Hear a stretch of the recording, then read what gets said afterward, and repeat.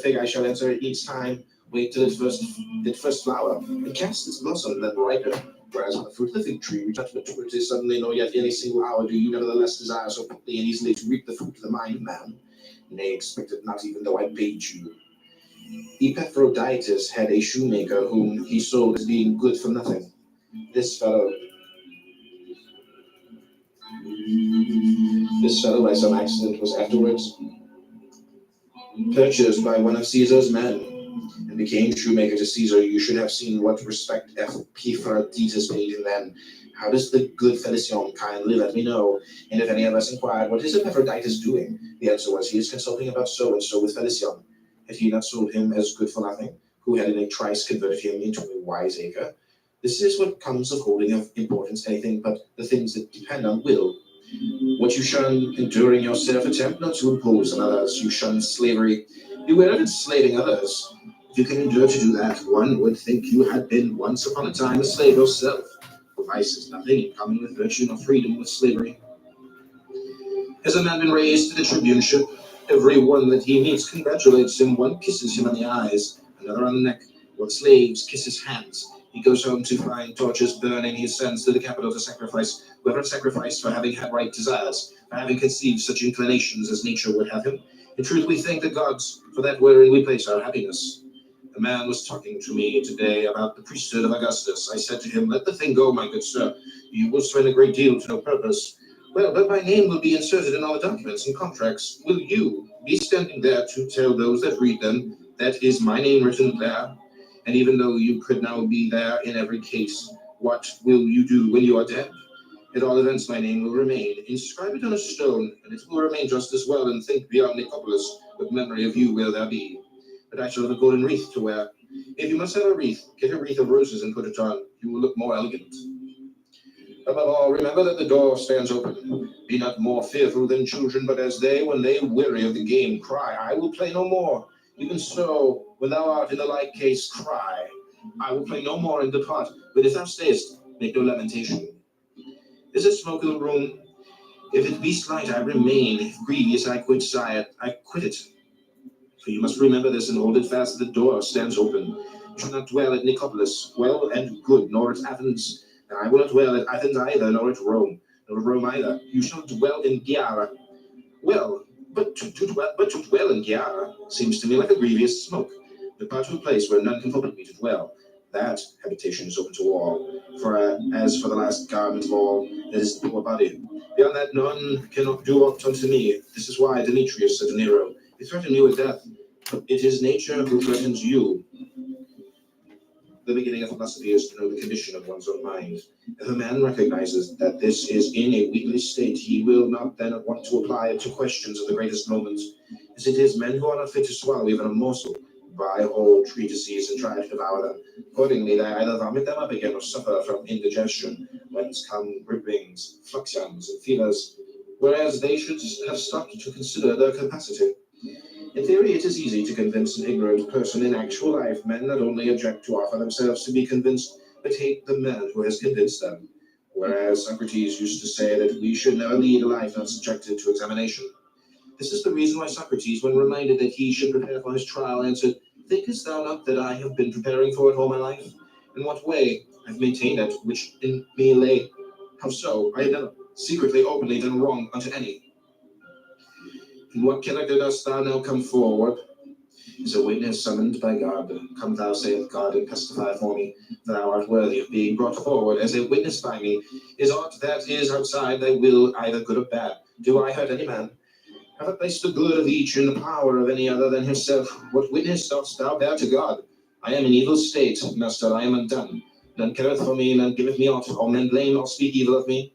Is this the witness thou wilt bear and do dishonor to the calling wherewith he hath called thee? Because he hath done thee so great honor, and deemed thee worthy of being summoned to bear witness in so great a cause?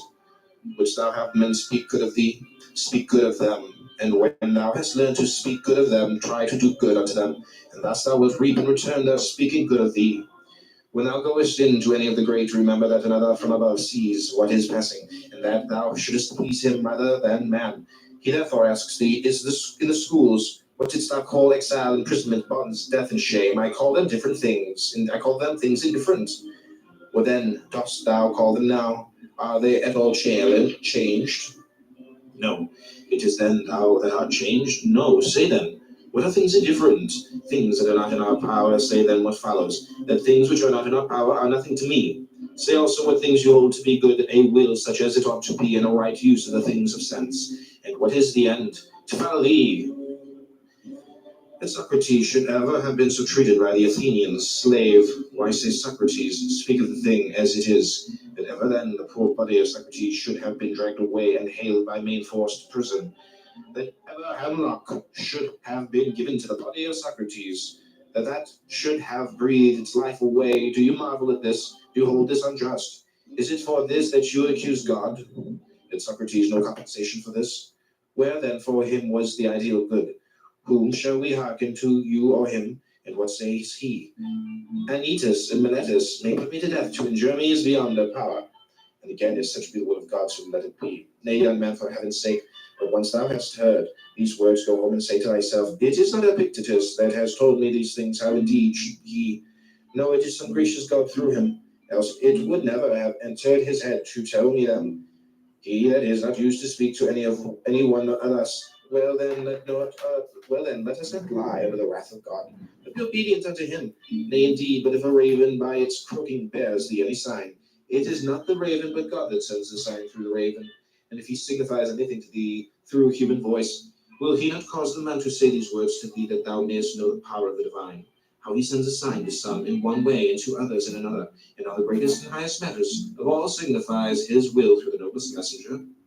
What else does the poet mean? I spake unto him first myself, and said to him, is it the shining one to check and warn him, the husband not to slay, nor woo the wife? In the same way, my friend Heraclitus, who had a trifling suit about a petty farm at Rhodes, first showed the judges that his cause was just, and then at the finish cried, I will not entreat you, nor do I care what sentence you pass. It is you who are on your trial, not I. And so he ended the case. As for us, we behave like a herd of deer. When they flee from the huntsman's feathers in affright, which way do they turn? What haven of safety do they make for? Why, they rush upon the nets. Thus they perish by confounding what they should fear with that wherein no danger lies. Not death or pain is to be feared, but the fear of death or pain.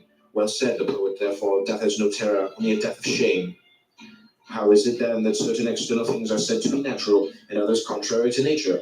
Why, just as it might be said, if we stood alone and apart from others, a foot, for instance, I will allow it is natural should be clean, but if you take it as a foot, and as a thing which does not stand by itself, it will beseem it, if need be, to walk in the mud, to tread on thorns, and sometimes even to be cut off for the benefit of the whole body. Else it is no longer a foot.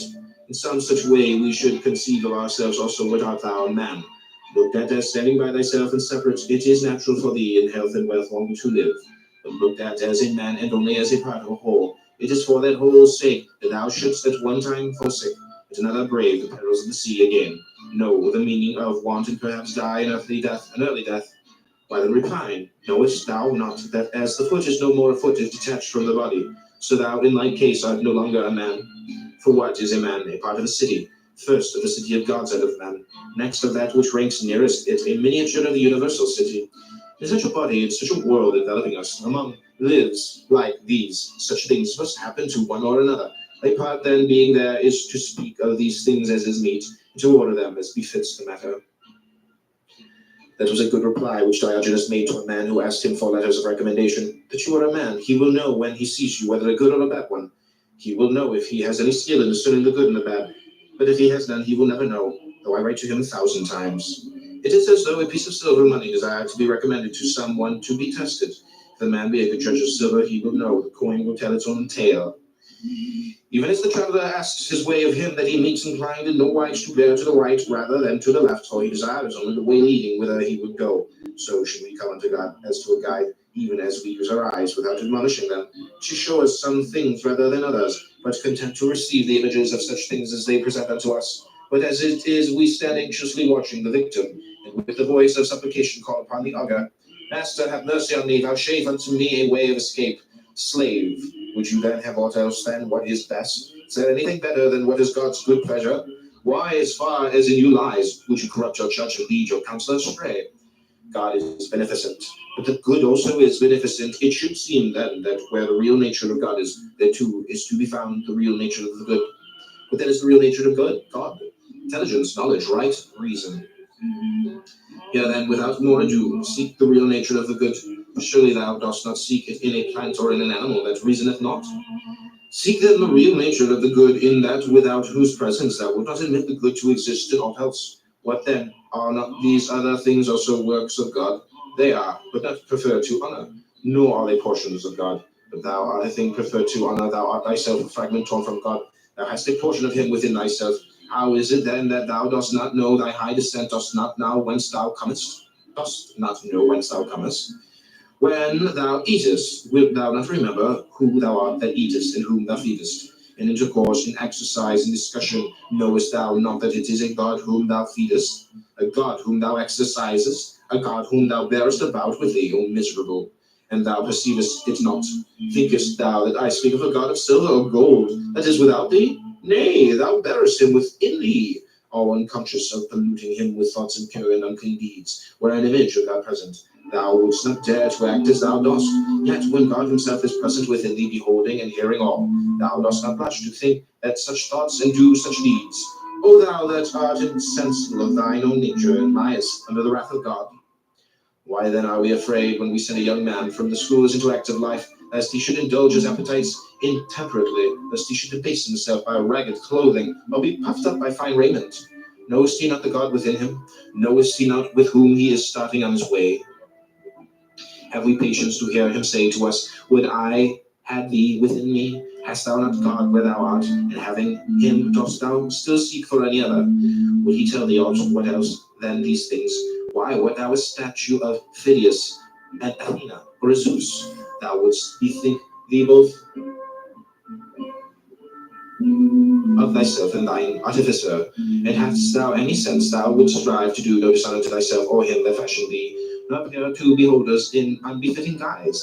But now, because God is thy maker, is that why thou carest not of that of what sort thou shalt know thyself to be? Yet how different the artists and their workmanship. What human artist's work, for example, has in the faculties that are displayed in fashioning it. Is it aught but marble, bronze, gold, or ivory? Nay, when the Athena of Phidias has put forth her hand and received therein a victory, in that attitude she stands forevermore.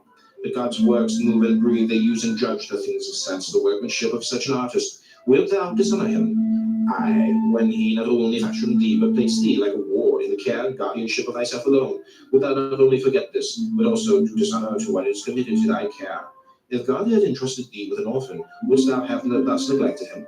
He hath delivered thee to thine own care, saying, I had none more faithful than myself.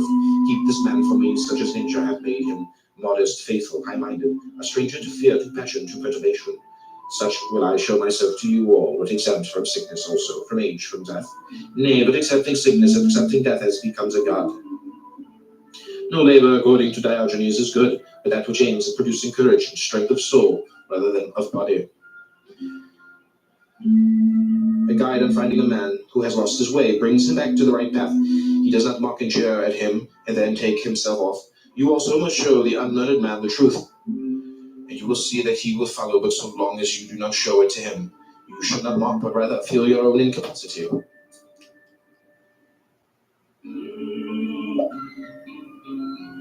It was the first and most striking characteristic of Socrates never to become heated in discourse, never to utter an injurious or insulting word.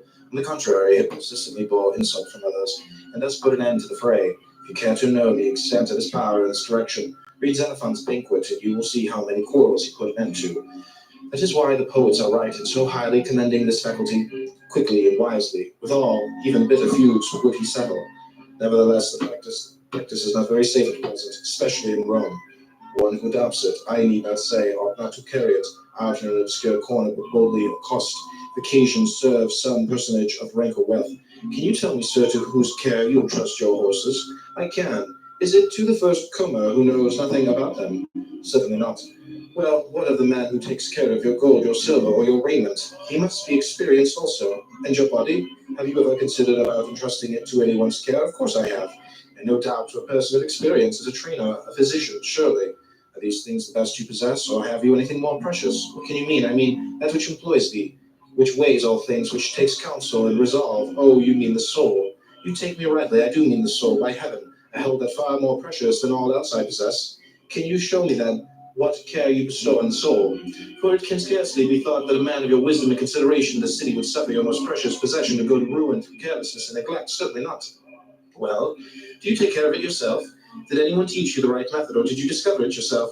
Now here comes in the danger. First, the great man may answer, why, what is it that to you, my good fellow? Are you my master?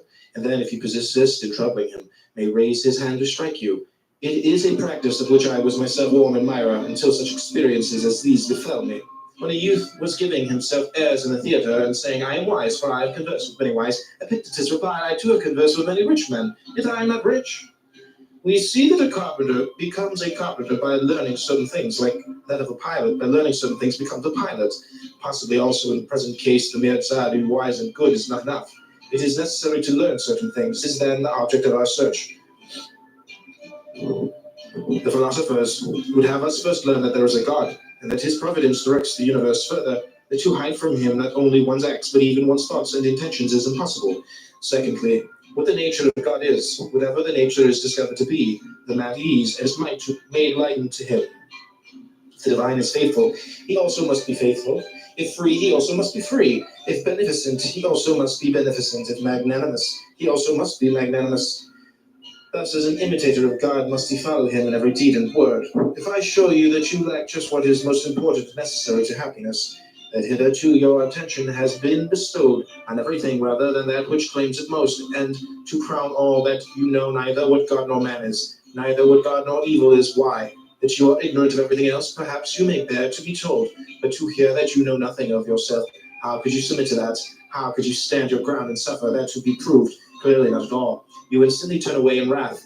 Yet what harm have I done you? Unless indeed the mirror harms the ill-favored man by showing him to himself just as he is, unless the physician can be thought to insult his patient when he... Do you suppose there is nothing new? Why, you have a few, eat nothing today and drink only water. Yet no one says what an insufferable man. Your desires are inflamed, your instincts are weak and low, your aims are inconsistent, your impulses are not in harmony with nature, your opinions are rash and false.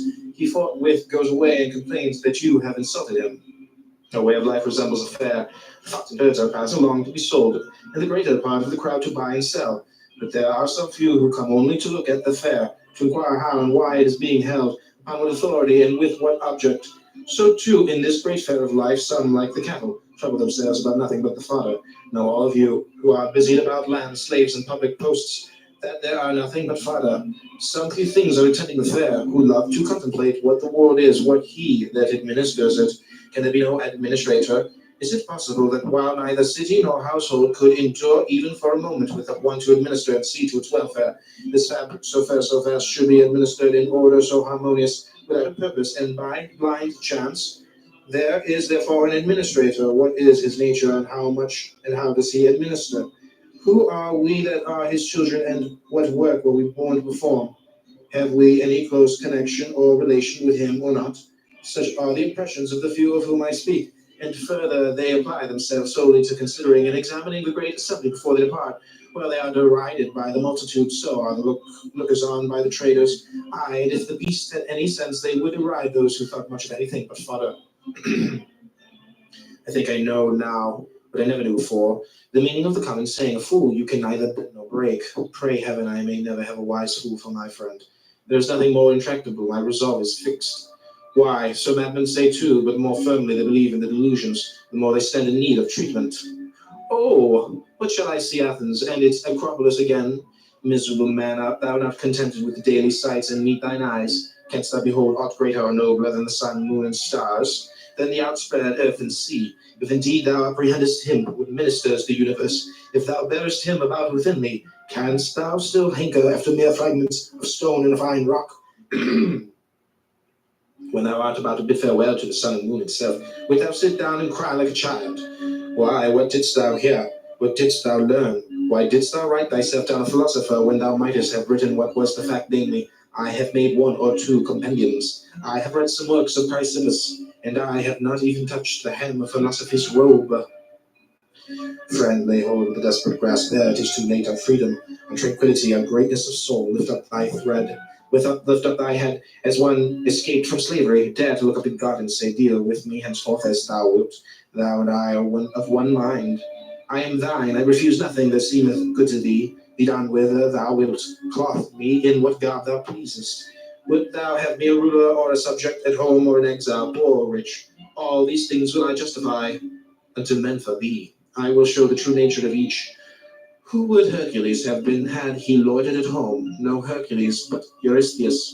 And in his wanderings through the world, how many friends and comrades did he find, but nothing dearer to him than God? Wherefore he was believed to be God's son, as indeed he was. So then, in obedience to him, he went about delivering the earth from injustice and lawlessness. But thou art not Hercules, thou sayest, and canst not deliver others from their iniquity, not even Theseus to deliver the soil of Attica from its monsters. Put away thine own, cast forth thence. From thine own mind doth robbers and monsters with fear, desire, envy, malignity, avarice, effeminacy, intemperance. And these may not be cast out except by looking to God alone, by fixing thy affections on him only, and by consecrating thyself to his commands. If thou choosest aught else with sighs and groans, thou wilt perforce to follow a mind greater than thine own, ever seeking tranquility without, and never able to attain unto her. For thou seekest her where she is not to be found, and where she is, there thou seekest her not. If a man would pursue philosophy, his first task is to throw away conceit, for it is impossible for a man to begin to learn what he has a conceit that he already knows. For it is impossible for a man to begin to learn what he has a conceit, that he already knows. Give me but one young man that has come to the school with this intention, who stands for the champion of this cause, and says, all else I renounce. Content if I am but able to pass my life free from hindrance and trouble, to raise my head aloft and face all things as a free man, to look up to heaven and as a friend of God, fearing nothing that may come to pass. Point out such a one to me, that I may say, enter, young man, into possession of that which is thine own. For thy lot is to adorn philosophy. Thine are these possessions, thine these books, these discourses. And when our champion has duly exercised himself in this part of the subject, I hope he will come back to me and say, what I desire is to be free from passion and from perturbation, as one who grudges no pains in the pursuit of piety and philosophy. What I desire is to know my duty to the gods, my duty to my parents, to my brothers, to my country, to my strangers. Enter then on the second part of the subject. It is thine also, but I have already mastered the second part, only I wish to stand firm and unshaken, as firm when asleep as when awake, as firm when elated as with wine, as in despondency and dejection. Friend, you are verily a god, you cherish great designs. The question that stakes at Epictetus is no common one. It is this: are we in our senses, or are we not? If you have given way to anger, be sure that over and above the evil involved therein, you have strengthened the habit and added fuel to the fire. Overcome by a temptation of the flesh, do not rank in it a single defeat, but that you have also strengthened your dissolute habits. Habits and faculties are necessarily affected by the corresponding acts. Those that were not there before spring up, the rest gain in strength and extent. This is the account which philosophers give of the origin of diseases of the mind. Suppose you have once lusted after money. If reason sufficient to produce a sense of the evil be applied, then the lust is checked, and the mind at once regains its original authority. Whereas if you have recourse to no remedy, you can no longer look for this return. On the contrary, the next time it is excited by the corresponding object, the flame of desire leaps up more quickly than before. With frequent repetition, the mind in the long run becomes callous, and thus this mental disease produces confirmed avarice. One who has had fever, even when it has left him, is not in the same condition of health as before. Unless indeed his cure is complete. Something of the same sort is true also of diseases of the mind. Behind there remains a legacy of traces and of blisters, and unless these are effectually erased, subsequent blows on the same spot will produce no longer mere blisters, but sores. If you do not wish to be prone to anger, do not feed the habit. Give it nothing which may tend to its increase. At first, keep quiet and count the days when you were not angry. You used to be angry every day, then every other day, next every 2, next every 3 days. And if you succeed in passing 30 days, sacrifice to the gods in thanksgiving. How then may this be attained? Resolve now, if never before, to prove thyself to thyself. Resolve to show thyself fair in God's sight. Long to be pure with thine own pure self and God. That is the true athlete that trains himself to resist such outward impressions as these. Stay, wretched man, suffer not thyself to be carried away. Great is the combat, divine the task. You are fighting for kingship, for liberty, for happiness, for tranquility. Remember, God called upon him to aid thee, like a comrade that stands beside thee in the fight. Who then is a Stoic, in the sense that we call it a statue of Phidias, which is modeled after that master's art? Show me a man in this sense modeled after the doctrines that are ever upon his lips. Show me a man that is sick and happy, in danger and happy, on his deathbed and happy, in exile and happy, in evil report and happy. Show me him, I ask again, so help me heaven. I long to see one stoic. Nay, if you cannot show me one fully modeled, let me at least see one in whom the process is at work, one whose bent is in that direction. Do me that favor, grudge it not to an old man to behold a sight that he has never yet beheld. Think you I wish to see the Zeus or Athena of Phidias, bedecked with gold and ivory? Nay, show me one of you a human soul, desiring to be of one mind with God, no more to lay blame on him or man, to suffer nothing, to disappoint nothing, to cross him, to yield neither to anger, envy nor jealousy. In a word, why disguise the matter? One that from a man would fain become a god, one that while still imprisoned in this dead body makes fellowship with God his aim. Show me him. Ah, you cannot. Then why mock yourselves and delude others? Why stalk about, tricked out in other men's attire, thieves and robbers, that you are of names and things to which you can show no title?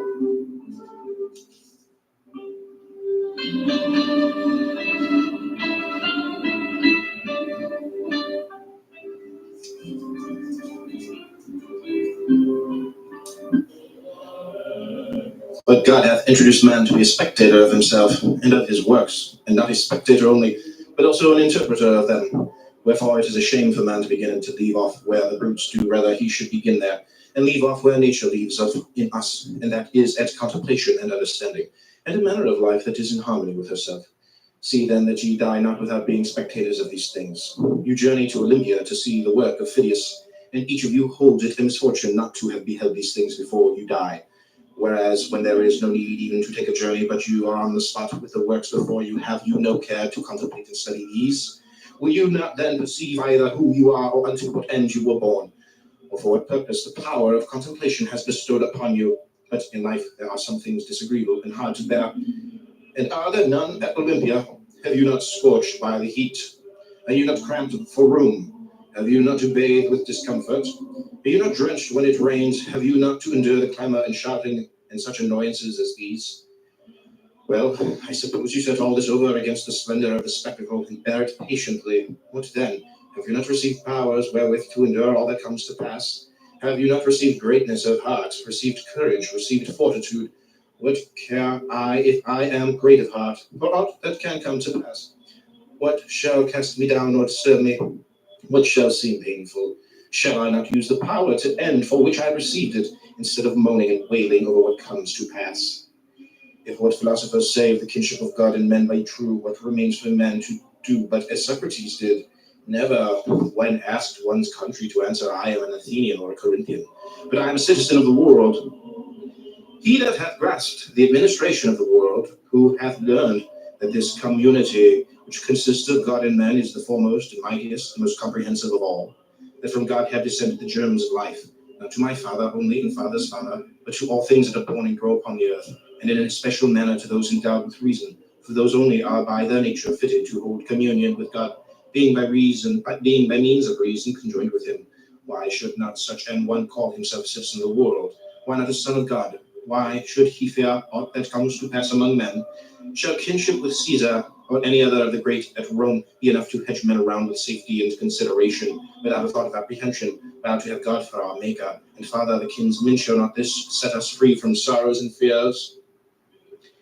I do not think that an old fellow like me need have been sitting here to try and prevent your entertaining abject notions of yourselves, and talking of yourselves in an abject and ignoble way, but to prevent there being by chance among you any such young men as, to recognizing the kindred to the gods, and the bondage in these chains of the body and its manifold necessities, should desire to cast them off as burdens too grievous to be borne, and depart to their true kindred.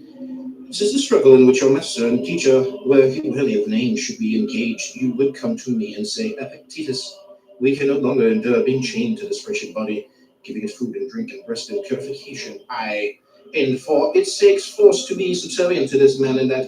Are not these things indifferent and nothing to us? Is it not true that death is no evil? Are we not in a manner kinsmen of the gods, and have we not come from them? Let us depart thither whence we came. Let us be freed from these chains that confine and press us down. Here are thieves and robbers and tribunals, and they that are called tyrants, who deem that they have after a fashion power over us, because of the miserable body and what pertains to it. Let us show them that they have power over none. And to this I reply, friends, wait for God. When he gives the signal and releases you from this service, then depart to him. But for the present endure to dwell in the place wherein he hath assigned you your post. Short indeed is the time of your habitation therein, and easy to those that are thus minded.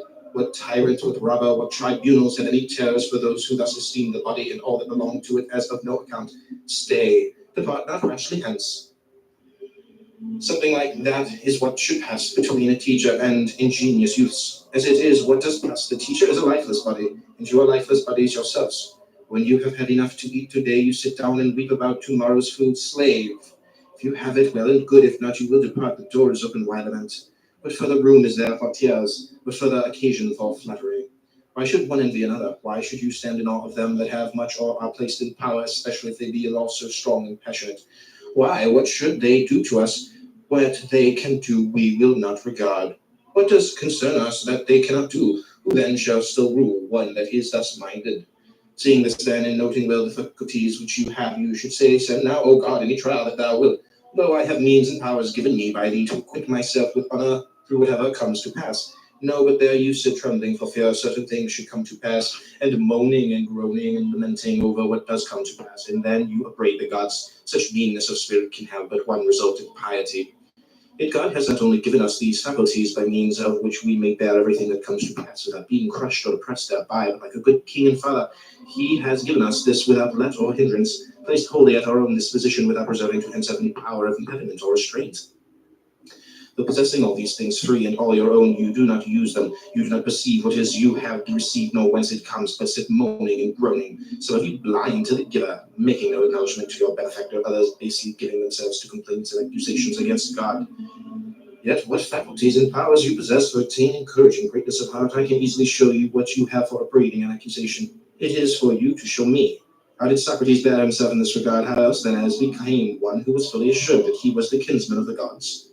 If God has made that part of his own nature which he served, severed from himself and gave to us, liable to be hindered or constrained either by himself or any other, he would not have been God, nor would he have been taking care of us as he ought.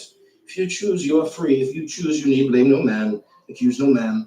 All things will be at once according to your mind and according to the mind of God. Petrification is of two sorts. There is petrification of the understanding, and also of the sense of shame. This happens when a man obstinately refuses to acknowledge plain truths and persists in maintaining what is self-contradictory. Most of us dread mortification of the body and would spare no pains to escape anything of that kind. But of mortification of the soul we are utterly heedless. With regard, indeed, to the soul of a man is in such a state as to be incapable of following or understanding anything. I grant you, we do think him in a bad way. But mortification of the sense of shame and modesty, we go so far as to doubt strength of mind.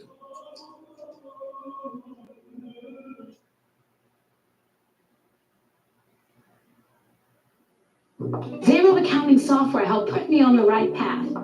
It's easy to find your numbers all in one place and get a clearer financial picture. So find the power in your numbers and open the right doors with Zero.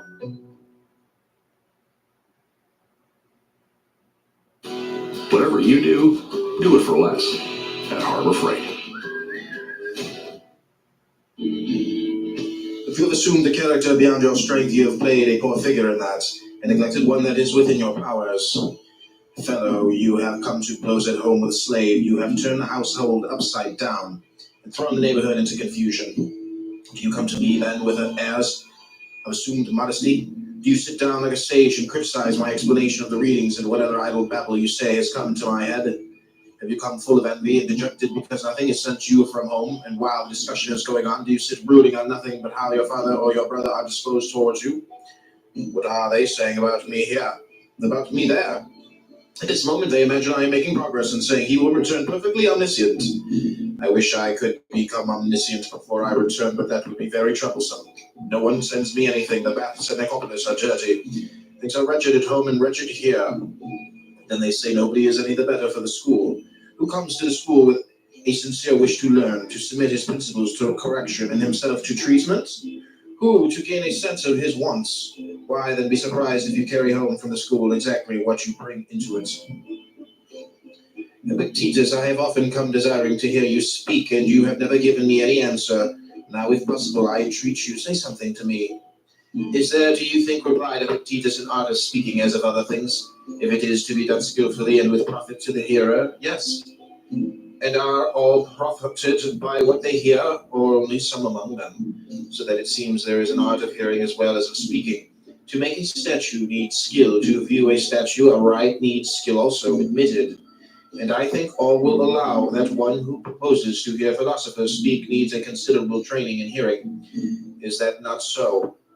Then tell me, on what subject are you able to hear me? Why on good and evil? The good and evil of what? A horse, an ox? No, of a man. Do we know then what man is? What his nature is? That is the idea we have of him. And are our ears practiced in any degree on the subject? Nay, do you understand what nature is? Can you follow me in any degree when I say that I shall have to use demonstration? Do you understand what demonstration is? What true or false is? Must I drive you to philosophy?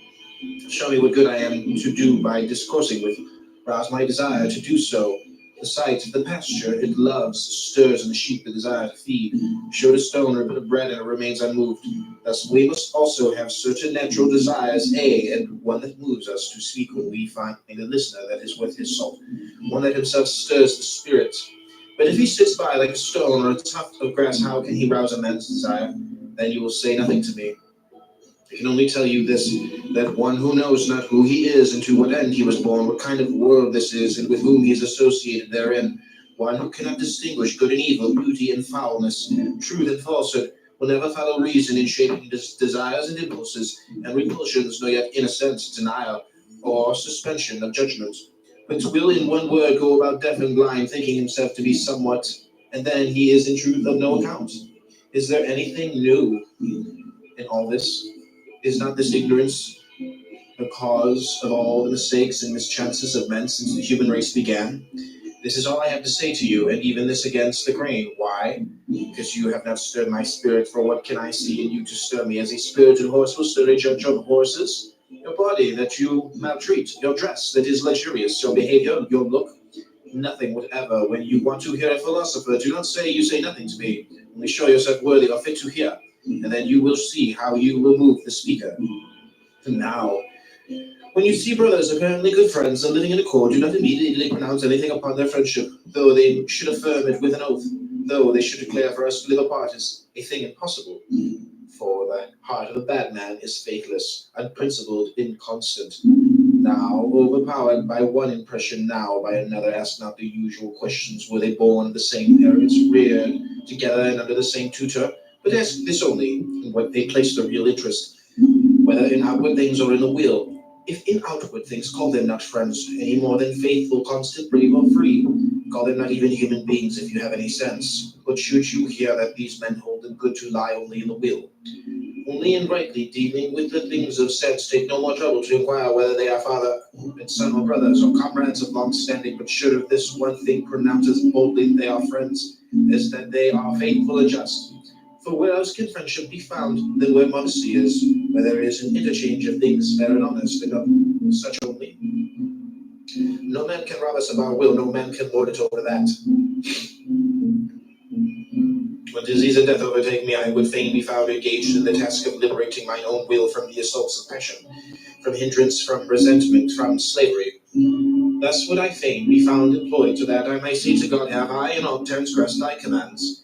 Have I in aught perverted the faculties, the senses, the natural principles that thou didst give me? Have I ever blamed thee or found fault with thine administration? When it was thy good pleasure, I fell sick, and so did other men, but my will consented. Because it was thy pleasure, I became poor, but my heart rejoiced. No power in the state was mine, because thou wouldst not such power I never desired. Hast thou ever seen me of more doleful countenance? On that account have I not ever drawn nigh unto thee with cherished, cheerful look, waiting upon thy commands, attentive to thy signals. Wilt thou that I now depart from the great assembly of men? I go, I give thee all things that thou hast deemed me worthy to take part with thee in this assembly, to behold thy works, to comprehend this thine administration. Such I would were the subject of my thought, my pen, my study, when death overtakes me. Seemeth it nothing to you, never to accuse, never to blame either good or man, to wherever the same confidence in going forth as in coming in. This was the secret of Socrates, yet he never said that he knew or taught anything. Who amongst you makes this his aim? Were it indeed so, you would gladly endure sickness, hunger, aye, death itself. How are we constituted by nature to be free, to be noble, to be modest? For what other living thing is capable of blushing or of feeling the impression of shame, and to subordinate pleasure to the ends for which nature designed us? as a handmaid and a minister, in order to call forth our activity, in order to keep us constant to the path prescribed by nature. A husband deals with land, physicians and trainers with the body, the wise man with his own mind. Which of us does not admire what Lycurgus the Spartan did? The young citizen had put out his eye and been handed over to him by the people to be punished at his own discretion. Lycurgus abstained from all vengeance, but on the contrary instructed him and made a good man of him, producing him in the public in the theatre. He said to the astonished Spartans, I received this young man at your hands for the violence and wanton insolence. I restore him to you in his right mind and fit to serve his country. A money changer may not reject Caesar's coin, nor may the seller averse, but must, when once the coin is shown, deliver what is sold for it, whether he will or no. So is it also with the soul. Once the good appears, it attracts towards itself, evil repels. But a clear and certain impression of the good the soul will never reject any more than men do Caesar's coin, and this aims every impulse alike of man and God. As to its common sense, as Epictetus replied, as that may be called a common ear which distinguishes only sounds, while that which distinguishes musical notes is not common, but produced by training. So there are certain things which men not entirely perverted see by the natural principle common to all. Such a constitution of the mind is called common sense. Canst thou judge men? Then make us imitators of thyself, as Socrates did. Do this, do not do that, else will I cast thee into prison. This is not governing men like reasonable creatures. Say rather, as God hath ordained, so do, else thou wilt suffer chastisement of loss. Askest thou what loss? None other than this: to have left undone what thou shouldst have done, to have lost the faithfulness, the reverence, the modesty that is in thee. Greater loss than this seek not to find. His son is dead. What has happened? His son is dead. Nothing more, nothing. His ship is lost. What has happened? His ship is lost. He has been haled to prison. What has happened? He has been haled to prison. But that any of these things are misfortunes to him.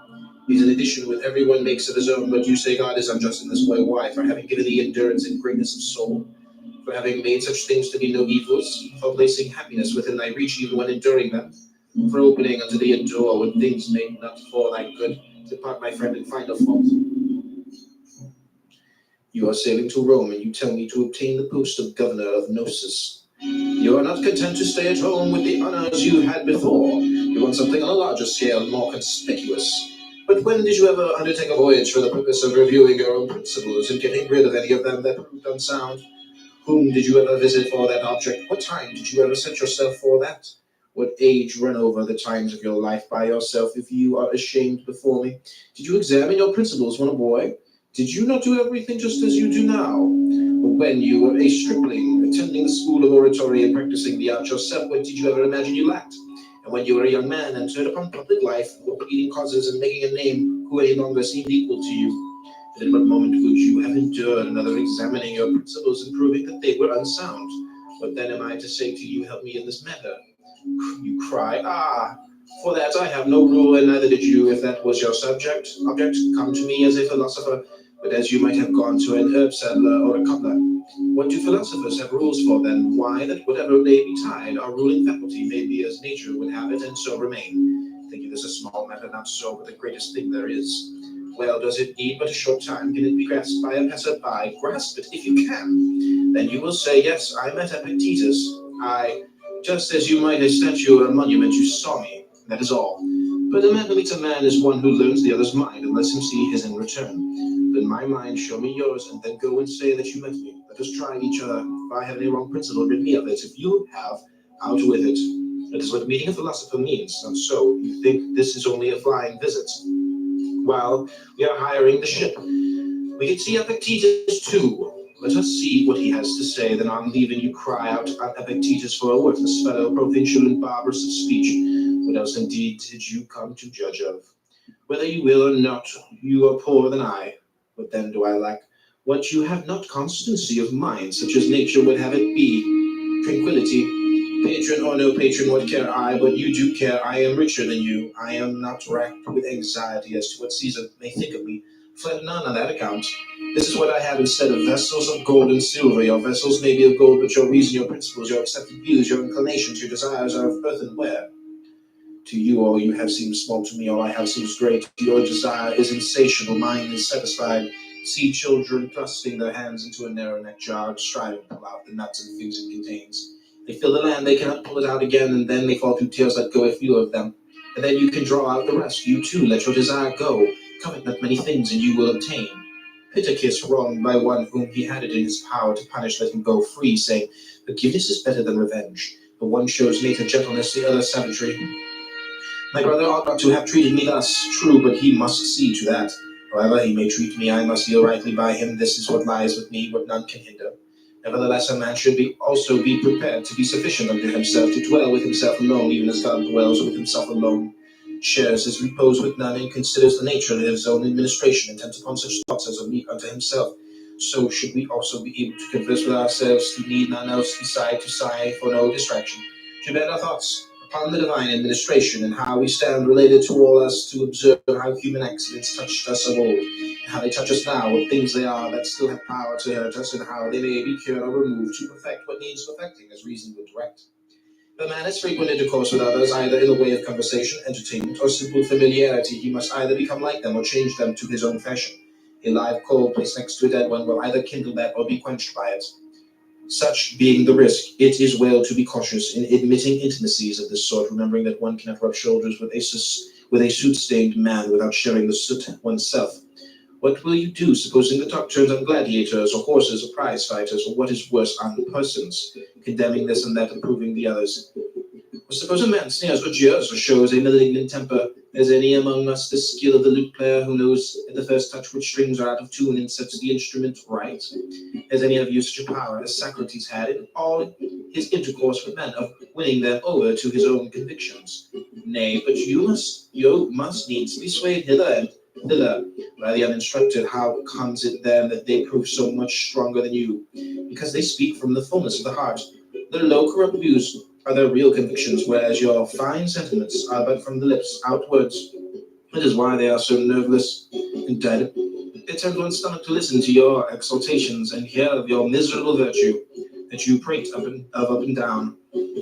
Thus it is that the vulgar prove too strong for you. Everywhere strength, everywhere victory waits your conviction. In general, any methods of discipline applied to the body which tend to modify its desires or repulsions are good for aesthetic ends, but if done for display, they betray at once a man who keeps an eye on an outward show, who has an ulterior purpose and is looking for spectators to shout, "Oh, what a great man!"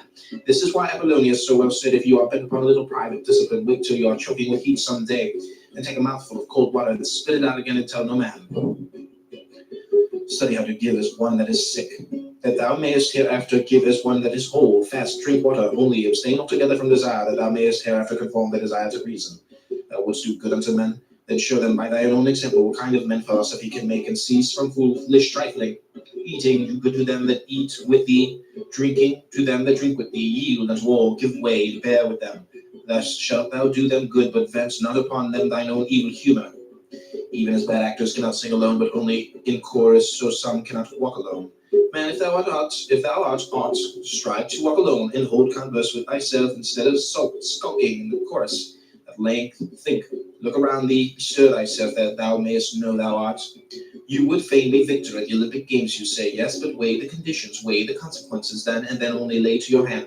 If it be for your profit, you must live by rules, submit to diet, abstain from dainty meats, exercise your body of force, stated hours. In heat or in cold, drink no cold water, nor it may be wine.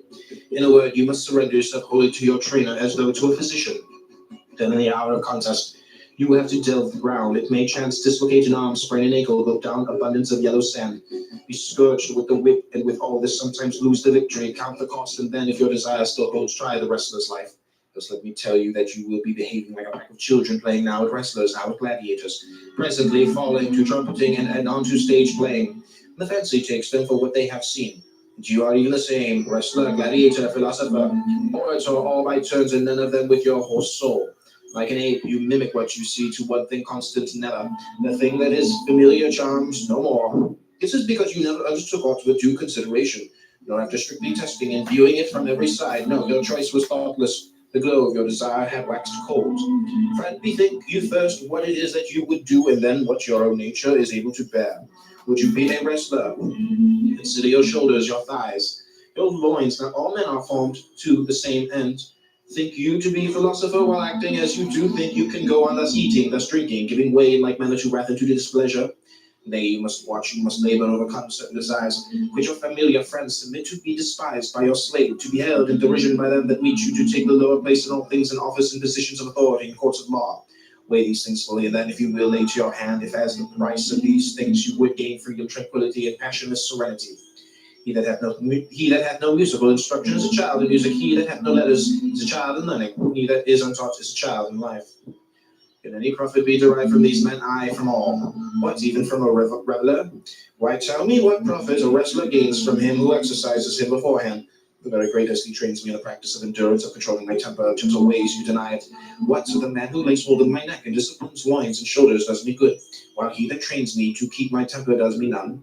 This is what it means, that knowing how to gain advantage from men is my never bad. Bad to himself, but good to me. He brings my good temper, my gentleness into play. Is my father bad? Bad to himself, but good to me. This is the rod of Hermes. Touch what you will with it, they say, and it becomes gold. Nay, but bring what you will, and I will transmute it into good. Bring sickness, bring death, bring poverty, and reproach, bring trial for life. All these things through the rod of Hermes shall return to profits. Till then, these sound opinions have taken firm root in you, and you have gained a measure of strength for your security.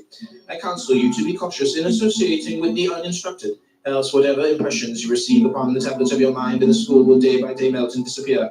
Wax and sun withdraw then somewhere far from the sun while you have these waxen sentiments. We must approach this matter in a different way. It is great and mystical. It is no common thing nor given to every man. Wisdom alone, it may be, will not suffice for the care of youth.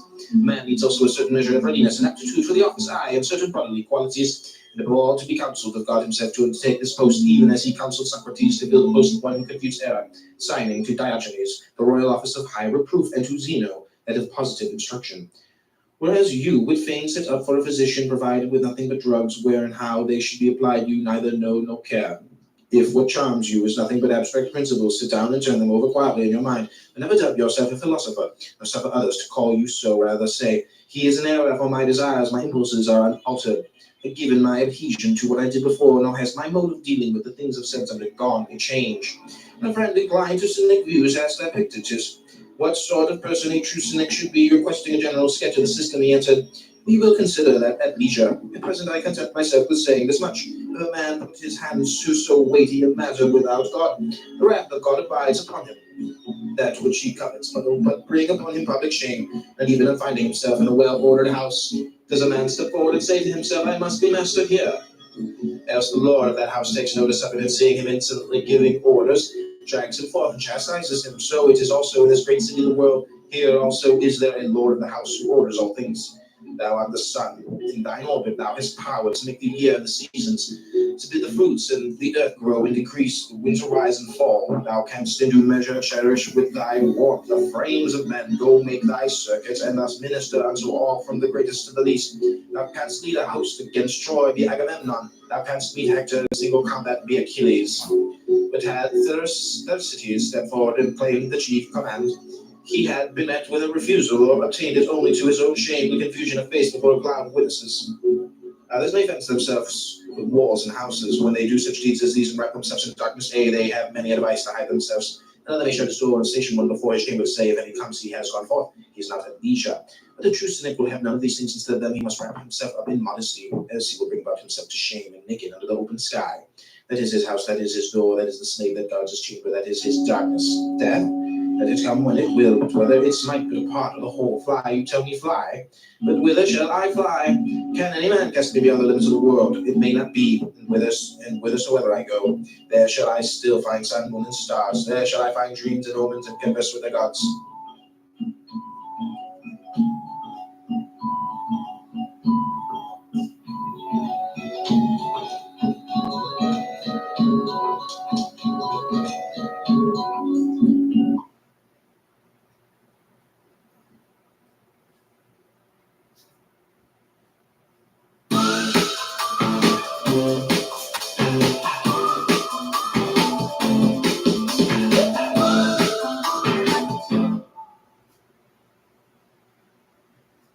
The Discourses of Epictetus, as reported by Arrian, translated by William Abbott Oldfather, and narrated by Robin Homer. Greetings from Arrian to Lucius Gaius. I have not composed these words of Epictetus as one might be said to compose books of this kind, nor have I on my own act published them to the world. Indeed, I acknowledge that I have not composed them at all, but whatever I heard him say, I used to write down, word for word, as best I could, endeavouring to preserve it as a memorial for my own future use of his way of thinking and the frankness of his speech. They are, accordingly, as you might expect, such remarks as one man might make offhand to another, not such as he would compose for men to read in after time. This being their character, they have fallen, I know not how, without my will or knowledge, into the hands of men. Yet to me it is a matter of small concern if I shall be thought incapable of composing a work, and to Epictetus of no concern at all if anyone shall despise his words, seeing that, even when he uttered them, he was clearly aiming at nothing else but to incite the minds of his hearers to the best things.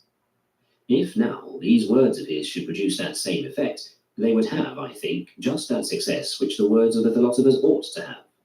But if not, let those who read them be assured of this, that when Epictetus himself spoke them, the hearer could not help but feel exactly what Epictetus wanted him to feel. If, however, the words by themselves do not produce this effect, perhaps I am at fault, or else perhaps it cannot well be otherwise. Farewell.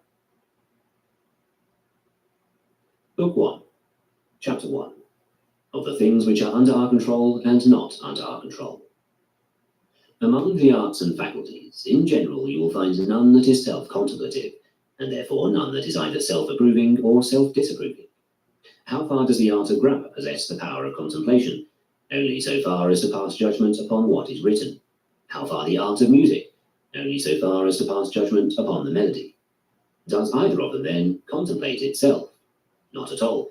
But if you are writing to a friend and are at a loss as to what to write, the art of grammar will tell you.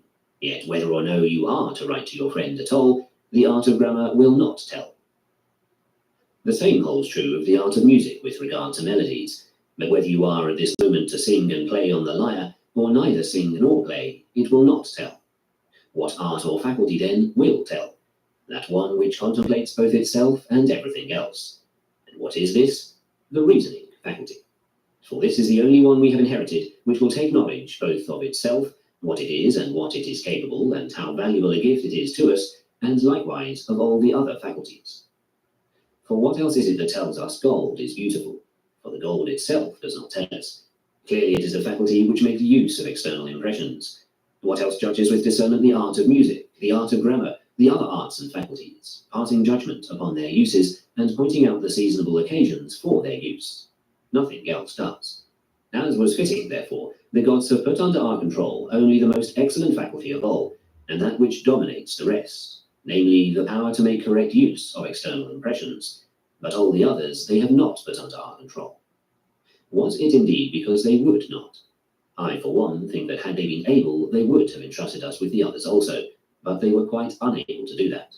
For since we are upon earth and trammelled by an earthy body, and by earthly associates, how was it possible that, in respect to them, we should not be hampered by external things? But what says Zeus? Epictetus, had it been possible, I should have made both this paltry body and this small estate of thine free and unhampered. But as it is, let it not escape thee, this body is not thine own, but only clay, cunningly compounded. Yet since I could not give thee this, we have given thee a certain portion of ourself, this faculty of choice and refusal, of desire and aversion, or, in a word, the faculty which makes use of external impressions.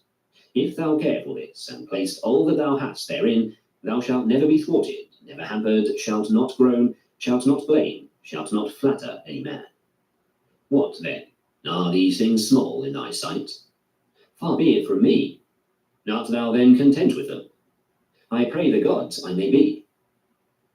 But now, although it is in our power to care for one thing only, and devote ourselves to but one, we choose rather to care for many things, and to be tied fast to many, even to our body and our estate, and brother and friend, and child and slave. Wherefore, being tied fast to many things, we are burdened and dragged down by them. That is why, if the weather keeps us from sailing, we sit down and fidget, and keep constantly peering about. What wind is blowing? We ask. Boreas. What have we to do with it? When will Zephyrus blow? When it pleases, good sir, or rather when Aeolus pleases. For God has not made you steward of the winds, but Aeolus. What then? We must make the best of what is under our control, and take the rest as its nature is. How then is its nature? As God wills. Must I then be the only one to be beheaded now? Why did you want everybody to be beheaded for your consolation? Are you not willing to stretch out your neck, as did a certain Lateranus at Rome, when Nero ordered him to be beheaded? For he stretched out his neck and received the blow, but as it was a feeble one, he shrank back for an instant, and then stretched out his neck again. Yes, and before that, when Epictetus, a freedman of Nero, approached a certain man and asked about the ground of his offence, he answered, "If I wish anything, I will speak to your master." What aid, then, must we have ready at hand in such circumstances? Why, what else than the knowledge of what is mine and what is not mine, and what is permitted me and what is not permitted me? I must die. Must I then die groaning too? I must be fettered, and wailing too? I must go into exile. Does anyone then keep me from going with a smile, and cheerful and serene? Tell me your secrets. I say not a word, for this is under my control. But I will fetter you. What is that you say, man? Fetter me? My leg you will fetter, but my moral purpose not even Zeus himself has power to overcome. I will throw you into prison. My paltry body, rather. I will behead you. Well, when did I ever tell you that mine was the only neck that could not be severed? These are the lessons that philosophers ought to rehearse. These they ought to write down daily. In these they ought to exercise themselves. Thrasea used to say, "I would rather be killed today than banished tomorrow." What then did Rufus say to him? "If you choose death as the heavier of two misfortunes, what folly of choice? But if as the lighter, who has given you the choice? Are you not willing to practice contentment with what has been given you?" Wherefore, what was it that Agrippinus used to remark? "I am not standing in my own way." Word was brought to him, "Your case is being tried in the Senate." "Good luck betide, but it is the 5th hour now. Let us be off and take our exercise." He was in the habit of taking his exercise and then a cold bath at that hour. After he had finished his exercise, someone came and told him, "You have been condemned." "To exile," says he, "or to death?" "To exile." "What about my property?" "It has not been confiscated." "Well then, let us go to Africa and take our lunch there." This is what it means to have rehearsed the lessons one ought to rehearse, to have set desire and aversion free from every hindrance and made them proof against chance. I must die. If forthwith I die, and if a little later, I will take my lunch now, since the hour for lunch has come, and afterwards I will die at the appointed time. How? As becomes the man who is giving back that which was another's. Chapter 2. How may a man preserve his proper character upon every occasion? To the rational being, only the irrational is unendurable, but the rational is endurable. Blows are not by nature unendurable. How so? Observe how. Lacedaemonians take a scourging once they have learned that it is rational. But is it not unendurable to be hanged? Hardly. At all events, whenever a man feels that it is rational, he goes and hangs himself. In short, if we observe, we shall find mankind distressed by nothing so much as by the irrational, and again attracted to nothing so much as to the rational. Now it so happens that the rational and irrational are different for different persons, precisely as good and evil, and the profitable and the unprofitable are different for different persons. It is for this reason especially that we need education, so as to learn how, in conformity with nature, to adapt to specific instances our preconceived idea of what is rational and what is irrational. But for determining the rational and the irrational, we employ not only our estimates of the value of external things, but also the criterion of that which is in keeping with one's own character. For to one man it is reasonable to hold a chamber pot for another, since he considers only that, if he does not hold it, he will get a beating and will not get food, whereas if he does hold it, nothing harsh or painful will be done to him. But some other man feels that it is not merely unendurable to hold such a pot himself, but even to tolerate another's doing so. If you ask me then, shall I hold the pot or not, I will tell you that to get food is of greater value than not to get it, and to be flayed is of greater detriment than not to be, so that if you measure your interests by these standards, go and hold the pot. Yes, but it would be unworthy of me. That is an additional consideration, which you and not I must introduce into the question, for you are the one that knows yourself, how much you are worth in your own eyes, and at what price you sell yourself. For different men sell themselves at different prices. Wherefore, when Florus was debating whether he should enter Nero's festival so as to make some personal contribution to it, Agrippinus said to him, "Enter." And when Florus asked, "Why do you not enter yourself?" he replied, "I? Why, I do not even raise the question." For when a man once stoops to the consideration of such questions, I mean to estimating the value of externals and calculates them one by one, he comes very close to those who have forgotten their own proper character. Come, what is this you ask me? Is death or life preferable? I answer life. Pain or pleasure? I answer pleasure. But unless I take part in the tragedy, I shall be beheaded. Go then and take part, but I will not take a part. Why not? Because you regard yourself as but a single thread of all that goes to make up the garment. What follows then? This, that you ought to take thought how you may resemble all other men, precisely as even the single thread wants to have no point of superiority in comparison with the other threads. But I want to be the purple, that small and brilliant portion which causes the rest to appear comely and beautiful. Why then do you say to me, be like the majority of people? And if I do that, how shall I any longer be the purple? This is what Helvidius Priscus also saw, and having seen, did. When Vespasian sent him word not to attend a meeting of the Senate, he answered, "It is in your power not to allow me to be a member of the Senate, but so long as I am one, I must attend its meetings."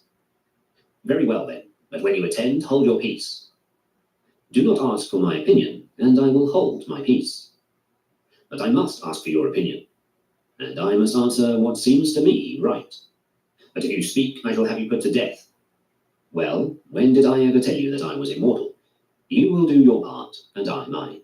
It is yours to put me to death, mine to die without a tremor, yours to banish, mine to leave without sorrow. What good then did Priscus do, who was but a single individual? And what good does the purple do the mantle? What else than that it stands out conspicuous in it as purple, and is displayed as a goodly example to the rest? But had Caesar told another man in such circumstances not to attend the meetings of the Senate, he would have said, "I thank you for excusing me." A man like that Caesar would not even have tried to keep from attending, but would have known that he would either sit like a jug, or if he spoke, would say what he knew Caesar wanted said, and would pile up any amount more on the top of it. In like manner also a certain athlete acted, who was in danger of dying unless his private parts were amputated. His brother, and he was a philosopher, came to him and said, "Well, brother, what are you going to do? Are you going to cut off this member and step forth once more into the gymnasium?" He would not submit, but hardened his heart and died. And as someone asked, how did he do this, as an athlete or as a philosopher? As a man, replied Epictetus, and as a man who had been proclaimed at the Olympic Games and had striven in them, who had been at home in such places and had not merely been rubbed down with oil in Bato's wrestling school. But another would have had even his neck cut off if he could have lived without his neck. This is what we mean by regard for one's proper character, and such is its strength with those who in their deliberations habitually make it a personal contribution. Come then, Epictetus, shave off your beard. If I am a philosopher, I answer, I will not shave it off. But I will take off your neck. If that will do you any good, take it off. Someone inquired, how then shall each of us become aware of what is appropriate to his own proper character? How comes it, replied he, that when the lion charges, the bull alone is aware of his own prowess and rushes forward to defend the whole herd? Or is it clear that with the possession of the prowess comes immediately the consciousness of it also? And so, among us too, whoever has such prowess will not be unaware of it. Yet a bull does not become a bull all at once, any more than a man becomes noble. But a man must undergo a winter training. He must prepare himself, must not plunge recklessly into what is inappropriate for him. Only consider at what price you sell your freedom of will. If you must sell it, man, at least do not sell it cheap. But the great and preeminent deed perhaps befits others, Socrates and men of his stamp. Why then, pray, if we are endowed by nature for such greatness, do not all men, or many, become like him? What? Do all horses become swift, all dogs keen to follow the scent? What then? Because I have no natural gifts, shall I on that account give up my discipline? Far be it from me. Epictetus will not be better than Socrates, but if only I am not worse, That suffices me. For I shall not be a Milo either, and yet I do not neglect my body, nor a Croesus, and yet I do not neglect my property. Nor, in a word, is there any other field in which we give up the appropriate discipline merely from despair of attaining the highest.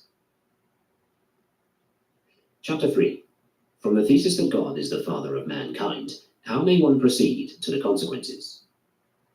If a man could only subscribe heart and soul as he ought to this doctrine, that we are all primarily begotten of God, and that God is the father of men as well as of gods, I think that he will entertain no ignoble or mean thought about himself.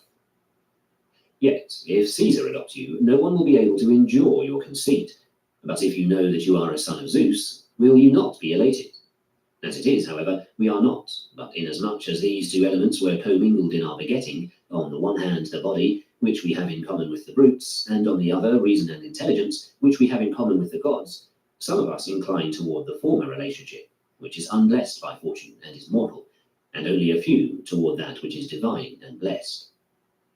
Since then it is inevitable that every man, whoever he be, should deal with each thing according to the opinion which he forms about it, these few, who think that by their birth they are called to fidelity, to self-respect, and to unerring judgment in the use of external impressions, cherish no mean or ignoble thoughts about themselves, whereas the multitude do quite the opposite.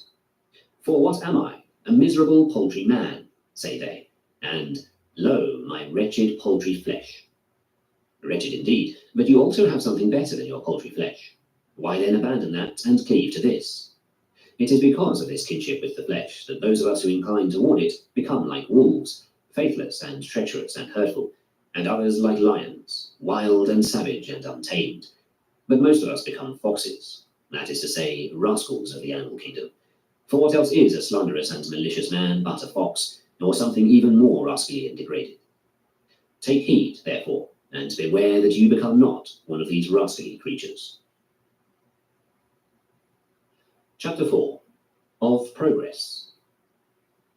He who is making progress, having learned of the philosophers that desire is for things good, and aversion is toward things evil, and having also learned that serenity and calm are not attained by a man, save as he succeeds in securing the objects of desire, and as he avoids encountering the objects of aversion, such a one has utterly excluded desire from himself, or else has deferred it to another time, and feels aversion only toward the things which involve freedom of choice. For if he avoids anything that is not a matter of free choice, he knows that at some time he will encounter something in spite of his aversion to it, and will come to grief. Now, if it is virtue that holds out the promise thus to create happiness and calm and serenity, then assuredly progress toward virtue is progress toward each of these states of mind. For it is always true that whatsoever the goal toward which perfection in anything definitely leads, progress is an approach thereto. How comes it then that we acknowledge virtue to be a thing of this sort, and yet seek progress and make a display of it in other things? What is the work of virtue? Serenity. Who then is making progress? The man who has read many treatises of Chrysippus? What? Is virtue no more than this, to have gained a knowledge of Chrysippus? For if it is this, progress is confessedly nothing else than a knowledge of many of the works of Chrysippus. But now, while acknowledging that virtue produces one thing, we are declaring that the approach to virtue, which is progress, produces something else. So-and-so, says someone, is already able to read Chrysippus all by himself. It is a fine headway, by the gods, that you are making, man. Great progress, this. Why do you mock him? Why do you try to divert him from the consciousness of his own shortcomings? Are you not willing to show him the work of virtue, that he may learn where to look for his progress? Look for it there, wretch, where your work lies. And where is your work? In desire and aversion, that you may not miss what you desire and encounter what you would avoid. In choice and in refusal, that you may commit no fault therein. In giving and withholding a sense of judgment, that you may not be deceived. But first come the first and most necessary points. Yet if you are in a state of fear and grief when you seek to be proof against encountering what you would avoid, how, pray, are you making progress? Do you yourself show me, therefore, your own progress in matters like the following. Suppose, for example, that in talking to an athlete I said, "Show me your shoulders," and then he answered, "Look at my jumping weights."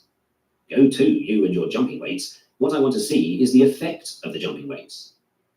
Take the treatise upon choice and see how I have mastered it. It is not that I am looking into you, slave, but how you act in your choices and refusals, your desires and aversions, how you go at things and apply yourself to them and prepare yourself, whether you are acting in harmony with nature therein or out of harmony with it. For if you are acting in harmony, show me that, and I will tell you that you are making progress. But if out of harmony, begone, and do not confine yourself to expounding your books, but go and write some of the same kind yourself. And what will you gain thereby? Do you not know that the whole book costs only 5 denarii? Is the expounder of it then, think you, worth more than 5 denarii? And so never look for your work in one place and your progress in another. Where, then, is progress?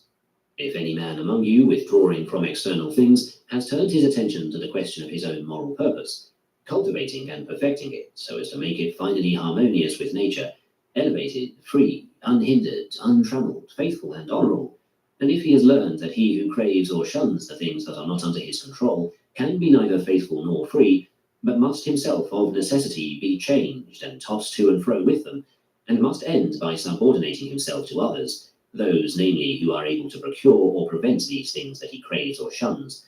And if, finally, when he rises in the morning, he proceeds to keep and observe all this that he has learned, if he bathes as a faithful man, eats as a self-respecting man, similarly, whatever the subject matter may be with which he has to deal, putting into practice his guiding principles as the runner does when he applies the principles of running, and the voice trainer when he applies the principles of voice training, this is the man who in all truth is making progress, and the man who has not travelled at random is this one. But if he has striven merely to attain the state which he finds in his books, and works only at that, and has made that the goal of his travels, I bid him go home at once and not neglect his concerns there, since the goal to which he has travelled is nothing.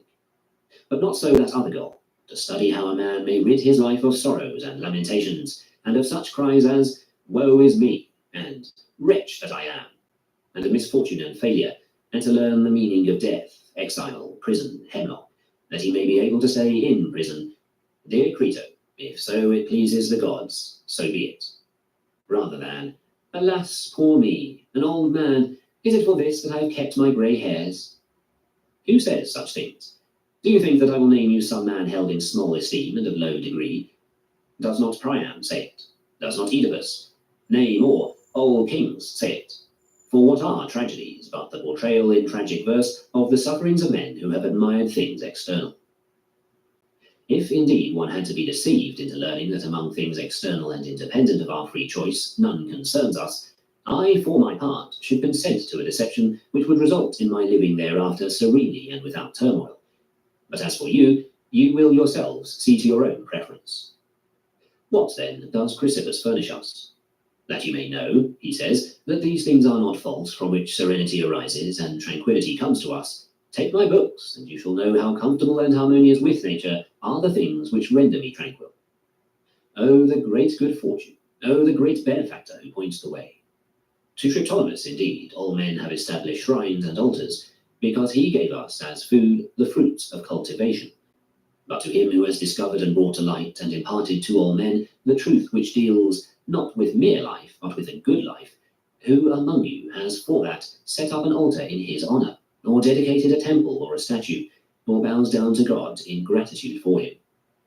But because the gods have given us the vine or wheat, for that do we make sacrifice. And yet because they have brought forth such a fruit in a human mind, whereby they propose to show us the truth touching happiness, shall we fail to render thanks unto God for this? Chapter 5. Against the Academics. If a man, says Epictetus, resists truths that are all too evident, in opposing him it is not easy to find an argument by which one may cause him to change his opinion.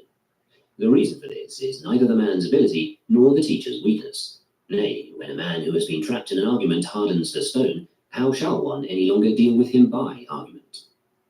Now there are two kinds of petrifaction. One is the petrifaction of the intellect, the other of the sense of shame, when a man stands in array, prepared neither to assent to manifest truths, nor to leave the fighting line. Most of us dread the deadening of the body, and would resort to all means so as to avoid falling into such a state. But about the deadening of the soul, we care not at all. Indeed, by Zeus, even in the case of the soul itself, if a man be in such a state that he cannot follow an argument step by step, or even understand one, we regard him too as being in a bad way, But if a man's sense of shame and self-respect be deadened, this we go so far as to call strength of character. Do your senses tell you that you are awake? No, he answered, any more than they do when in dreams I have the impression that I am awake. Is there, then, no difference between these two impressions? None. Can I argue with this man any longer? And what cautery or lancet shall I apply to him to make him realize that he is deadened? He does realize it, but pretends that he does not. He is even worse than a corpse. One man does not notice the contradiction. He is in a bad way. Another man notices it indeed, but is not moved and does not improve. He is in a still worse state. His self-respect and sense of shame have been lopped off, and his reasoning faculty has been, I will not say cut away, but brutalized. Am I to call this strength of character? Far from it, unless I am so to describe the strength that lewd fellows have, which enables them to say and do in public anything that comes into their heads. Chapter 6. Of Providence. From everything that happens in the universe, it is easy for a man to find occasion to praise Providence if he has within himself these two qualities: the faculty of taking a comprehensive view of what has happened in each individual instance, and the sense of gratitude. Otherwise, one man will not see the usefulness of what has happened, and another, even if he does see it, will not be grateful therefor. If God had made colours, but had not made the faculty of seeing them, of what good had it been? None at all. But conversely, if he had made the faculty, but in making objects had made them incapable of falling under the faculty of vision, in that case also, of what good had it been? None at all. What then? If he had even made both of these, but had not made light, even thus it would have been of no use. Who is it then that has fitted this to that, and that to this? And who is it that has fitted the sword to the scabbard, and the scabbard to the sword? No one. Assuredly, from the very structure of all made objects, we are accustomed to prove that the work is certainly the product of some artificer, and has not been constructed at random. Does, then, every such work reveal its artificer, but do visible objects and vision and light not reveal him? And the male and the female, and the passion of each for intercourse with the other, and the faculty which makes use of the organs which have been constructed for this purpose, do these things not reveal their artificer either? Well admitted for these things, but the marvellous constitution of the intellect, whereby, when we meet with sensible objects, we do not merely have their forms impressed upon us, but also make a selection from among them, and subtract and add, and make these various combinations by using them. Yes, and by Zeus, pass from some things to certain others which are in a manner related to them. Is not even all this sufficient to stir our friends and induce them not to leave the artificer out of account? Else let them explain to us what it is that produces each of these results, or how it is possible that objects so wonderful and so workmanlike should come into being at random and spontaneously. What, then? Is it in the case of man alone that these things occur? You will indeed find many things in man only, things of which the rational animal had a peculiar need, but you will also find many possessed by us in common with the irrational animals. Do they also, then, understand what happens? No, for use is one thing, and understanding another. God had need of the animals in that they make use of external impressions, and of us in that we understand the use of external impressions. And so for them it is sufficient to eat and drink and rest and procreate, and whatever else of the things within their own province the animals severally do, while for us, to whom he has made the additional gift of the faculty of understanding, these things are no longer sufficient, but unless we act appropriately and methodically and in conformity each with his own nature and constitution, we shall no longer achieve our own ends. For of beings whose constitutions are different, the works and the ends are likewise different. So for the being whose constitution is adapted to use only, mere use is sufficient. But where a being has also the faculty of understanding the use, unless the principle of propriety be added, he will never attain his end. What then? Each of the animals God constitutes, one to be eaten, another to serve in farming, another to produce cheese, and yet another for some other similar use. To perform these functions, what need have they to understand external impressions and to be able to differentiate between them?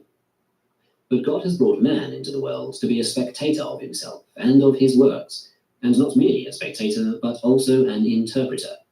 Wherefore, it is shameful for man to begin and end just where the irrational animals do.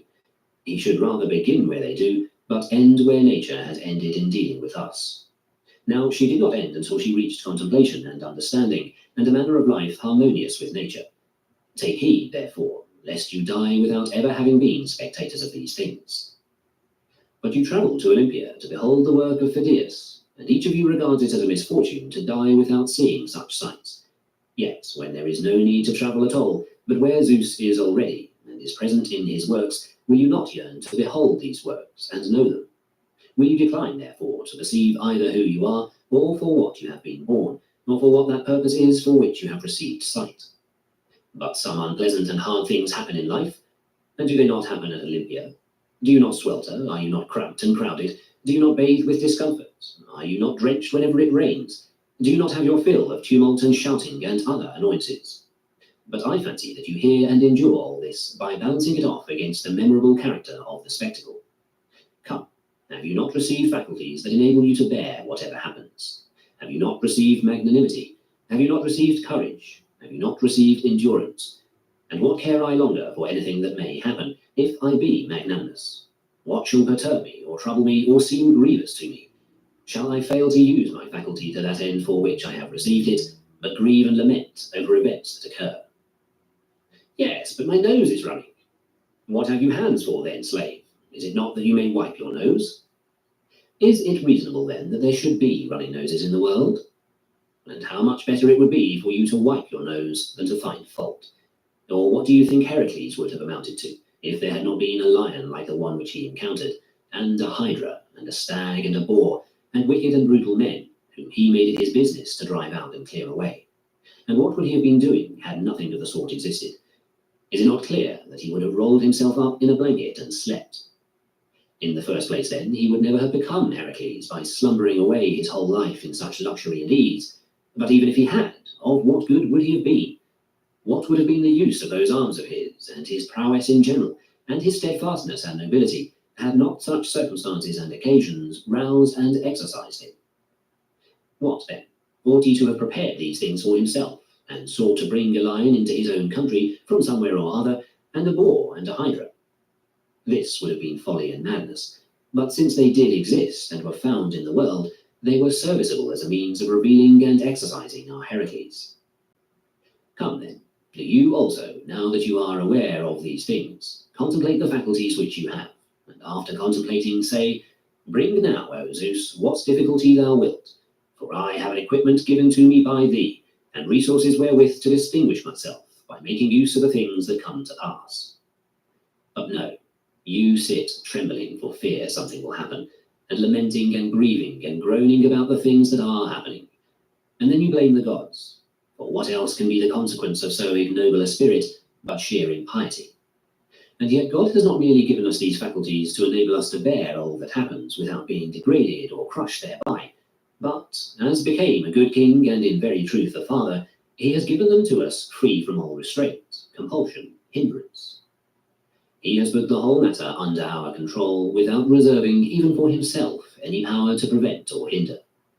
Although you have these faculties free and entirely your own, you do not use them, nor do you realize what gifts you have received and from whom, but you sit sorrowing and groaning, some of you blinded toward the giver himself and not even acknowledging your benefactor, and others, such is their ignoble spirit, turning aside to fault-finding and complaints against God. And yet, though I can show you that you have resources and endowment for magnanimity and courage, do you, pray, show me what resources you have to justify fault-finding and complaining?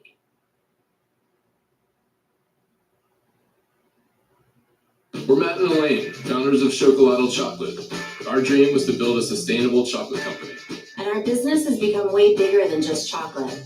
Chase for Business was there with us from the beginning, with everything our business needed to get going. Get financial guidance from bankers in your community and convenient digital tools all in one place. Learn more at chaseforbusiness.com. Make more of what's yours. Real customers compensated. JP Morgan Chase Bank and a member FDIC.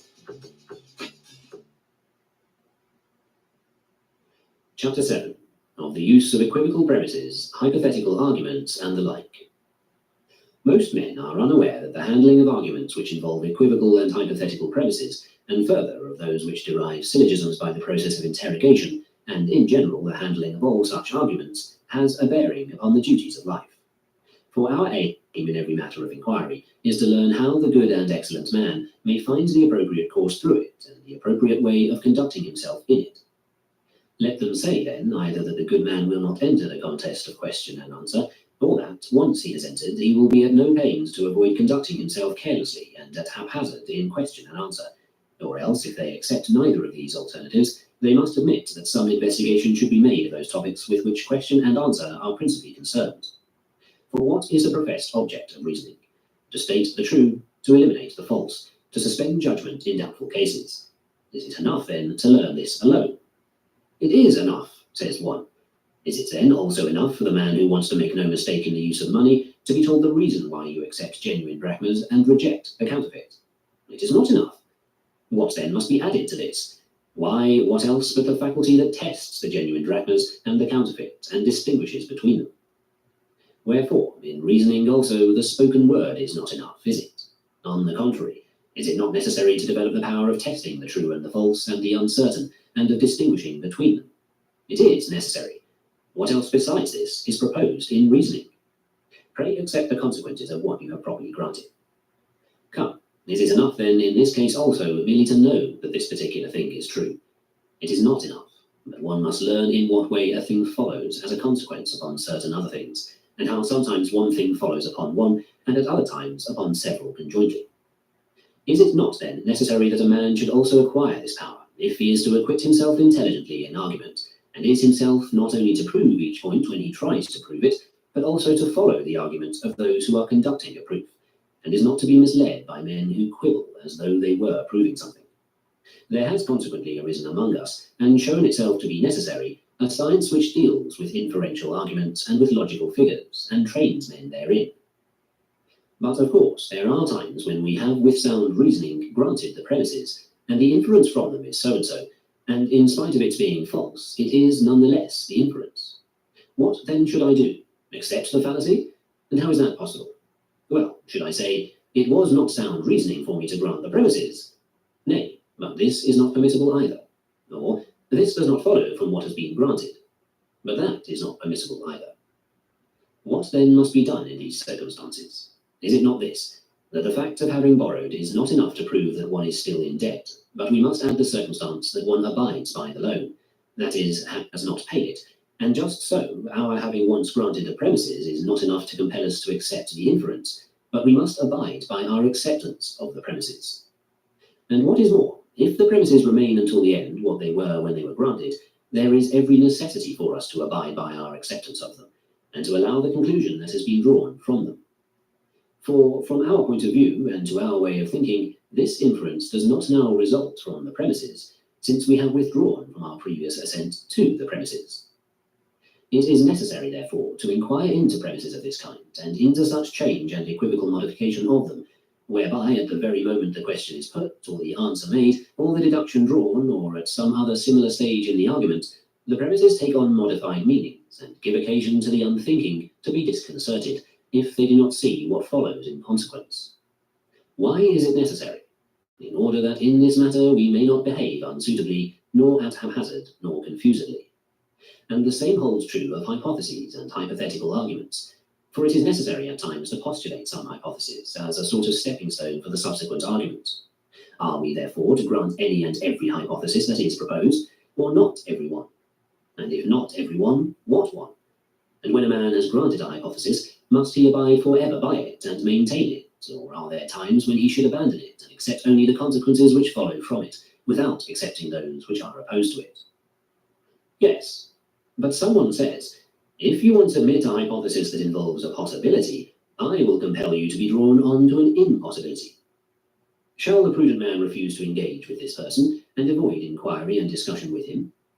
Yet who but the prudent is capable of using argument and skill in question and answer, and, by Zeus, proof against deceit and sophistic fallacies?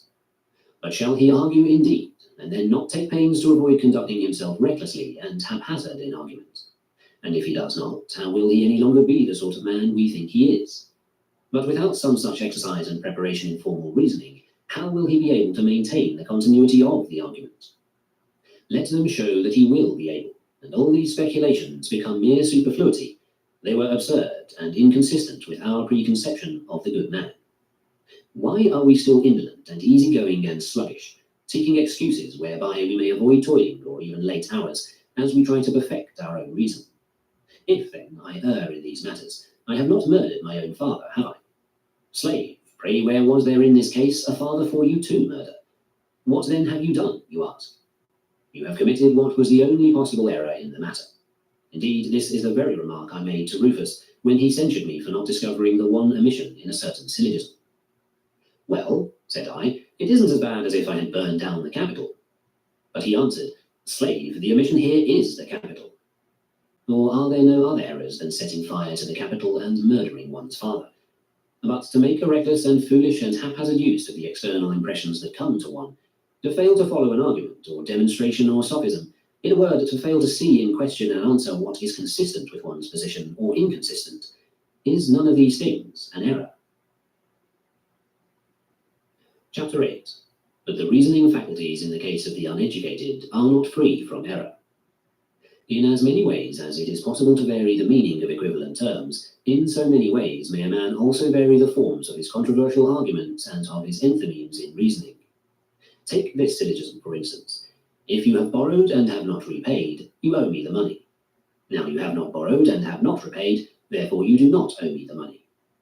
And no man is better fitted to employ such variations skillfully than the philosopher, for if, indeed, the enthymeme is an incomplete syllogism, it is clear that he who has been exercised in the perfect syllogism would be no less competent to deal with the imperfect also. Why, then, do we neglect to exercise ourselves and one another in this way? Because even now, without receiving exercise in these matters, or even being, by me at least, diverted from the study of morality, we nevertheless make no progress toward the beautiful and the good. What, therefore, must we expect if we should take on this occupation also? And especially since it would not merely be an additional occupation to draw us away from those which are more necessary, but would also be an exceptional excuse for conceit and vanity. For great is the power of argumentation and persuasive reasoning, and especially if it should enjoy excessive exercise and receive likewise a certain additional ornament from language. The reason is that, in general, every faculty which is acquired by the uneducated and the weak is dangerous for them, as being apt to make them conceited and puffed up over it. For by what device might one any longer persuade a young man who excels in these faculties to make them an appendage to himself, instead of his becoming an appendage to them? Does he not trample all these reasons underfoot, and strut about in our presence, all conceited and puffed up, much less submitting if any one by way of reproof reminds him of what he lacks and wherein he has gone astray? What then? Was not Plato a philosopher? Yes, and was not Hippocrates a physician? But you see how eloquently Hippocrates expresses himself. Does Hippocrates then express himself so eloquently by virtue of his being a physician? Why then do you confuse things that for no particular reason have been combined in the same man? Now if Plato was handsome and strong, ought I to sit down and strive to become handsome or become strong on the assumption that this is necessary for philosophy, because a certain philosopher was at the same time both handsome and a philosopher? Are you not willing to observe and distinguish just what this is by virtue of which men become philosophers, and what qualities pertain to them for no particular reason? Come now, if I were a philosopher, ought you to become lame like me? What then? Am I depriving you of these faculties? Far be it from me, no more than I am depriving you of the faculty of sight. Yet, if you inquire of me what is man's good, I can give you no other answer than that it is a kind of moral purpose. Chapter 9. How, from the thesis that we are akin to God, may a man proceed to the consequences? If what is said by the philosophers regarding the kinship of God and men be true, what other course remains for men but that which Socrates took when asked to what country he belonged? Never to say, I am an Athenian, or I am a Corinthian, but I am a citizen of the universe. For why do you say that you are an Athenian, instead of mentioning merely that corner into which your paltry body was cast at birth? Or is it clear you take the place which is a higher degree of authority, and comprehends not merely that corner of yours, but also your family, and, in a word, the source from which your race has come, your ancestors down to yourself, and from some such entity call yourself Athenian or Corinthian? Well, then, anyone who has attentively studied the administration of the universe, and has learned that the greatest and most authoritative and most comprehensive of all governments is this one, which is composed of men and God, and that from him have descended the seeds of being, not merely to my father or my grandfather, but to all things that are begotten and that grow upon earth, and chiefly to rational beings, seeing that by nature it is theirs alone to have communion in the society of God, being intertwined with him through the reason. Why should not such a man call himself a citizen of the universe? Why should he not call himself a son of God? And why shall he fear anything that happens among men? What? Shall kinship with Caesar, or any other of them that have great power at Rome, be sufficient to enable men to live securely, proof against contempt, and in fear of nothing whatsoever, but to have God as our Maker and Father and Guardian? Shall this not suffice to deliver us from griefs and fears? And wherewithal shall I be fed, asks one, if I have nothing? And how of slaves? How of runaways? On what do they rely when they leave their masters? On their lands, their slaves, and their vessels of silver? No, on nothing but themselves, and nevertheless food does not fail them. And shall it be necessary for our philosopher, forsooth, when he goes abroad, to depend upon others for his assurance and his refreshment, instead of taking care of himself, and to be more vile and craven than the irrational animals, every one of which is sufficient to himself, and lacks neither its own proper food, nor that way of life which is appropriate to it, and in harmony with nature? As for me, I think that the elder man ought not to be sitting here devising how to keep you from thinking too meanly of yourselves, or from taking in your debates a mean or ignoble position regarding yourselves. He should rather be striving to prevent there being among you any young men of such a sort that, when once they have realized their kinship to the gods, and that we have these fetters as it were fastened upon us, the body and its possessions, and whatever things on their account are necessary to us for their management of life, and our tarrying therein, they may desire to throw aside all these things as burdensome and vexatious and unprofitable, and depart to their kindred. And this is the struggle in which your teacher and trainer, if he really amounted to anything, ought to be engaged. You, for your part, would come to him, saying, Epictetus, we can no longer endure to be imprisoned with this paltry body, giving it food and drink, and resting and cleansing it, and, to crown it all, being on its account brought into contact with these people and those.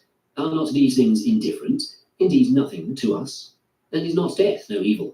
And are we not in a manner akin to God, and have we not come from him? Suffer us to go back whence we came. Suffer us to be freed at last from these fetters that are fastened to us and weigh us down. Here are despoilers and thieves and courts of law, and those who are called tyrants. They think they have some power over us because of the paltry body and its possessions. Suffer us to show them that they have power over no one. And thereupon it were my part to say, Men, wait upon God. When he shall give the signal and set you free from this service, then shall you depart to him. But for the present endure to abide in this place, where he has stationed you.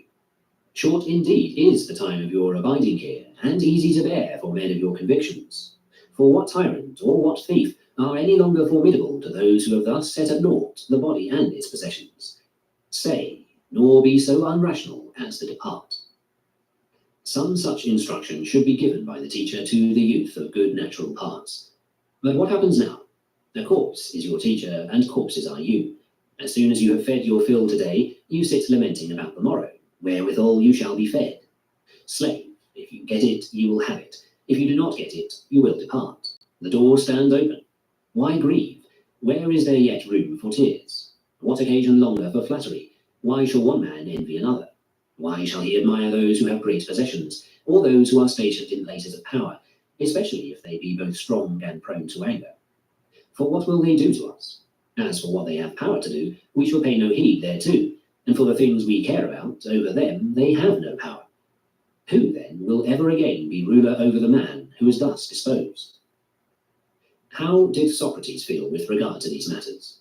Why, how else than as that man ought to feel who has been convinced that he is akin to the gods? If you tell me now, says he, we will acquit you on these conditions, namely that you will no longer engage in these discussions which you have conducted hitherto, nor trouble either the young or the old among us, I will answer, you make yourselves ridiculous by thinking that, if your general had stationed me at any post, I ought to hold and maintain it, and choose rather to die 10,000 times than to desert it. But if God has stationed us in some place and in some manner of life, we ought to desert that. This is what it means for a man to be, in very truth, a kinsman of the gods. We, however, think of ourselves as though we were mere bellies, entrails, and genitals, just because we have fear, because we have appetite. and we flatter those who have power to help us in these matters, and these same men we fear. A certain man asked me to write to Rome on his behalf. Now he had met with what most men account misfortune. Though he had formerly been eminent and wealthy, he had afterwards lost everything and was living here. And I wrote in humble terms on his behalf. But when he had read the letter, he handed it back to me and said, "I wanted your help, not your pity. My plight is not an evil one." So likewise Rufus was wont to say, to test me, "Your master is going to do such and such a thing to you." And when I would say in answer, "'Tis but the lot of man," he would reply, "What then? Am I to go on and petition him when I can get the same result from you?" For in fact it is foolish and superfluous to try to obtain from another that which one can get from oneself. Since, therefore, I am able to get greatness of soul and nobility of character from myself, am I to get a farm and money or some office from you? Far from it. I will not be so unaware of what I myself possess. But when a man is cowardly and abject, what else can one possibly do but write letters on his behalf, as we do on behalf of a corpse? Please to grant us the carcass of so-and-so and a pint of poultry blood. For really, such a person is but a carcass and a pint of poultry blood, and nothing more. But if he were anything more, he would perceive that one man is not unfortunate because of another. Chapter 10. To those who have set their hearts on preferment at Rome. If we philosophers had applied ourselves to our own work as zealously as the old men at Rome have applied themselves to the matters on which they have set their hearts, perhaps we too should be accomplishing something. I know a man older than myself who is now in charge of the grain supply at Rome. When he passed this place on his way back from exile, I recall what a tale he told as he inveighed against his former life and announced for the future that, when he had returned to Rome, he would devote himself solely to spending the remainder of his life in peace and quiet. "For how little is yet left to me," he said. And I told him, "You will not do it, but when once you have caught no more than a whiff of Rome, you will forget all this." And if also admission to court should be granted, I added that he would rejoice, thank God, and push his way in. "If you find me, Epictetus," said he, "putting so much as one foot inside the court, think of me what you will." Well now, what did he do?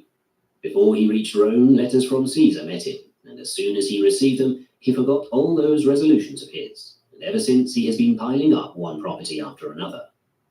I wish I could stand by his side now, and remind him of the words that he uttered as he passed by here, and remark how much more clever a prophet I am than you. What then? Do I say that man is an animal made for inactivity? Far be it from me. But how can you say that we philosophers are not active in affairs?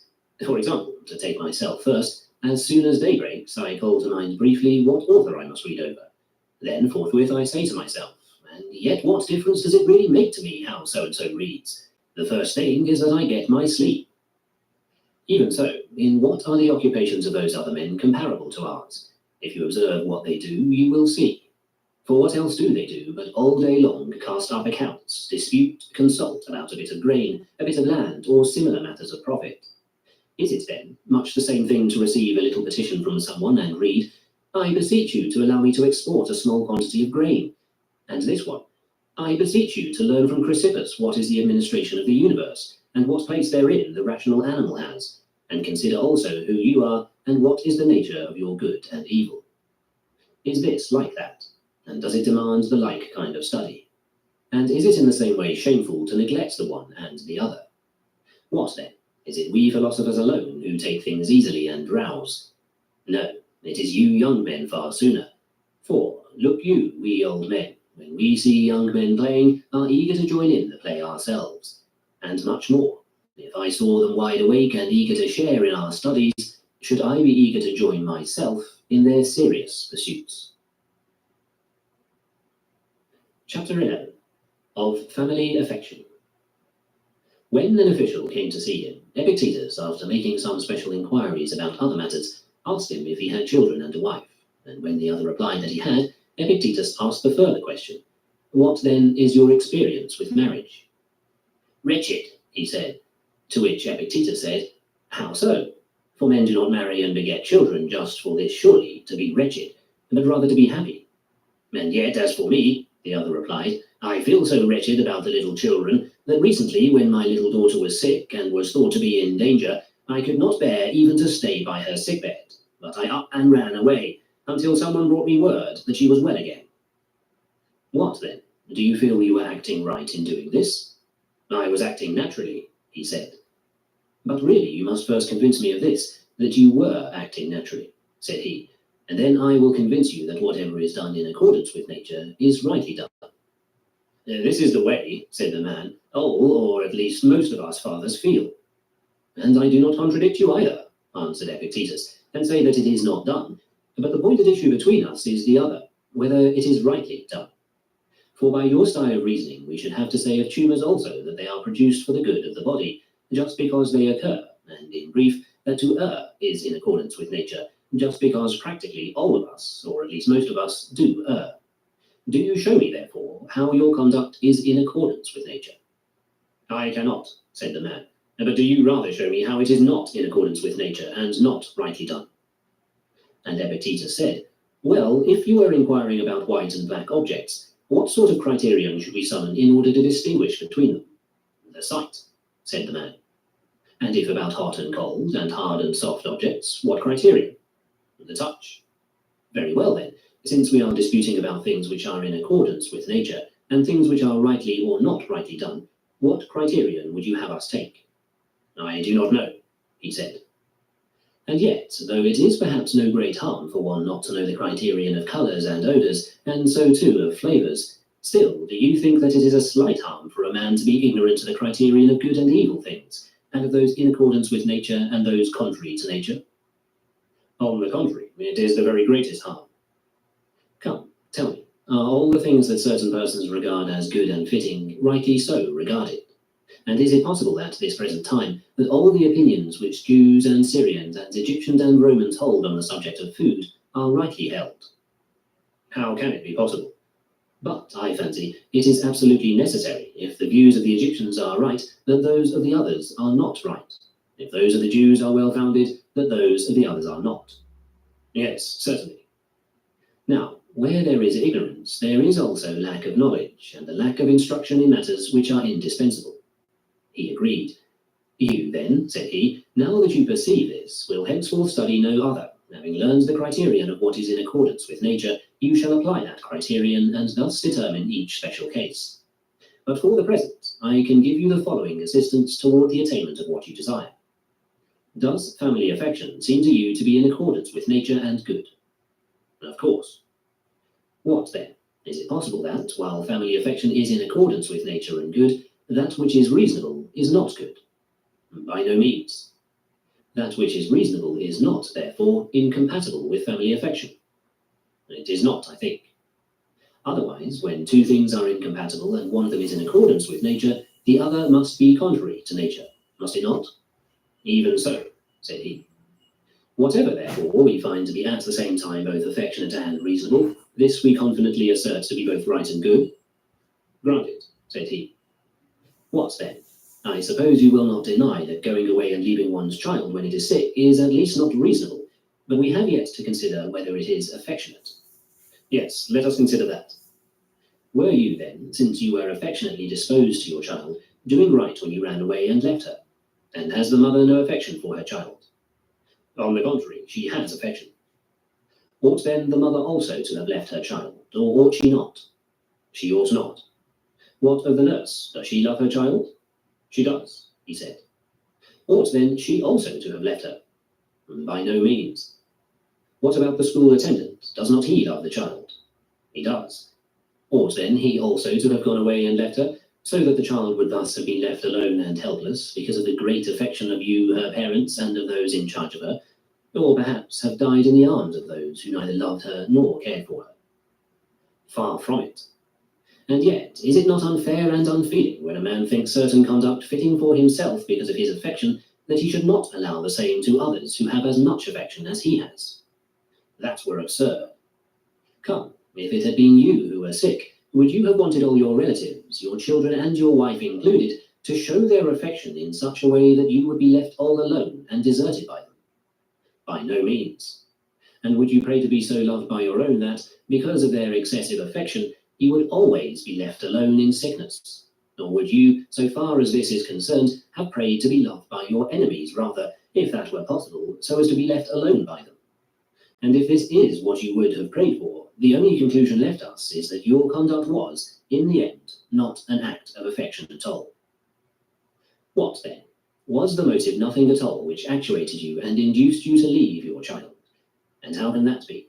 But it was a motive like that which impelled a certain man in Rome to cover his head when the horse which he backed was running, and then, when it won unexpectedly, they had to apply sponges to him to revive him from his fate. What motive then is this?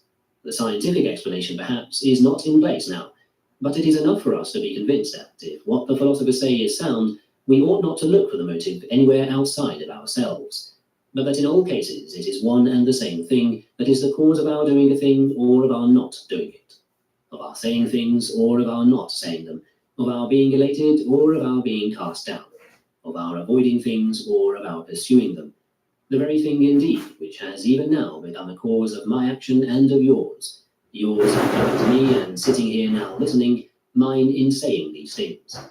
And what is that? Is it indeed anything else than that we wanted to do this? Nothing else. And supposing that we had wanted to do something else, what else would we be doing than that which we wanted to do? Surely then, in the case of Achilles also, it was this that was the cause of his grief, not the death of Patroclus, but that he wanted to grieve. For other men do not act this way when their comrades die. And in your case the other day, the cause of your running away was just that you wanted to do so. And another time, if you stay with her, it will be because you wanted to stay.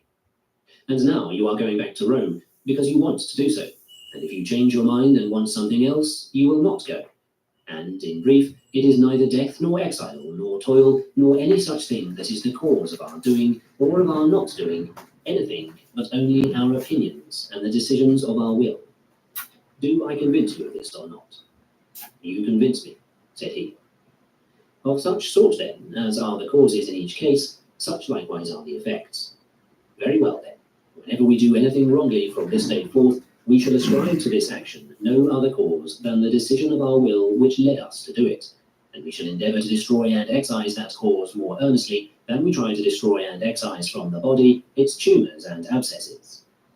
And in the same way we shall declare the same thing to be the cause of our good actions, and we shall no longer blame either slave or neighbour, or wife or children, as being the causes of any evils to us, since we are persuaded that, unless we decide that things are thus and so, we do not perform the corresponding actions, and of our decision, for or against something, we ourselves, and not things outside of ourselves, are the masters. It is so, he said. From this very day, therefore, the thing whose nature or condition we shall investigate and examine will be neither our farm, nor our slaves, nor our horses, nor our dogs, but only the decisions of our will.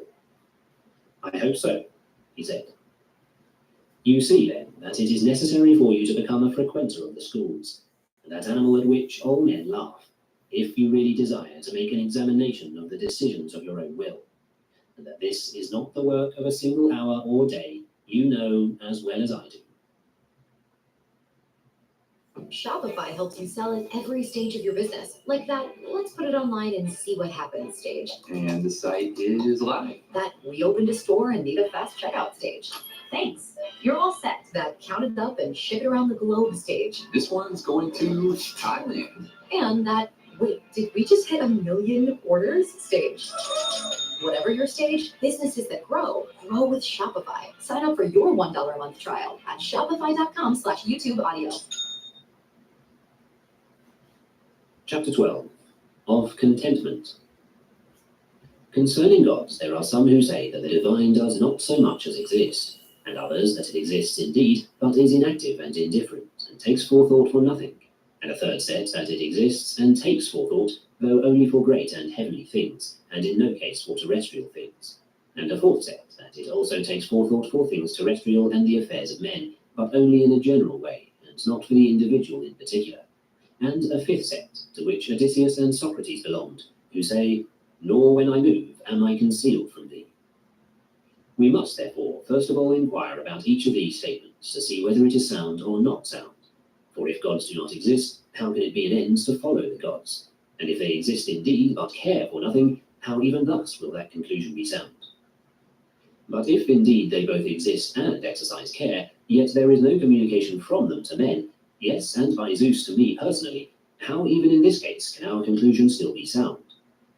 The good and excellent man must, therefore, inquire into all these things before he subordinates his own will to him who administers the universe, precisely as good citizens submit to the law of the state. And he that is being instructed ought to come to his instruction with this aim: how may I follow the gods in everything? And how may I be acceptable to the divine administration? And how may I become free? Since he is free for whom all things happen according to his moral purpose, and whom none can restrain. What then? Is freedom insanity? Far from it, for madness and freedom are not consistent with one another. But I would have that which seems best to me happen in every case, no matter how it comes to seem so. You are mad, you are beside yourself. Do you not know that freedom is a noble and precious thing? But for me to desire at haphazard that those things should happen which have at haphazard seemed best to me, is dangerously near being not merely not noble, but even in the highest degree shameful. For how do we act in writing? Do I desire to write the name Dio as I choose? No, but I am taught to desire to write it as it ought to be written. What do we do in music? The same. And what in general, where there is any art or science? The same. Otherwise, knowledge of anything would be useless, if it were accommodated to every individual's whims. Is it then only in this matter of freedom, the greatest and indeed the highest of all, that I am permitted to desire at haphazard? By no means, but instruction consists precisely in learning to desire each thing exactly as it happens. And how do they happen? As he that ordains them has ordained, and he has ordained that there be summer and winter, and abundance and dearth, and virtue and vice, and all such opposites, for the harmony of the whole. And he has given each of us a body, and members of the body, and property and companions.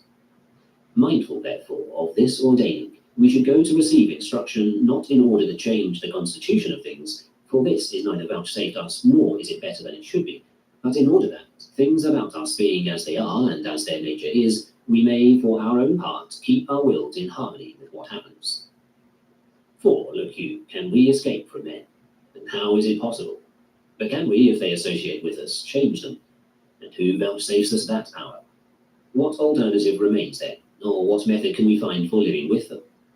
Some such method as that, while they will act as seems best to them, we shall nonetheless be in a state conformable to nature. But you are impatient and peevish, and if you are alone you call it a solitude, but if you are in the company of men, you call them schemers and brigands, and you find fault even with your own parents and children and brothers and neighbours. But you ought, when staying alone, to call that peace and freedom, and to look upon yourself as like the gods. And when you are in the company of many, you ought not to call that a mob, nor a tumult, nor a disgusting thing, but a feast and a festival, and so accept all things contentedly. What then is the punishment to those who do not accept? To be just as they are. Is one peevish because he is alone? Let him be in solitude.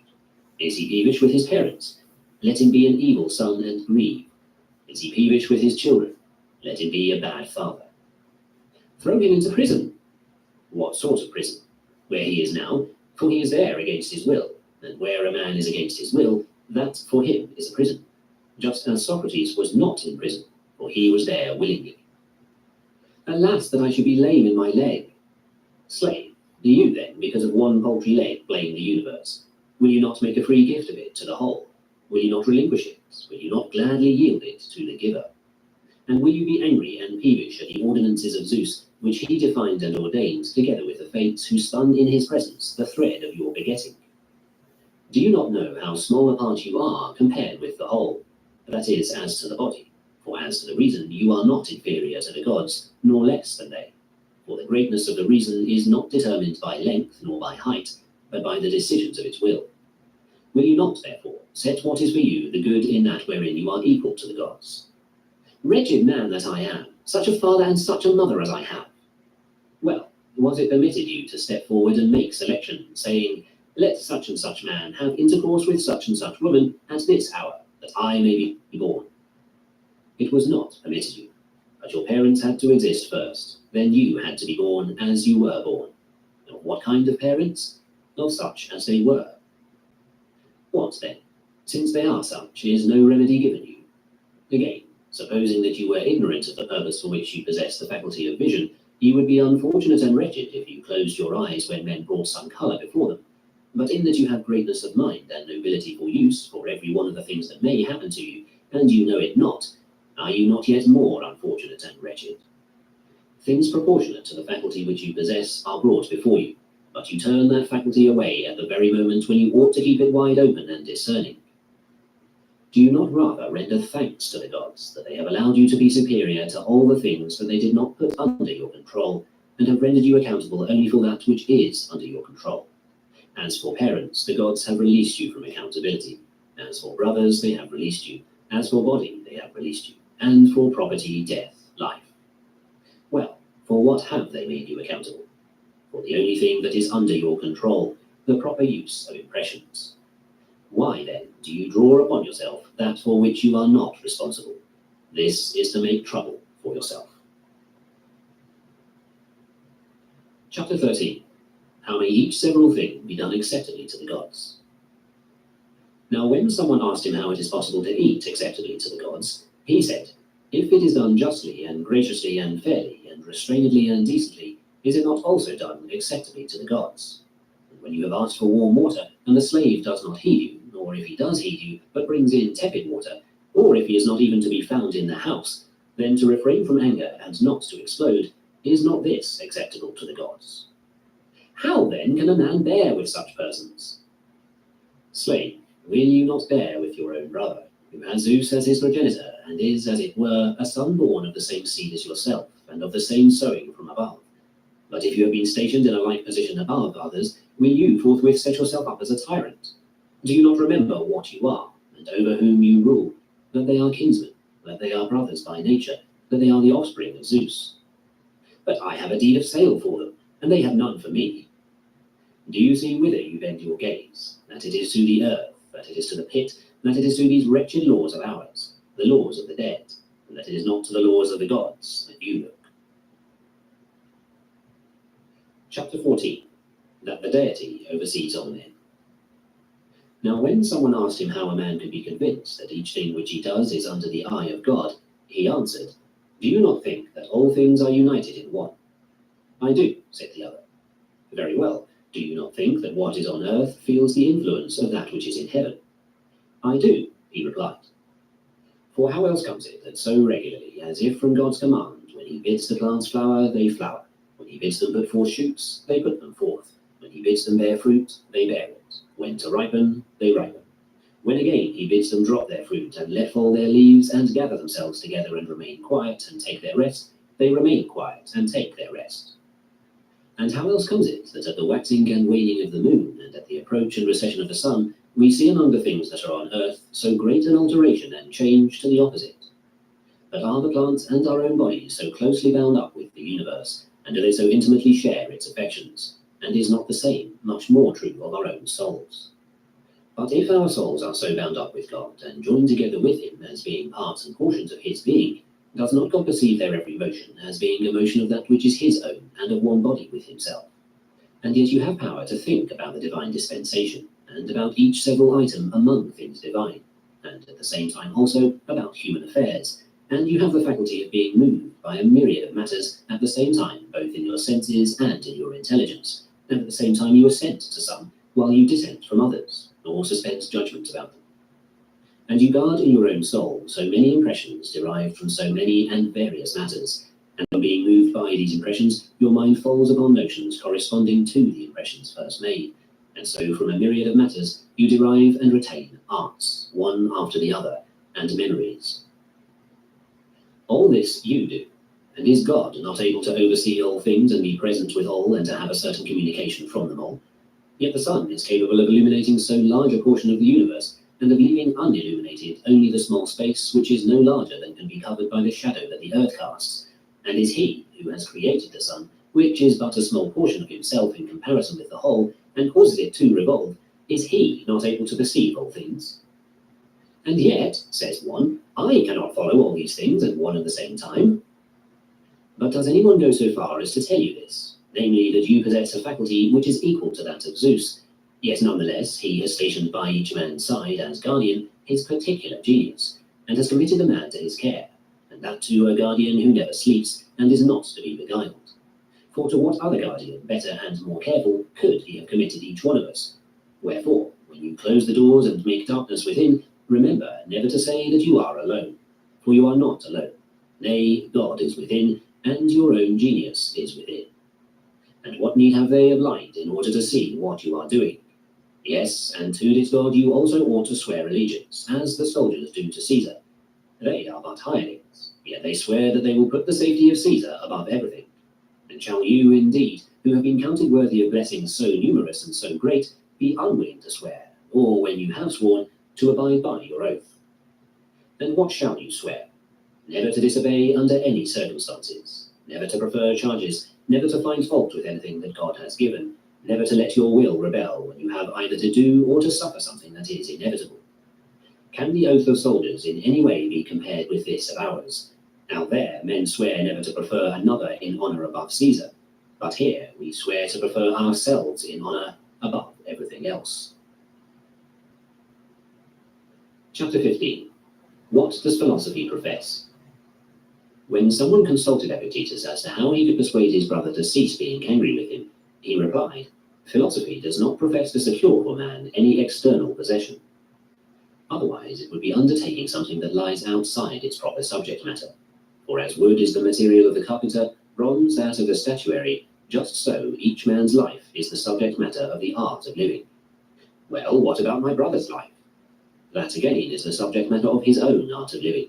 But with respect to your art of living, it comes under the category of externals, like a farm, like health, like good repute.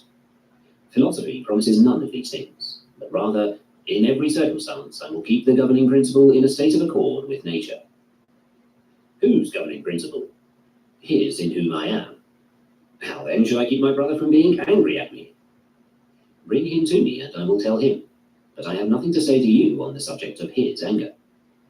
And when the man who was consulting him said, "What I seek to know is this, how even if my brother refuses to be reconciled with me, I may yet be in accord with nature?"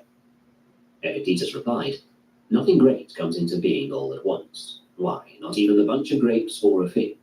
If you say to me now, 'I want a fig,' I shall answer, 'That requires time.' Let the tree blossom first, then put forth its fruit, and finally let the fruit ripen.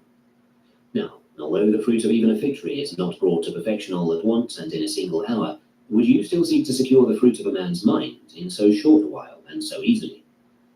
Do not expect it, not even if I should tell you so myself." Chapter 16. Of Providence.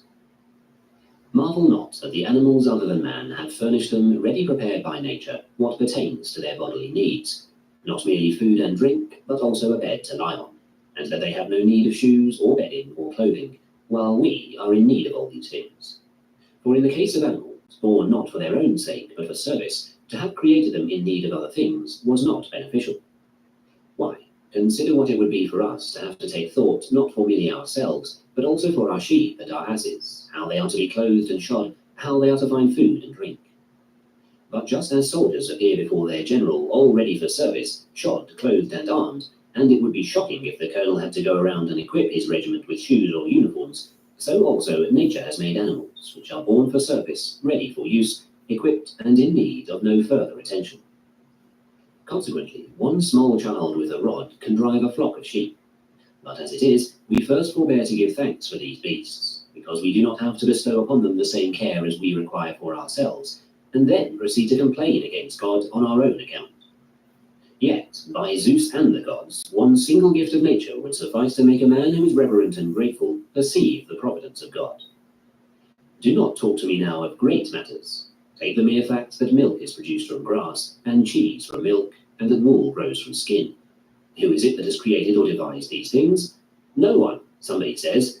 Oh, the depth of man's stupidity and shamelessness. Come, let us leave the chief works of nature, and consider merely what she does in passing. Can anything be more useless than the hairs on a chin? Well, what then? Has not nature even used these in the most suitable way possible? Has she not by these means distinguished between male and female? Does not the nature of each one of us cry aloud forthwith from afar, "I am a man, on this understanding approach me"? On this understanding talk with me, ask for nothing further. Behold the signs. Again, in the case of women, just as nature has mingled in their voice a certain softer note, so likewise she has taken the hair from their chins. Not so, you say.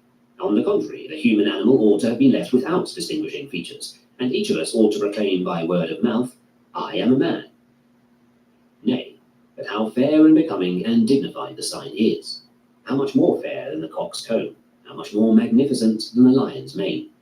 Wherefore we ought to preserve the signs which God has given. We ought not to throw them away. We ought not, so far as in us lies, to confuse the sexes which have been distinguished in this fashion. Are these the only works of providence in us? Nay, what language is adequate to praise them all, or bring them home to our minds as they deserve? Why, if we had sense, ought we to be doing anything else, publicly and privately, than hymning and praising the deity and rehearsing his benefits? Ought we not, as we dig and plough and eat, to sing the hymn of praise to God? Great is God, that he hath furnished us these instruments wherewith we shall till the earth. Great is God, that he hath given us hands, and power to swallow, and a belly, and power to grow unconsciously, and to breathe while asleep.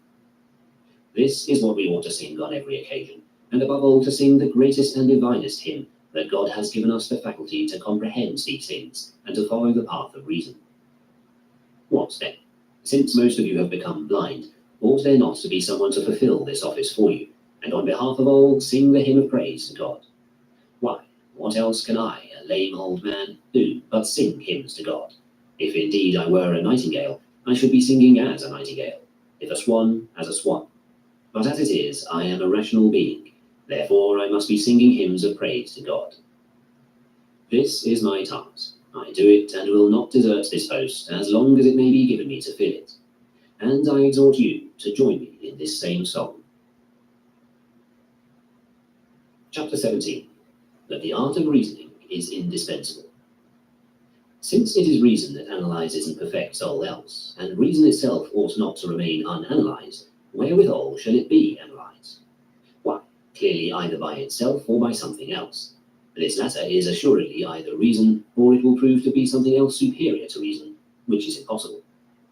If it be reason, who again will analyze that reason?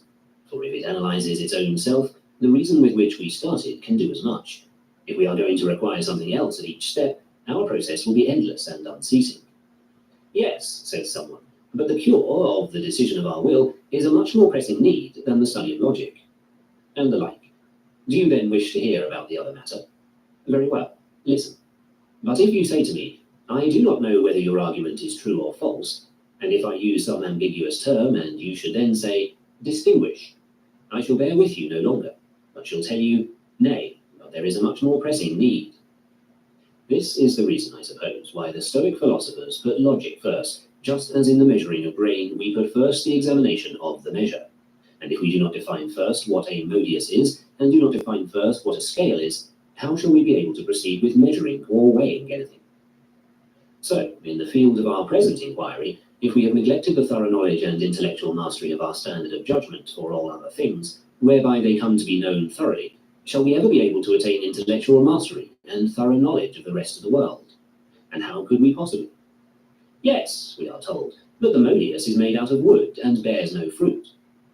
True, but it is something with which we can measure grain. Logic also bears no fruit.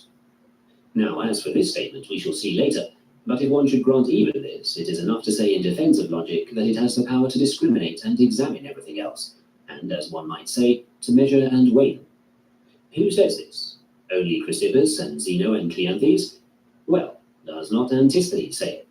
And who is it that wrote, the beginning of education is the examination of terms? Does not Socrates, too, say the same thing? And of whom does Xenophon write that he began with the examination of terms, asking about each, what does it mean? Is this, then, your great and admirable achievement, the ability to understand and to interpret Chrysippus? And who says that? What then is your admirable achievement? To understand the will of nature. Very well, do you understand it all by yourself? And if that is the case, what more do you need? For if it is true that all men err involuntarily, and you have learned the truth, it must needs be that you are doing right already. But, so help me Zeus, I do not comprehend the will of nature. Who then interprets it? Men say Chrysippus. I go and try to find out what this interpreter of nature says. I begin not to understand what he says, and look for the man who can interpret him. Look and consider what this passage means, says the interpreter, just as if it were in Latin. What place is there here then for pride on the part of the interpreter? Why, there is no just place for pride even on the part of Chrysippus, if he merely interprets the will of nature, but himself does not follow it. How much less place for pride, then, in the case of his interpreter? For we have no need of Chrysippus on his own account, but only to enable us to follow nature. No more have we need of him who divines through sacrifice, considered on his own account, but simply because we think that through his instrumentality we shall understand the future and the signs given by the gods. Nor do we need the entrails on their own account, but only because through them the signs are given. Nor do we admire the crow or the raven, but God, who gives his signs through them. Wherefore I go to this interpreter and diviner and say, examine for me the entrails, and tell me what signs they give. The fellow takes and spreads them out, and then interprets. Man, you have a moral purpose, free by nature from hindrances and constraint. This stands written here in these entrails. I will prove you that, first in the sphere of assent. Can anyone prevent you from assenting to the truth? No one at all. Can anyone force you to accept the false? No one at all. Do you see that in this sphere you have a moral purpose, free from hindrance, constraint, obstruction? Come, in the sphere of desire and choice, is it otherwise? And what can overcome one impulse but another impulse? And what can overcome one desire or aversion but another desire or aversion? But, says someone, if a person subjects me to the fear of death, he compels me. No, it is not what you are subjected to that impels you, but the fact that you decide it is better for you to do something of the sort than to die. Once more, then, it is the decision of your own will which compelled you, that is, moral purpose, compelled moral purpose. For if God had so constructed that part of his own being which he has taken from himself and bestowed upon us, that it could be subjected to hindrance and constraint, either from himself or from some other, he were no longer God, nor would he be caring for us as he ought. This is what I find, says the diviner, in the sacrifice. These are the signs vouchsafed you. If you will, you are free. If you will not have to blame anyone or complain against anyone. Everything will be in accordance with what is not merely your own will, but at the same time, the will of God. This is the prophecy for the sake of which I go to this diviner, in other words, the philosopher, not admiring him because of his interpretation, but rather the interpretation which he gives. Chapter 18. That we ought not to be angry with the erring.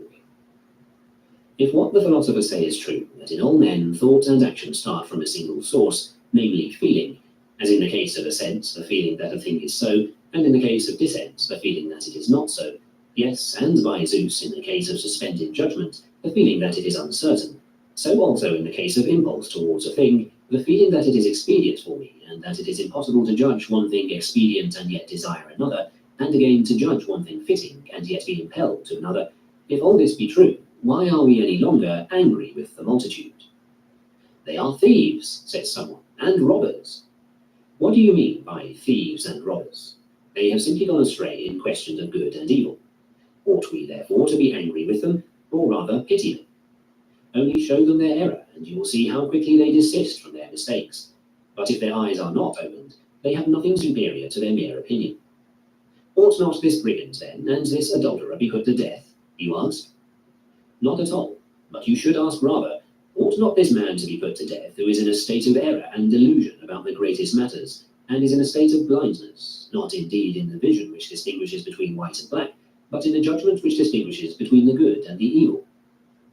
And if you put it this way, you will realize how inhuman a sentiment it is that you are uttering, and that it is just as if you should say, ought not this blind man then, or this deaf man, to be put to death? For if the loss of the greatest things is the greatest harm that can befall a man, while the greatest thing in each man is a right moral purpose, and if a man is deprived of this very thing, what ground is left for you to be angry at him? Why, man, if you must needs be affected in a way that is contrary to nature at the misfortunes of another, pity him rather, but do not hate him. Drop this readiness to take offence and this spirit of hatred. Do not introduce those words which the multitude of the censorious use. Well, then, these accursed and abominable fools. Very well, but how is it that you have so suddenly been converted to wisdom that you are angry at fools? Why, then, are we angry? because we admire the goods of which these men rob us. For, mark you, stop admiring your clothes, and you are not angry at the man who steals them. Stop admiring your wife's beauty, and you are not angry at her adulterer. Know that a thief or an adulterer has no place among the things that are your own, but only among the things that are another's, and that are not under your control. If you give these things up and count them as nothing, at whom have you still grounds to feel angry? But so long as you admire these things, be angry at yourself, and not at the men that I have just mentioned. For consider, you have fine clothes, and your neighbor does not. You have a window, and wish to air them. He does not know wherein the true good of man consists, but fancies that it consists in having fine clothes. The very same fancy that you also entertain. Shall he not come then, and carry them off? Why, when you show a cake to gluttonous men, and then gulp it down all to yourself, are you not wanting them to snatch it? Stop provoking them. Stop having a window. Stop airing your clothes. Something similar happened to me also the other day. I keep an iron lamp by the side of my household gods, and on hearing a noise at the window, I ran down. I found that the lamp had been stolen. I reflected that the man who stole it was moved by no unreasonable motive. What then? Tomorrow, I say, you will find one of earthenware. Indeed, a man loses only that which he already has. I have lost my cloak. Yes, for you had a cloak. I have a pain in my head. You don't have a pain in your horns, do you? Why then are you indignant? For our losses and our pains have to do only with the things which we possess. But the tyrant will chain what? Your leg? But he will cut off what? Your neck? What then will he neither chain nor cut off? Your moral purse. This is why the ancients gave us the injunction, know thyself. What follows then? Why, by the gods, that one ought to practice in small things, and beginning with them, pass on to the greater. I have a headache. Well, do not say, alas. I have an earache. Do not say, alas. And am I not saying that it is not permissible to groan? Only do not groan in the center of your being. And if your slave is slow in bringing your bandage, do not cry out and make a wry face and say, everybody hates me. Why, who would not hate such a person? For the future, put your confidence in these doctrines and walk about erect, free, not putting your confidence in the size of your body, like an athlete. For you ought not to be invincible in the way an ass is invincible. Who then is the invincible man? He whom nothing that is outside the sphere of his moral purpose can dismay. I then proceed to consider the circumstances one by one, as I would do in the case of an athlete. This fellow has won the first round. What then will he do in the second? What if it be scorching hot? And what will he do at Olympia? It is the same way in the case under consideration. If you put a bit of silver coin in a man's way, he will despise it. Yes, but if you put a young girl in his way, what then? Or if it be in the dark, what then? Or if you throw a bit of reputation in his way, what then? Or abuse, what then? Or praise, what then? Or death, what then? All these things he can overcome. What then if it be scorching hot? That is, what if he be drunk? What if he be melancholy mad? What if asleep? The man who passes all these tests is what I mean by the invincible athlete. Chapter 19. How ought we to bear ourselves toward tyrants? If the man possesses some superiority, or thinks at least that he does, even though he does not, it is quite unavoidable that this man, if he is uneducated, becomes puffed up on account of it. For example, the tyrant exclaims, I am the mightiest in the world. Very well, what can you do for me? Can you secure for me desire that is free from any hindrance? How can you? Do you have it yourself? Can you secure for me aversion, proof against encountering what it would avoid? Do you have it yourself? Or infallible choice? And where can you claim a share in that? Come, when you are on board ship, do you feel confidence in yourself or in the skilled navigator? And when you are in a chariot, in whom do you feel confidence other than the skilled driver? And how is it in the other arts? The same way. What does your power amount to then? All men pay attention to me. Yes, and I pay attention to my little plate, and wash it and wipe it out, and for the sake of my oil flask I drive a peg in the wall. What follows then? Are these things superior to me? No, but they render me some service, and therefore I pay attention to them. Again, do I not pay attention to my donkey? Do I not wash his feet? Do I not curry him? Do you not know that every man pays attention to himself, and to you just as he does to his donkey? For who pays attention to you as to a man? Point him out to me. Who wishes to become like you? Who becomes a zealous follower of yours, as men did of Socrates? But I can cut off your head. Well said. I had forgotten that I ought to pay attention to you as to fever or cholera, and set up an altar to you, just as in Rome there is an altar to the god Fever. What is it, then, that disturbs and bewilders the multitude? Is it the tyrant and his bodyguards? How is that possible? Nay, far from it. It is not possible that that which is by nature free should be disturbed or thwarted by anything but itself. But it is a man's own judgment that disturbs him. For when the tyrant says to a man, I will chain your leg, the man who has set a high value on his leg replies, Nay, have mercy upon me. While the man who has set a high value on his moral purpose replies, If it seems more profitable to you to do so, chain it. Do you not care? No, I do not care. I will show you that I am master. How can you be my master? Zeus has set me free. Nor do you really think that he was likely to let his own son be made a slave. You are, however, master of my dead body. Take it. You mean then that when you approach me, you will not pay attention to me? No, I pay attention only to myself. But if you wish me to say that I pay attention to you too, I will tell you that I do so, but only as I pay attention to my pot. This is not mere self-love. Such is the nature of the animal man. Everything that he does is for himself. Why, even the sun does everything for its own sake, and for that matter, so does Zeus himself. But when Zeus wishes to be rain-bringer and fruit-giver, and father of men and of gods, you can see for yourself that he cannot achieve these works or win these appellations unless he proves himself useful to the common interest. And in general, he has so constituted the nature of the rational animal man that he can attain nothing of his own proper goods unless he contributes something to the common interest. Hence it follows that it can no longer be regarded as unsocial for a man to do everything for his own sake. For what do you expect? That a man should neglect himself and his own interest? And in that case, how can there be room for one and the same principle of action for all, namely that of appropriation to their own needs? What then, when men entertain absurd opinions about what lies outside the province of the moral purpose, counting it good or bad, it is altogether unavoidable for them to pay attention to the tyrant. I would that it were merely the tyrants and not their chamberlains too. And yet how can the man suddenly become wise when Caesar puts him in charge of his chamber pot? How can we forthwith say, Felicio has spoken wisely to me? I would that he were deposed from the superintendency of the dunghill, that you may think him a fool again. Epictetus owned a certain cobbler whom he sold because he was useless. Then, by some chance, the fellow was bought by a member of Caesar's household and became cobbler to Caesar. You should have seen how Epictetus honoured him. How is my good Felicio, I pray you? He used to say. And then if someone asked us, what is your master doing? He was told, he is consulting Felicio about something or other. Why, had he not sold him as being useless? Who then had suddenly made a wise man out of him? This is what it means to honour something else than what lies within the province of the moral purpose. He has been honoured with a tribuneship, says someone. All who meet him offer their congratulations. One man kisses him on the eyes, another on the neck. His slaves kiss his hands. He goes home. He finds lamps being lighted. He climbs up the Capitol and offers sacrifice. Now, who ever sacrificed as a thank offering for having had right desire, or for having exercised choice in accordance with nature?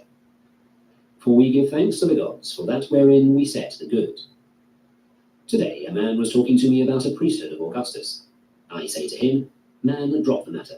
You will be spending a great deal to no purpose. But, says he, those who draw up deeds of sale will inscribe my name. Do you really expect, then, to be present when the deeds are read and say, that is my name they have written? And even supposing that you are now able to be present whenever anyone reads them, what will you do if you die? My name will remain after me. Inscribe it on a stone and it will remain after you. Come now, who will remember you outside of Nicopolis? But I shall wear a crown of gold. If you desire a crown at all, take a crown of roses and put it on. You will look much more elegant in that. Chapter 20. How the reasoning faculty contemplates itself. Every art and faculty makes certain things the special object of its contemplation. Now when the art or faculty itself is of like kind with what it contemplates, it becomes inevitably self-contemplative. But when it is of unlike kind, it cannot contemplate itself. For example, the art of leatherworking has to do with hides, but the art itself is altogether different from the material of hides, wherefore it is not self-contemplative. Again, the art of grammar has to do with written speech. It is not, therefore, also itself written speech, is it? Not at all. For this reason, it cannot contemplate itself. Well then, for what purpose have we received reason from nature? For the proper use of external impressions. What then is reason itself? Something composed out of a certain kind of external impressions. Thus it comes naturally to be also self-contemplative. What's more, what are the things that wisdom has been given us to contemplate? Things good, bad, and neither good nor bad. What then is wisdom itself? A good. And what is folly? An evil. Do you see then that wisdom inevitably comes to contemplate both itself and its opposite? Therefore, the first and greatest task of the philosopher is to test the impressions and discriminate between them, and to apply none that has not been tested. You all see in the matter of coinage, in which it is felt that we have some interest, how we have even invented an art, and how many means the tester employs to test the coinage. Sight, touch, smell, finally hearing. He throws the denarius down and then listens to the sound, and is not satisfied with the sound it makes on a single test, but as a result of his constant attention to the matter, he catches the tune like a musician. Thus, where we feel that it makes a good deal of difference to us whether we go wrong or do not go wrong, there we apply any amount of attention to discriminating between things that are capable of making us go wrong. But in the case of our governing principle, or thing, we yawn and sleep, and erroneously accept any and every external impression, for here the loss that we suffer does not attract our attention. When, therefore, you wish to realize how careless you are about the good and the evil, and how zealous you are about that which is indifferent, observe how you feel about physical blindness on the one hand and mental delusion on the other, and you will find that you are far from feeling as you ought about things good and things evil. Yes, but this requires much preparation and much hard work and learning many things. Well, what then? Do you expect it to be possible to acquire the greatest art with a slight effort? And yet the chief doctrine of the philosophers is extremely brief. If you would know, read what Zeno has to say, and you will see. For what is there lengthy in his statement?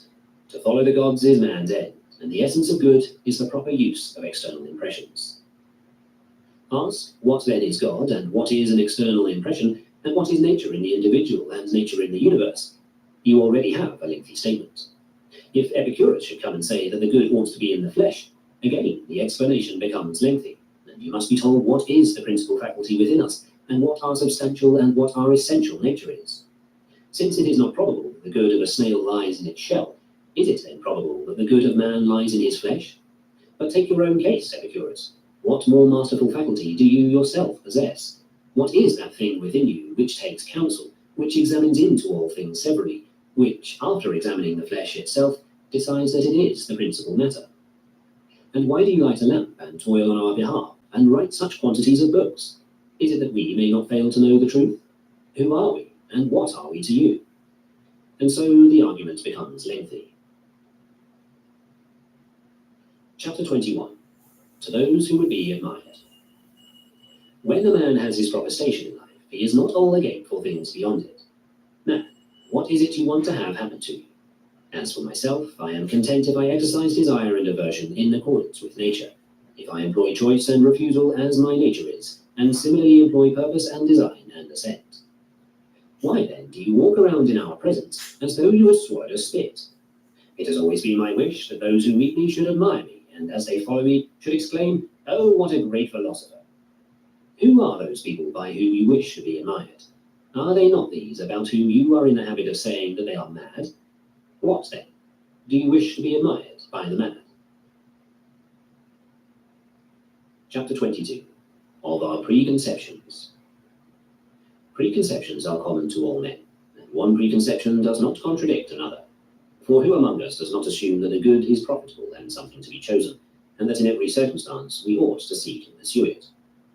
And who among us does not assume that righteousness is beautiful and becoming? When then does contradiction arise? It arises in the application of our preconceptions to the particular cases. When one person says, "He did nobly, he is brave," another, "No, but he is out of his mind." Thence arises the conflict of men with one another. This is the conflict between Jews and Syrians and Egyptians and Romans, not over the question whether holiness should be put before everything else and should be pursued in all circumstances, but whether the particular act of eating swine's flesh is holy or unholy. This, you will find, was also the cause of conflict between Agamemnon and Achilles. Come, summon them before us. What do you say, Agamemnon? Ought not that to be done which is proper, and that which is noble? Indeed it ought. And what do you say, Achilles? Do you not agree that what is noble ought to be done? As for me, I agree most emphatically with that principle. Very well, then. Apply your preconceptions to the particular cases. It is just there the conflict starts. The one says, I ought not to be compelled to give back Chryseis to her father, while the other says, indeed you ought. Most certainly, one of the two is making a bad application of the preconception, what one ought to do. Again, one of them says, very well, if I ought to give back Chryseis, then I ought to take from some one of you the prize he has won. And the other replies, would you then take the woman I love? Yes, the woman you love, the first answers. Shall I then be the only one, but shall I be the only one to have nothing? So a conflict arises. What then does it mean to be getting an education? It means to be learning how to apply the natural preconceptions to particular cases, each to the other in conformity with nature, and further, to make the distinction that some things are under our control, while others are not under our control.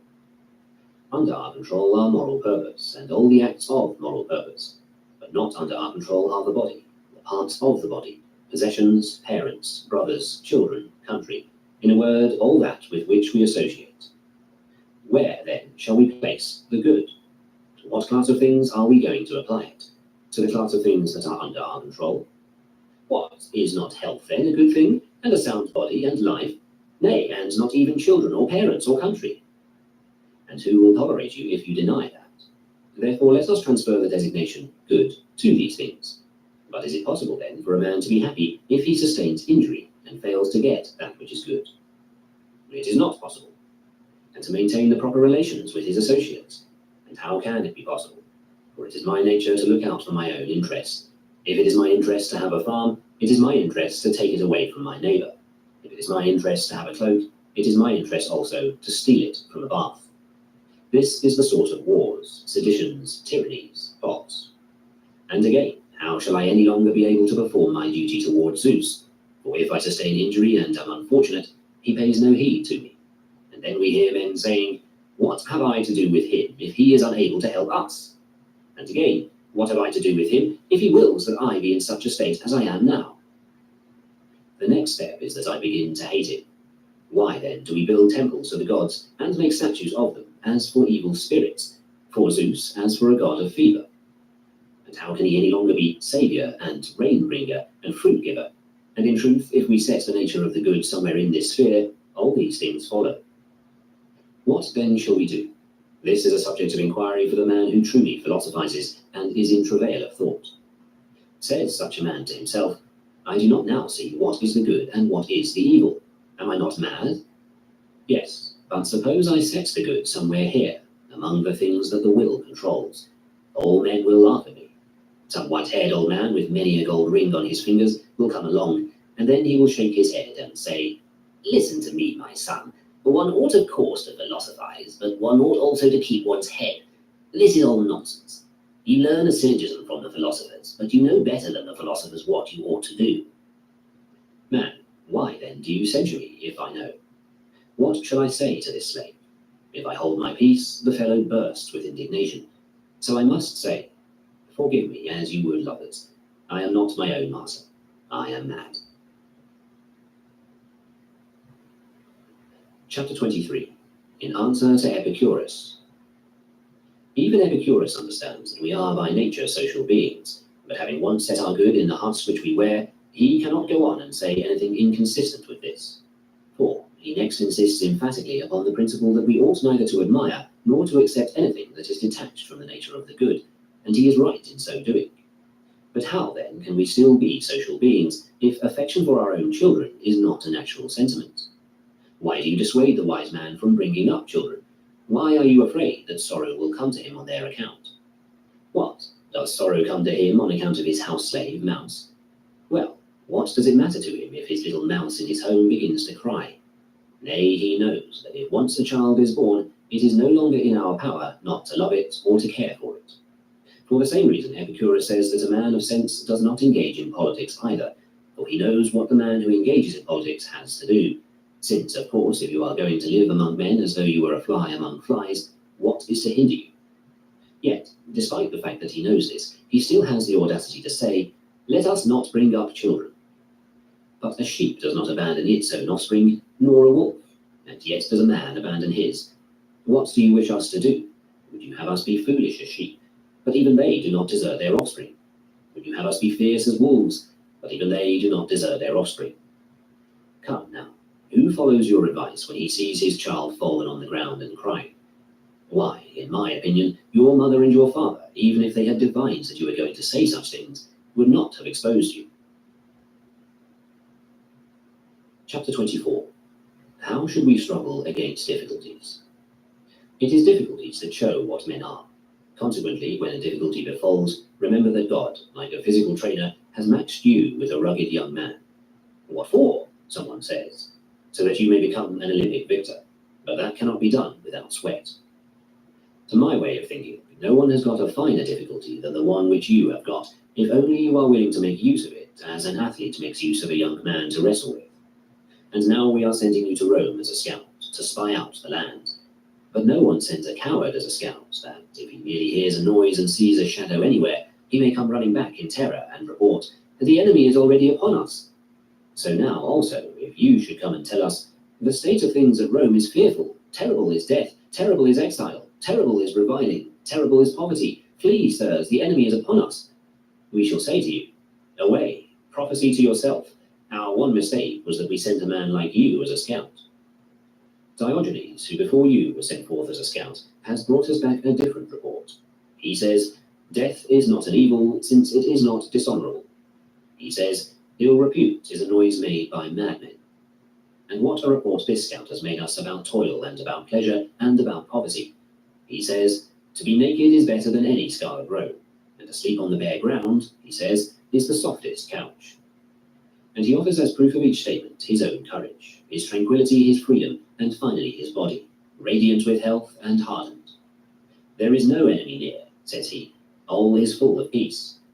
How so, Diogenes? Why, look, says he, I have not been struck with any missile, have I, nor received any wound. I have not fled from anyone, have I? This is what it means to be a proper scout, but you return and tell us one thing after another. Will you not go away again and observe more accurately, without this cowardice? What am I to do then? What do you do when you disembark from a ship? You do not pick up the rudder, do you, nor the oars? And what do you pick up then? Your own luggage, your oil flask, your wallet. So now, if you are mindful of what is your own property, you will never lay claim to that which is another's. He says to you, lay aside your broad scarlet hem. Behold the narrow hem. Lay aside this also. Behold the plain toga. Lay aside your toga. Behold, I am naked. But you arouse my envy. Well then, take the whole of my paltry body. Do I any longer fear the man to whom I can throw my body? But he will not leave me as his heir. What then? Did I forget that none of these things is my own? How then do we call them my own?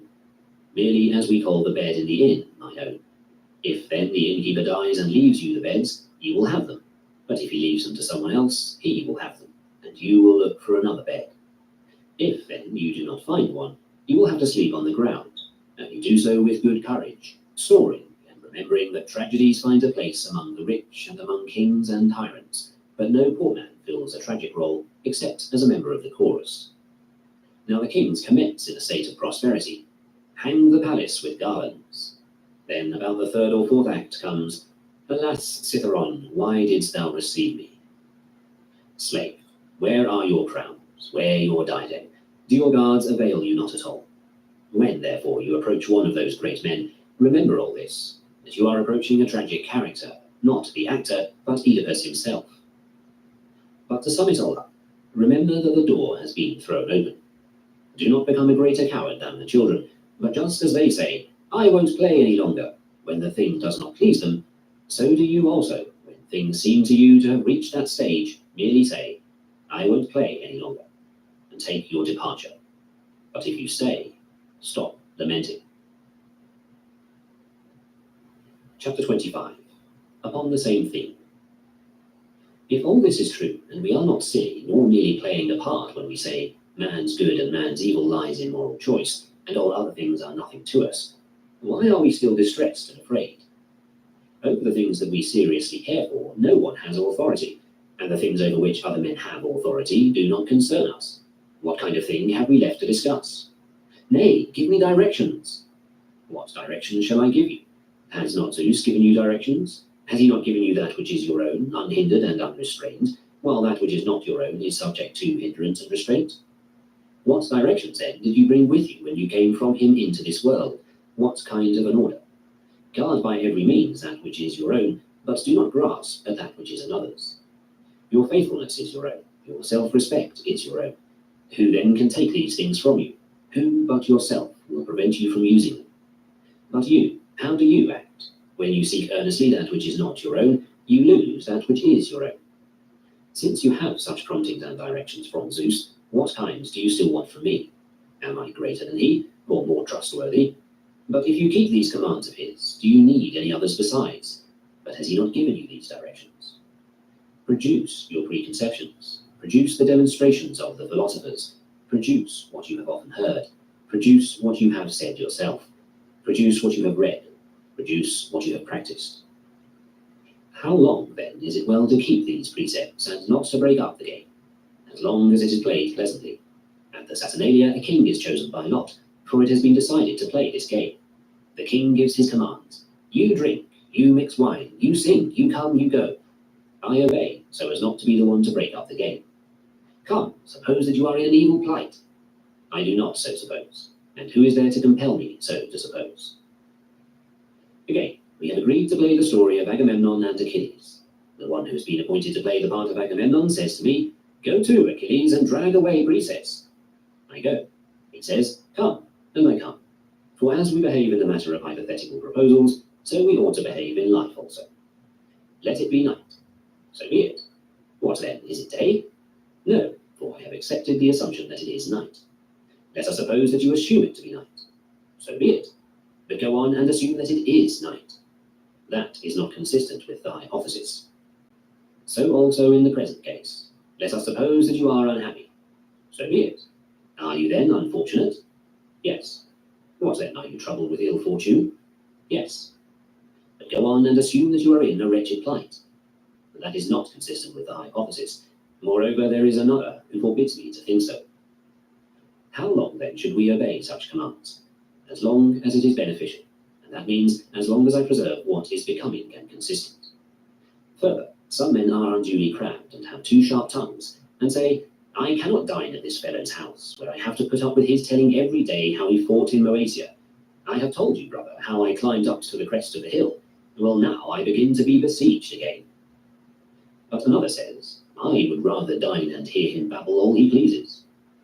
And it is for you to compare these estimates, and you do nothing as one burdened or afflicted, or thinking that he is in a wretched plight, for no one forces you to this. Has someone made a smoke in the house? If he has made a moderate amount of smoke, I shall stay. If too much, I go outside. For one ought to remember and hold fast to this, that the door stands open. But someone says, do not dwell in Nicopolis. I agree not to dwell there. Nor in Athens. I agree not to dwell in Athens either. Nor in Rome. I agree not to dwell in Rome either. Dwell in Gyara. I agree to dwell there. But to dwell in Gyara seems to me to be like a great quantity of smoke in the house. I leave for a place where no one will prevent me from dwelling, for that dwelling place stands open to every man. And as for the last inner tunic, that is my paltry body, beyond that no one has any authority over me. That is why Demetrius said to Nero, you threaten me with death, but nature threatens you. If I admire my paltry body, I have given myself away as a slave. If I admire my paltry property, I have given myself away as a slave.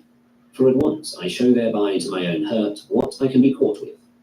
Just as when the snake draws in his head, I say, strike that part of him which he is protecting.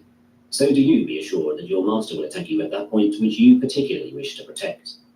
If you remember all this, whom will you flatter or fear any more?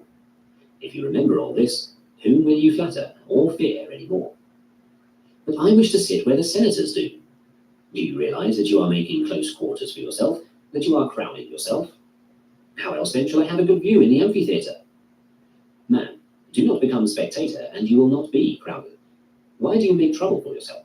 Or else wait a little while, and when the show is over, sit down among the seats of the senators and sun yourself. For in general, remember this, that that we crowd ourselves. We make close quarters for ourselves. That is to say, the decisions of our will crowd us and make us close quarters. Why? What is this matter of being reviled? Take your stand by a stone and revile it, and what effect will you produce? If then a man listens like a stone, what profit is there to the reviler? But if the reviler has the weakness of the reviled as a point of vantage, then he does accomplish something. Strip him. Why do you say him? Take his cloak and strip that off. I have outraged you. Much good may it do you. This is what Socrates practiced, and that is why he always wore the same expression on his face. But we prefer to practice and rehearse anything rather than how to be untrammeled and free. The philosophers talk paradoxes, you say. But are there not paradoxes in the other arts? And what is more paradoxical than to lance a man in the eye in order that he may see? If anyone said this to a man who was inexperienced in the art of surgery, would he not laugh at the speaker? What is there to be surprised at, then, if in philosophy also many things which are true appear paradoxical to the inexperienced? Chapter 26. What is the rule of life? As someone was reading the hypothetical arguments, Epictetus said, this also is a law governing hypotheses, that we must accept what the hypothesis or premise demands. But much more important is the following law of life, that we must do what nature demands. For if we wish in every matter and circumstance to observe what is in accordance with nature, it is manifest that in everything we should make it our aim neither to avoid that which nature demands, nor to accept that which is in conflict with nature. The philosophers, therefore, exercise us first in the theory where there is less difficulty, and then after that lead us to the more difficult matters. For in theory there is nothing which holds us back from following what we are taught, but in the affairs of life there are many things which draw us away. He is ridiculous, then, who says that he wishes to begin with the latter, for it is not easy to begin with the more difficult things. And this is the defense that we ought to present to such parents as are angry because their children study philosophy. Very well, then, father, I go astray, not knowing what is incumbent upon me or what my duty is. Now, if this is a thing that can neither be taught nor learned, why do you reproach me? But if it can be taught, teach me, and if you cannot do this, allow me to learn from those who profess to know. Really, what is your idea? That I intentionally fall into evil and miss the good? Far from it. What then is the cause of my going astray? Ignorance. Very well. Do you not want me to put away my ignorance? Whom did anger ever teach the art of steering, or music? Do you think then that your anger will make me learn the art of living? Only he can so speak who has applied himself to philosophy in such a spirit. But if a man reads upon the subject and resorts to the philosophers merely because he wants to make a display at a banquet of his knowledge of hypothetical arguments, what else is he doing but trying to win the admiration of some senator sitting by his side? For there in Rome are found in truth the great resources, while the riches of Nicopolis look to them like mere child's play. Hence it is difficult there for a man to control his own external impressions, since the distracting influences of Rome are great. I know a certain man who clung in tears to the knees of Epictetus, and said that he was in misery, for he had nothing left but 1.5 million sesterces. What then did Epictetus do? Did he laugh at him as you are laughing? No, he only said in a tone of amazement, Poor man, how then did you manage to keep silence? How did you endure it? Once, when he had disconcerted the student who was reading the hypothetical arguments, and the one who had set the other passage to read laughed at him, Epictetus said to the latter, You are laughing at yourself. You did not give the young man a preliminary training, nor discover whether he was able to follow these arguments, but you treat him merely as a reader. Why is it, then, he added, that to a mind unable to follow a judgment upon a complex argument, we entrust the assigning of praise or blame, or the passing of a judgment upon what is done well or ill? If such a person speaks ill of another, does the man in question pay any attention to him? Or if he praises another, is the latter related, when the one who is dispensing praise or blame is unable, in matters as trivial as these, to find the logical consequence? This, then, is a starting point in philosophy, a perception of the state of one's own governing principle. For when once a man realizes that it is weak, he will no longer wish to employ it upon great matters. But as it is, some who are unable to swallow the morsel buy a whole treatise and set to work to eat that. Consequently, they throw up or have indigestion. After that come colics and fluxes and fevers. But they ought first to have considered whether they have the requisite capacity. However, in a matter of theory, it is easy enough to confute the man who does not know, but in the affairs of life, a man does not submit himself to confutation, and we hate the person who has confuted us. But Socrates used to tell us not to live a life unsubjected to examination. Chapter 27. In how many ways do the external impressions arise, and what aid should we have ready at hand to deal with them? The external impressions come to us in 4 ways. Either things are and seem so to be, or they are not and do not seem to be either, or they are and do not seem to be, or they are not and yet seem to be. Consequently, in all these cases, it is the business of the educated man to hit the mark.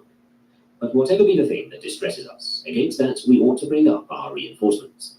If the things that distress us are sophisms of Pyrrho and the Academy, let us bring up our reinforcements against them. If they are the plausibilities of things, whereby we are led to think that certain things are good when they are not, let us seek reinforcements at that point. If the thing that distresses us is habit, we should try to hunt up the reinforcements with which to oppose that. What reinforcements, then, is it possible to find with which to oppose habit?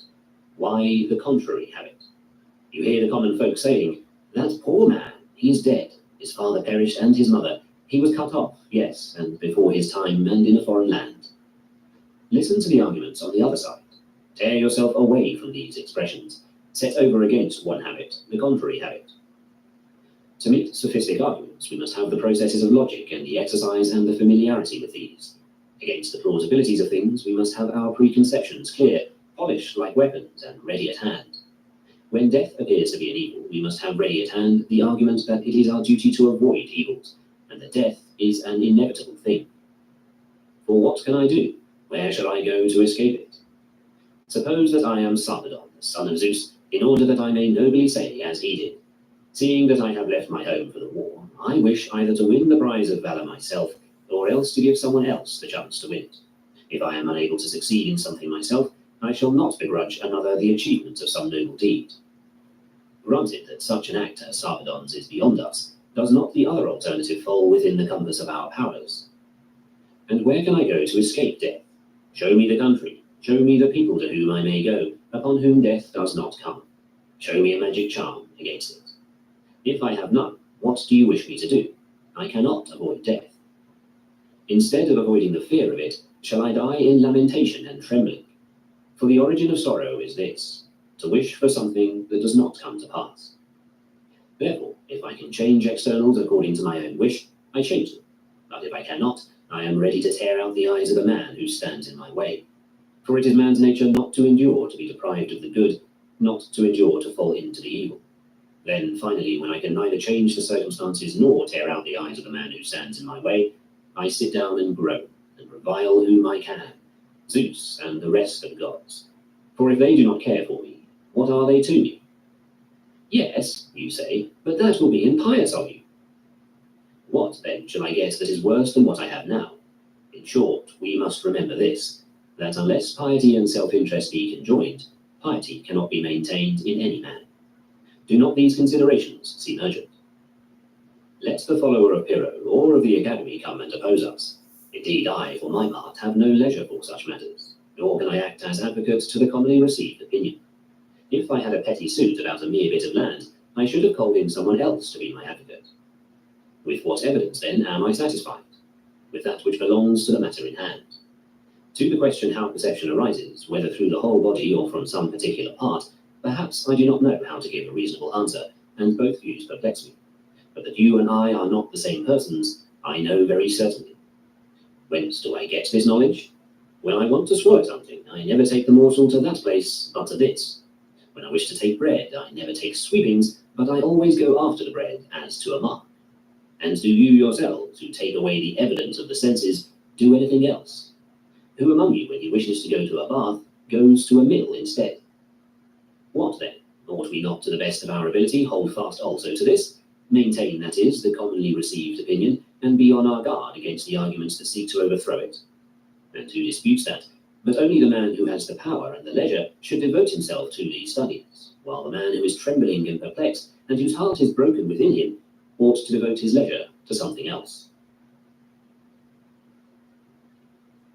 Hola, Simón, felicidades. Te merecías el puesto mucho más que Alfredo, da miedo. Estás en altavoz y Alfredo está aquí. ¡Alfredo! El terror de las chicas. No es que las espantes, pero esas pastillas de ajo, mi Drácula te mordería. No digo morder. Ni que fueras pan de ajo. Oye, bye. La Toyota Tacoma 2024, disponible con tecnología Quad Control, te saca cuando tú no puedes. Chapter 28. That we ought not to be angry with men, and what are the little things and the great among men. What is the reason that we assent to anything? The fact that it appears to us to be so. It is impossible, therefore, to assent to the thing that appears not to be so. Why? Because this is the nature of the intellect, to agree to what is true, to be dissatisfied with what is false, and to withhold judgment regarding what is uncertain. What is the proof of this? Feel, if you can, that it is now night. That is impossible. Put away the feeling that it is day. That is impossible. Either feel or put away the feeling that the stars are even in number. That is impossible. When, therefore, a man assents to a falsehood, rest assured that it was not his wish to assent to it as false. For every soul is unwillingly deprived of the truth, as Plato says. It only seems to him that the false was true. Well now, in the sphere of actions, what have we corresponding to the true and the false here in the sphere of perceptions? Duty, and what is contrary to duty, the profitable and the unprofitable, that which is appropriate to me and that which is not appropriate to me, and whatever else is similar to these. Cannot a man, then, think that something is profitable to him, and yet not choose it? He cannot. How of Medea, who says, Now, I learn what horrors I intend, but passion overpowers the better counsel. It is because the very gratification of her passion and the taking of vengeance on her husband she regards as more profitable than the saving of her children. Yes, but she is deceived. Show her clearly that she is deceived, and she will not do it. But so long as you do not show it, what else has she to follow but that which appears to her to be true? Nothing. Why, then, are you angry with her? Because the poor woman has gone astray in the greatest matters, and has been transformed from a human being into a viper. Why do you not, if anything, rather pity her? As we pity the blind and the halt, why do we not pity those who have been made blind and halt in their governing faculties? Whoever, then, bears this clearly in mind, that the measure of man's every action is the impression of his senses.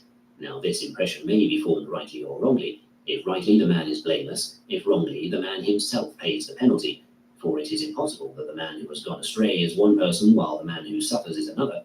Whoever remembers this, I say, will not be enraged at anyone, will not be angry with anyone, will not revile anyone, will not blame, nor hate, nor take offense at anyone. So you conclude that such great and terrible things have their origin in this, the impression of one's senses. In this and nothing else. The Iliad is nothing but a sense impression, and the poet's use of sense impressions. There came to Alexander an impression to carry off the wife of Menelaus, and an impression came to Helen to follow him. Now if an impression had led Menelaus to feel that it was a gain to be deprived of such a wife, what would have happened? We should have lost not merely the Iliad, but the Odyssey as well. Then do matters of such great import depend upon one that is so small? But what do you mean by matters of such great import? Wars and factions and deaths of many men and destructions of cities. And what is there great in all this? What, nothing great in this? Why, what is there great in the death of many oxen and many sheep, and the burning and destruction of many nests of swallows or storks? Is there any similarity between this and that? A great similarity. Men's bodies perished in the one case, and bodies of oxen and sheep in the other. Petty dwellings of men were burned, and so were nests of storks. What is there great or dreadful about that? Or else show me in what respect a man's house and a stork's nest differ as a place of habitation. Is there any similarity between a stork and a man? What is that you say? As far as the body is concerned, a great similarity, except that the petty houses of men are made of beams and tiles and bricks, but the nest of a stork is made of sticks and clay. Does a man then differ in no wise from a stork? Far from it, but in these matters he does not differ. In what wise then does he differ? Seek, and you will find that he differs in some other respect. See whether it be not in his understanding what he does. See whether it be not in his capacity for social action, in his faithfulness, his self-respect, his steadfastness, his security from error, his intelligence. Where then is the great evil and the great good among men? Just where the difference is. And if that element wherein the difference lies be preserved and stands firm and well fortified on every side, and neither his self-respect, nor his faithfulness, nor his intelligence be destroyed, then the man also is preserved. But if any of these qualities be destroyed or taken by storm, then the man also is destroyed. and it is in this sphere that the great things are. Did Alexander come to his great fall when the Hellenes assailed Troy with their ships, and when they were devastating the land, and when his brothers were dying? Not at all, for no one comes to his fall because of another's deed. But what went on then was merely the destruction of storks' nests. Nay, he came to his fall when he lost his self-respect, his faithfulness, his respect for the laws of hospitality, his decency of behavior. When did Achilles come to his fall? When Patroclus died? Far from it. But when Achilles himself was enraged, when he was crying about a paltry damsel, when he forgot that he was there not to get sweethearts, but to make war. These are the falls that come to mankind.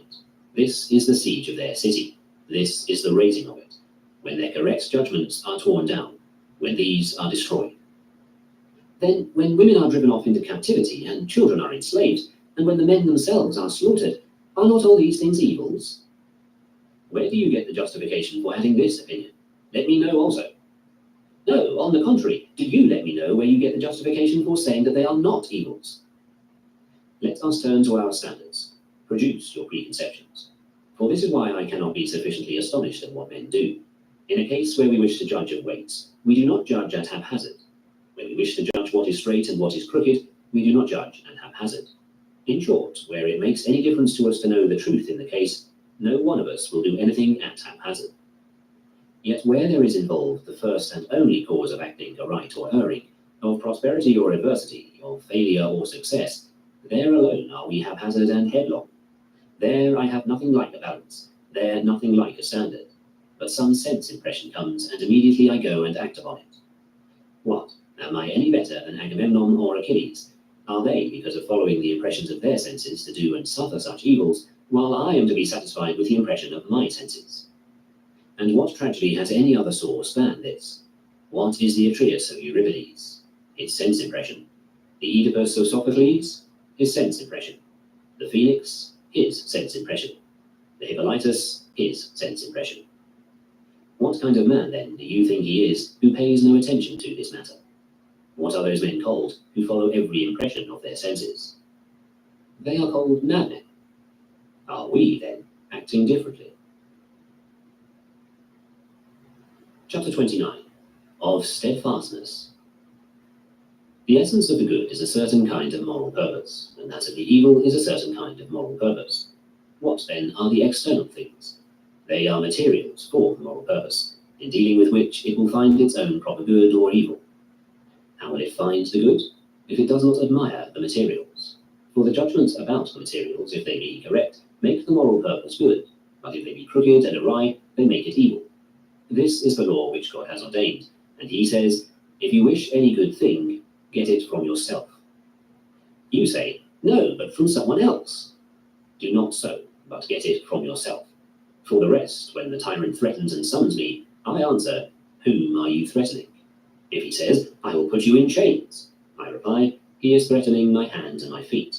If he says, I will behead you, I answer, he is threatening my neck.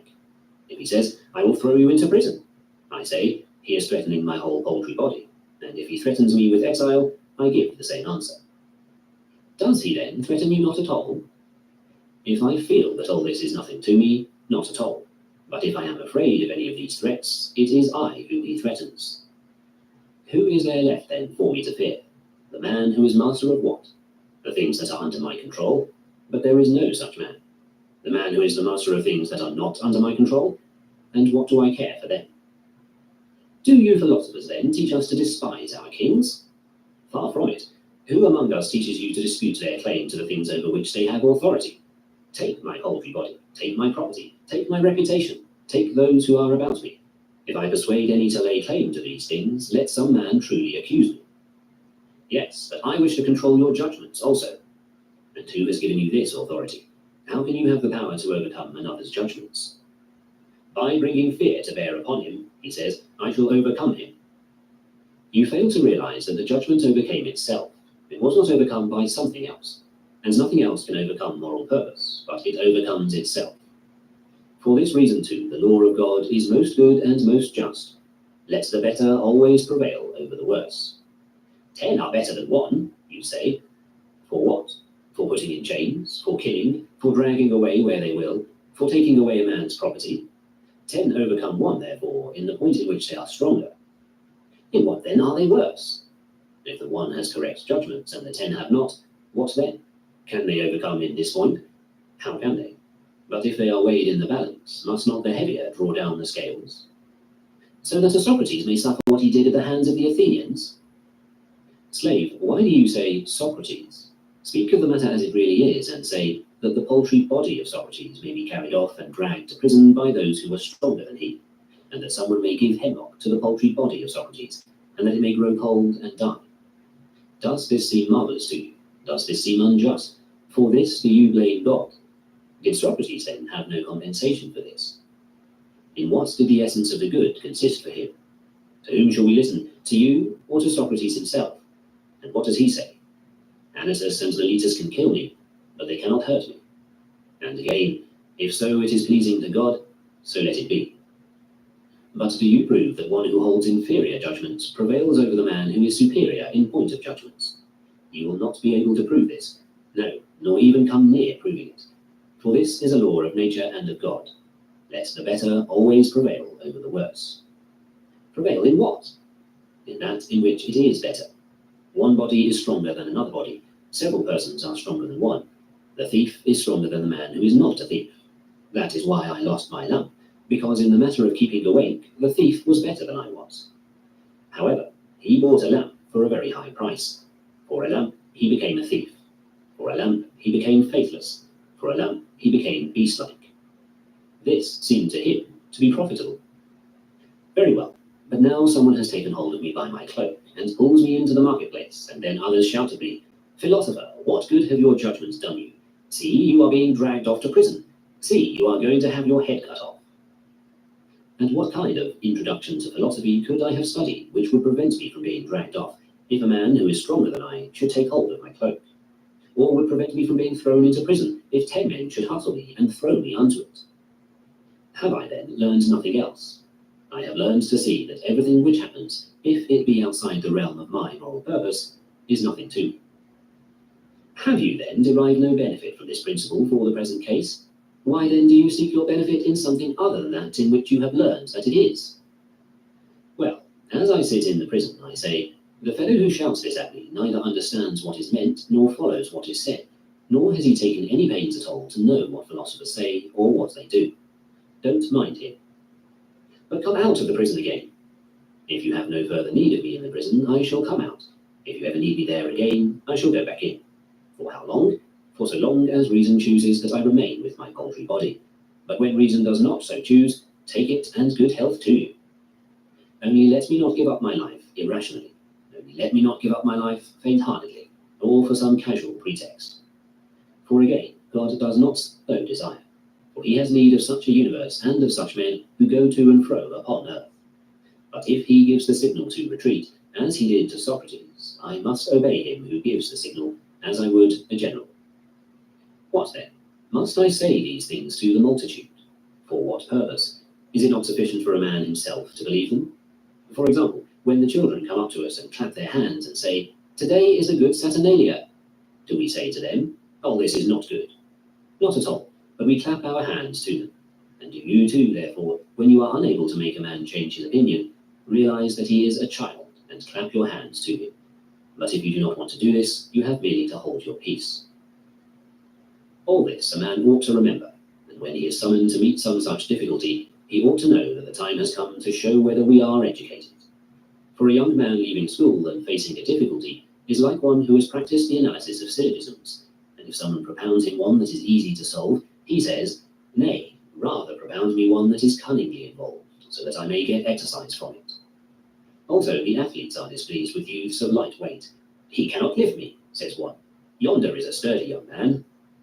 Oh no, but when the crisis calls, he has to weep and say, "I wanted to keep on learning." Learning what? If you do not learn these things so as to be able to manifest them in action, what did you learn them for? I fancy that some one among these who are sitting here is in travail with his own soul, and is saying, "Alas, that such a difficulty does not come to me now as that which has come to this fellow. Alas, that now I must be worn out sitting in a corner, when I might be crowned at Olympia. When will someone bring me word of such a contest?" You ought all to be thus minded. But among the gladiators of Caesar, there are some who complain because no one brings them out or matches them with an antagonist. They pray to God and go to their managers, begging to fight in single combat. And yet will no one of you display a like spirit. I wanted to sail to Rome for this very purpose, and to see what my athlete is doing, what practice he is following in his task. I do not want, says he, this kind of a task. What? Is it in your power to take any task you want? You have been given such a body, such parents, such brothers, such a country, such a position in it. And then do you come to me and say, change the task for me? What? Do you not possess resources to enable you to utilize that which has been given? You ought to say, it is yours to set the task, mine to practice it well. No, but do you say, do not propose to me such and such a hypothetical syllogism, but rather such and such a one. Do not urge upon me such and such a conclusion, but rather such and such a one. A time will soon come when the tragic actors will think that their masks and buskins and the long robe are themselves. Man, all these things you have as a subject matter and a task. Say something so that we may know whether you are a tragic actor or a buffoon, for both of these have everything but their lines in common. Therefore, if one should take away from him both his buskins and his mask, and bring him on the stage as a mere shade of an actor, is the tragic actor lost, or does he abide? If he has a voice, he abides. And so it is in actual life. Take a governorship. I take it, and having done so, I show how an educated man comports himself. Lay aside the laticlave, and having put on rags, come forward in a character to correspond. What then? Has it not been given me to display a fine voice? In what role then do you mount the stage now? As a witness summoned by God. God says, go you and bear witness for me, for you are worthy to be produced by me as a witness. Is any of those things which lie outside the range of the moral purpose either good or evil? Do I injure any man? Have I put each man's advantage under the control of any but himself? What kind of witness do you bear for God? I am in sore straits, O Lord, and in misfortune. No one regards me, no one gives me anything. All blame me and speak ill of me. Is this the witness that you are going to bear? And is this the way in which you are going to disgrace the summons which he gave you, in that he bestowed this honour upon you, and deemed you worthy to be brought forward in order to bear testimony so important? But the one who has authority over you declares, I pronounce you impious and profane. What has happened to you? I have been pronounced impious and profane. Nothing else? Nothing. But if he had passed judgment upon some hypothetical syllogism, and had made a declaration, I judge the statement, if it is day, there is light, to be false, what has happened to the hypothetical syllogism? Who is being judged in this case? Who has been condemned? The hypothetical syllogism, or the man who has been deceived in his judgment about it? Who in the world, then, is this man who has authority to make any declaration about you? Does he know what piety or impiety is? Has he pondered the matter? Has he learned it? Where? Under whose instruction? And yet a musician pays no attention to him if he declares that the lowest string is the highest, nor does a geometrician if the man decides that the lines extending from the centre of the circumference of a circle are not equal. But shall the truly educated man pay attention to an uninstructed person when he passes judgment on what is holy and unholy, and on what is just and unjust? How great is the injustice committed by the educated in so doing? Is this, then, what you have learned here? Will you not leave to others, mannikins incapable of taking pains, the petty quibbles about these things, so that they may sit in a corner and gather their petty fees, or grumble because nobody gives them anything? And will you not yourself come forward and make use of what you have learned? For what is lacking now is not quibbles. Nay, the books of the Stoics are full of quibbles. What then is the thing lacking now? The man to make use of them, the man to bear witness to the arguments by his acts. This is the character I would have you assume, that you may no longer use old examples in the school, but may have some example from your own time also. Whose part is it then to contemplate these matters? The part of him who devotes himself to learning, for man is a kind of animal that loves contemplation. But it is disgraceful to contemplate these things like runaway slaves. Nay, sit rather free from distractions and listen, now to tragic actor, and now to the cithara, and not as those runaways do. For at the very moment when one of them is paying attention and praising the tragic actor, he takes a glance around, and then if someone mentions the word master, they are instantly all in a flutter and upset. It is disgraceful for men who are philosophers to contemplate the works of nature in this spirit, for what is a master? One man is not master of another man, but death and life and pleasure and hardship are his masters. So bring Caesar to me, if he be without these things, and you shall see how steadfast I am. But when he comes with them, thundering and lightning, and I am afraid of them, what else have I done but recognize my master, like the runaway slave? But so long as I have, as it were, only a respite from these threats, I too am acting like a runaway slave who is a spectator in a theatre. I bathe, I drink, I sing, but I do it all in fear and misery. But if I emancipate myself from my masters, that is, those things which render masters terrifying, what further trouble do I have? What master any more? What then? Must I proclaim this to all men? No, but I must treat with consideration those who are not philosophers by profession, and say, this man advises for me that which he thinks good in his own case. Therefore I excuse him. For Socrates excused the jailer who wept for him when he was about to drink the poison, and said, how generously he has wept for us. Does he then say to the jailer, this is why we sent the women away? No, but he makes this latter remark to his intimate friends, to those who are fit to hear it. But the jailer he treats with consideration, like a child. Chapter 30. What aid ought we have ready at hand in difficulties? When you come into the presence of some prominent man, remember that another looks from above on what is taking place, and that you must please him rather than this man. He then, who is above, asks of you, in your school, what did you call exile and imprisonment and bonds and death and disrepute? I called them things indifferent. What then do you call them now? Have they changed at all? No. Have you then changed? No.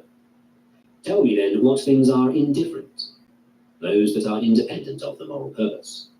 Tell me also what follows. Things independent of the moral purpose are nothing to me. Tell me also what you thought were the good things. A proper moral purpose and a proper use of external impressions. And what was the end? To follow thee. Do you say all that even now? I say the same things even now. Then enter in, full of confidence and mindful of all this, and you shall see what it means to be a young man who has studied what he ought, when he is in the presence of men who have not studied. As for me, by the gods, I fancy that you will feel somewhat like this. Why do we make such great and elaborate preparations to meet what amounts to nothing? Was this what authority amounted to? Was this what the vestibule, the chamberlains, the armed guards amounted to? Was it for all this that I listened to those long discourses? Why, all this never amounted to anything, but I was preparing for it as though it was something great.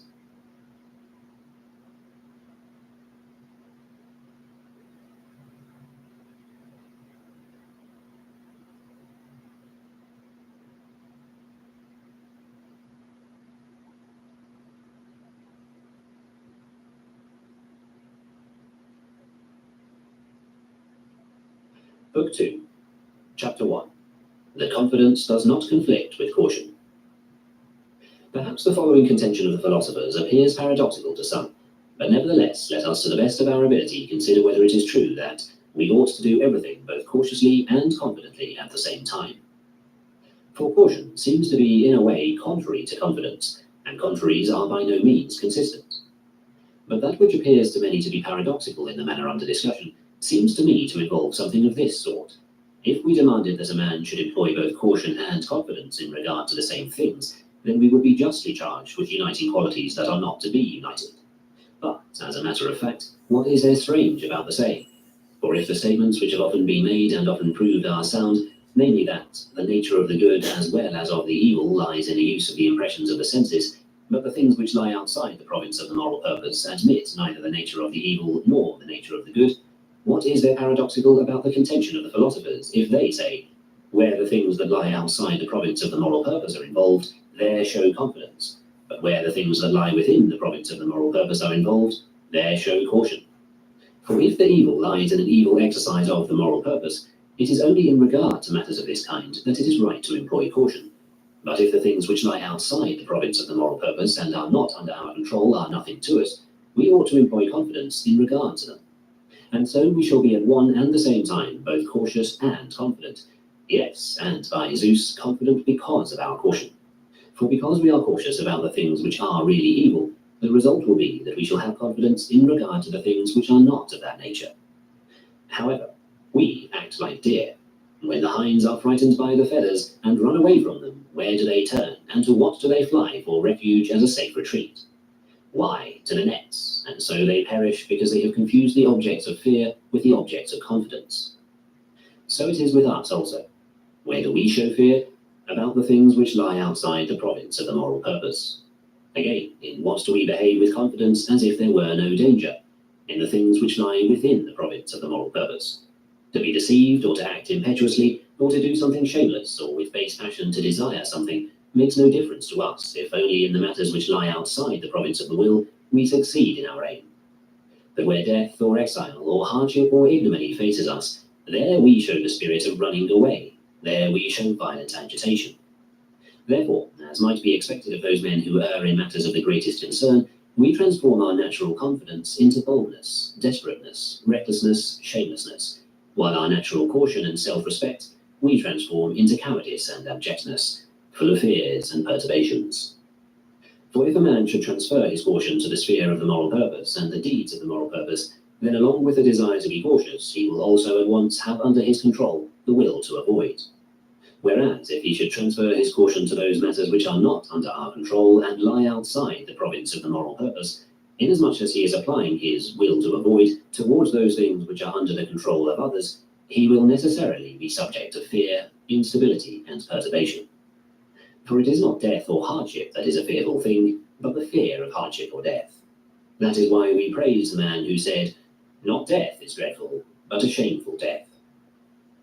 Our confidence ought, therefore, to be turned towards death, and our caution toward the fear of death, whereas we do just the opposite. In the face of death, we turn to flight, but about the formation of a judgment on death, we show carelessness, disregard, and unconcern.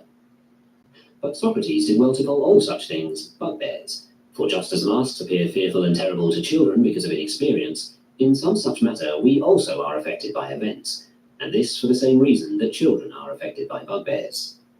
For what is a child? Ignorance. What is a child? Want of instruction. For where a child has knowledge, he is no worse than we are. What is death? A bugbear. Turn it about and learn what it is. See, it does not bite. The paltry body must be separated from the bit of spirit, either now or later, just as it existed apart from it before. Why are you grieved, then, if it be separated now? For if it be not separated now, it will be later. Why? So that the revolution of the universe may be accomplished. For it has need of the things that are now coming into being, and the things that shall be, and the things that have been accomplished. What is hardship? A bugbear. Turn it about and learn what it is. The poor flesh is subjected to rough treatment, and then again to smooth. If you do not find this profitable, the door stands open. If you do find it profitable, bear it. For the door must be standing open for every emergency, and then we have no trouble. What then is the fruit of these doctrines? Precisely that which must needs be both the fairest and the most becoming for those who are being truly educated: tranquility, fearlessness, freedom. For on these matters we should not trust the multitude who say, "Only the free can be educated," but rather the philosophers who say, "Only the educated are free." How is that? Thus, at this time is freedom anything but the right to live as we wish? Nothing else. Tell me then, O men, do you wish to live in error? We do not. Well, no one who lives in error is free. Do you wish to live in fear, in sorrow, in turmoil? By no means. Well then, no man who is in fear or sorrow or turmoil is free, but whoever is rid of sorrows and fears and turmoils, this man is by the self-same cause rid also of slavery. How then shall we any longer trust you, O dearest lawgivers? Do you allow none but the free to get an education? For the philosophers say, we do not allow any but the educated to be free. That is, God does not allow it. When, therefore, in the presence of the praetor, a man turns his own slave about, has he done nothing? He has done something. What? He has turned his slave about in the presence of the praetor. Nothing more? Yes, he is bound to pay a tax of 5% of the slave's value. What then? Has not the man to whom this has been done become free? He has no more become free than he has acquired peace of mind. You, for example, who are able to turn others about, have you no master? Have you not as your master money, or a mistress, or a boy favourite, or the tyrant, or some friend of the tyrant? If not, why do you tremble when you go to face some circumstance involving those things? That is why I say over and over again, practice these things and have them ready at hand. That is, the knowledge of what you ought to face with confidence and what you ought to face with caution. That you ought to face with confidence that which is outside the province of the moral purpose, with caution that which is within the province of the moral purpose. But have I not read to you, and do you not know what I am doing? What have you been engaged upon? Trifling phrases. Keep your trifling phrases. Show me rather how you stand in regard to desire and aversion, whether you do not fail to get what you wish, or do not fall into what you do not wish. As for those trifling periods of yours, if you are wise, you will take them away somewhere and blot them out. What then? Did not Socrates write? Yes, who wrote as much as he, but how? Since he could not have always at hand someone to test his judgments or to be tested by him in turn, he was in the habit of testing and examining himself, and was always in a practical way trying out some particular primary conception. That is what a philosopher writes. But trifling phrases and said he, said I, he leaves to others, to the stupid or the blessed, those who by virtue of their tranquility live at leisure, or those who by virtue of their folly take no account of logical conclusions. And now, when the crisis calls, will you go off and make an exhibition of your compositions, and give a reading from them, and boast, see how I write dialogues? Do not so, man, but rather boast as follows. See how in my desire I do not fail to get what I wish. See how in my aversions I do not fall into things that I would avoid. Bring on death, and you shall know. Bring on hardships, bring on imprisonment, bring on disrepute, bring on condemnation. This is the proper exhibition of a young man come from school. Leave other things to other people. Neither let anyone ever hear a word from you about them, nor if anyone praises you for them, do you tolerate it, but let yourself be accounted a nobody and a know-nothing.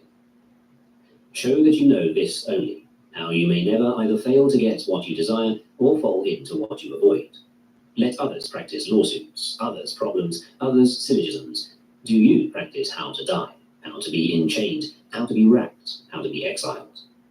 Do all these things with confidence, with trust in him who has called you to face them and deemed you worthy of this position, in which, having once been placed, you shall exhibit what can be achieved by a rational governing principle when arrayed against the forces that lie outside the province of the moral purpose.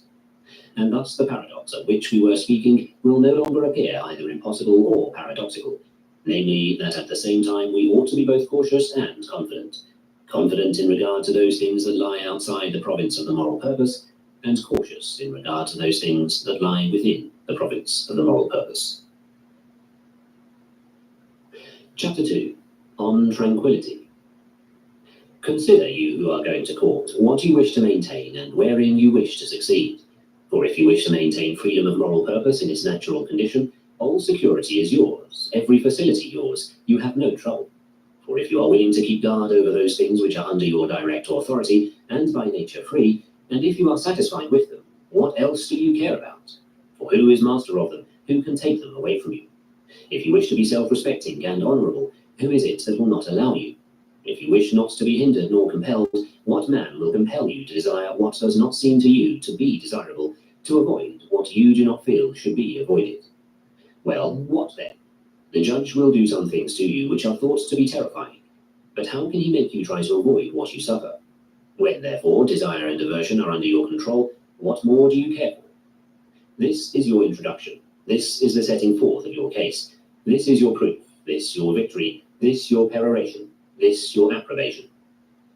That is why Socrates, in reply to the man who was reminding him to make preparation for his trial, said, Do you not feel then that with my whole life I am making preparation for this? What kind of preparation?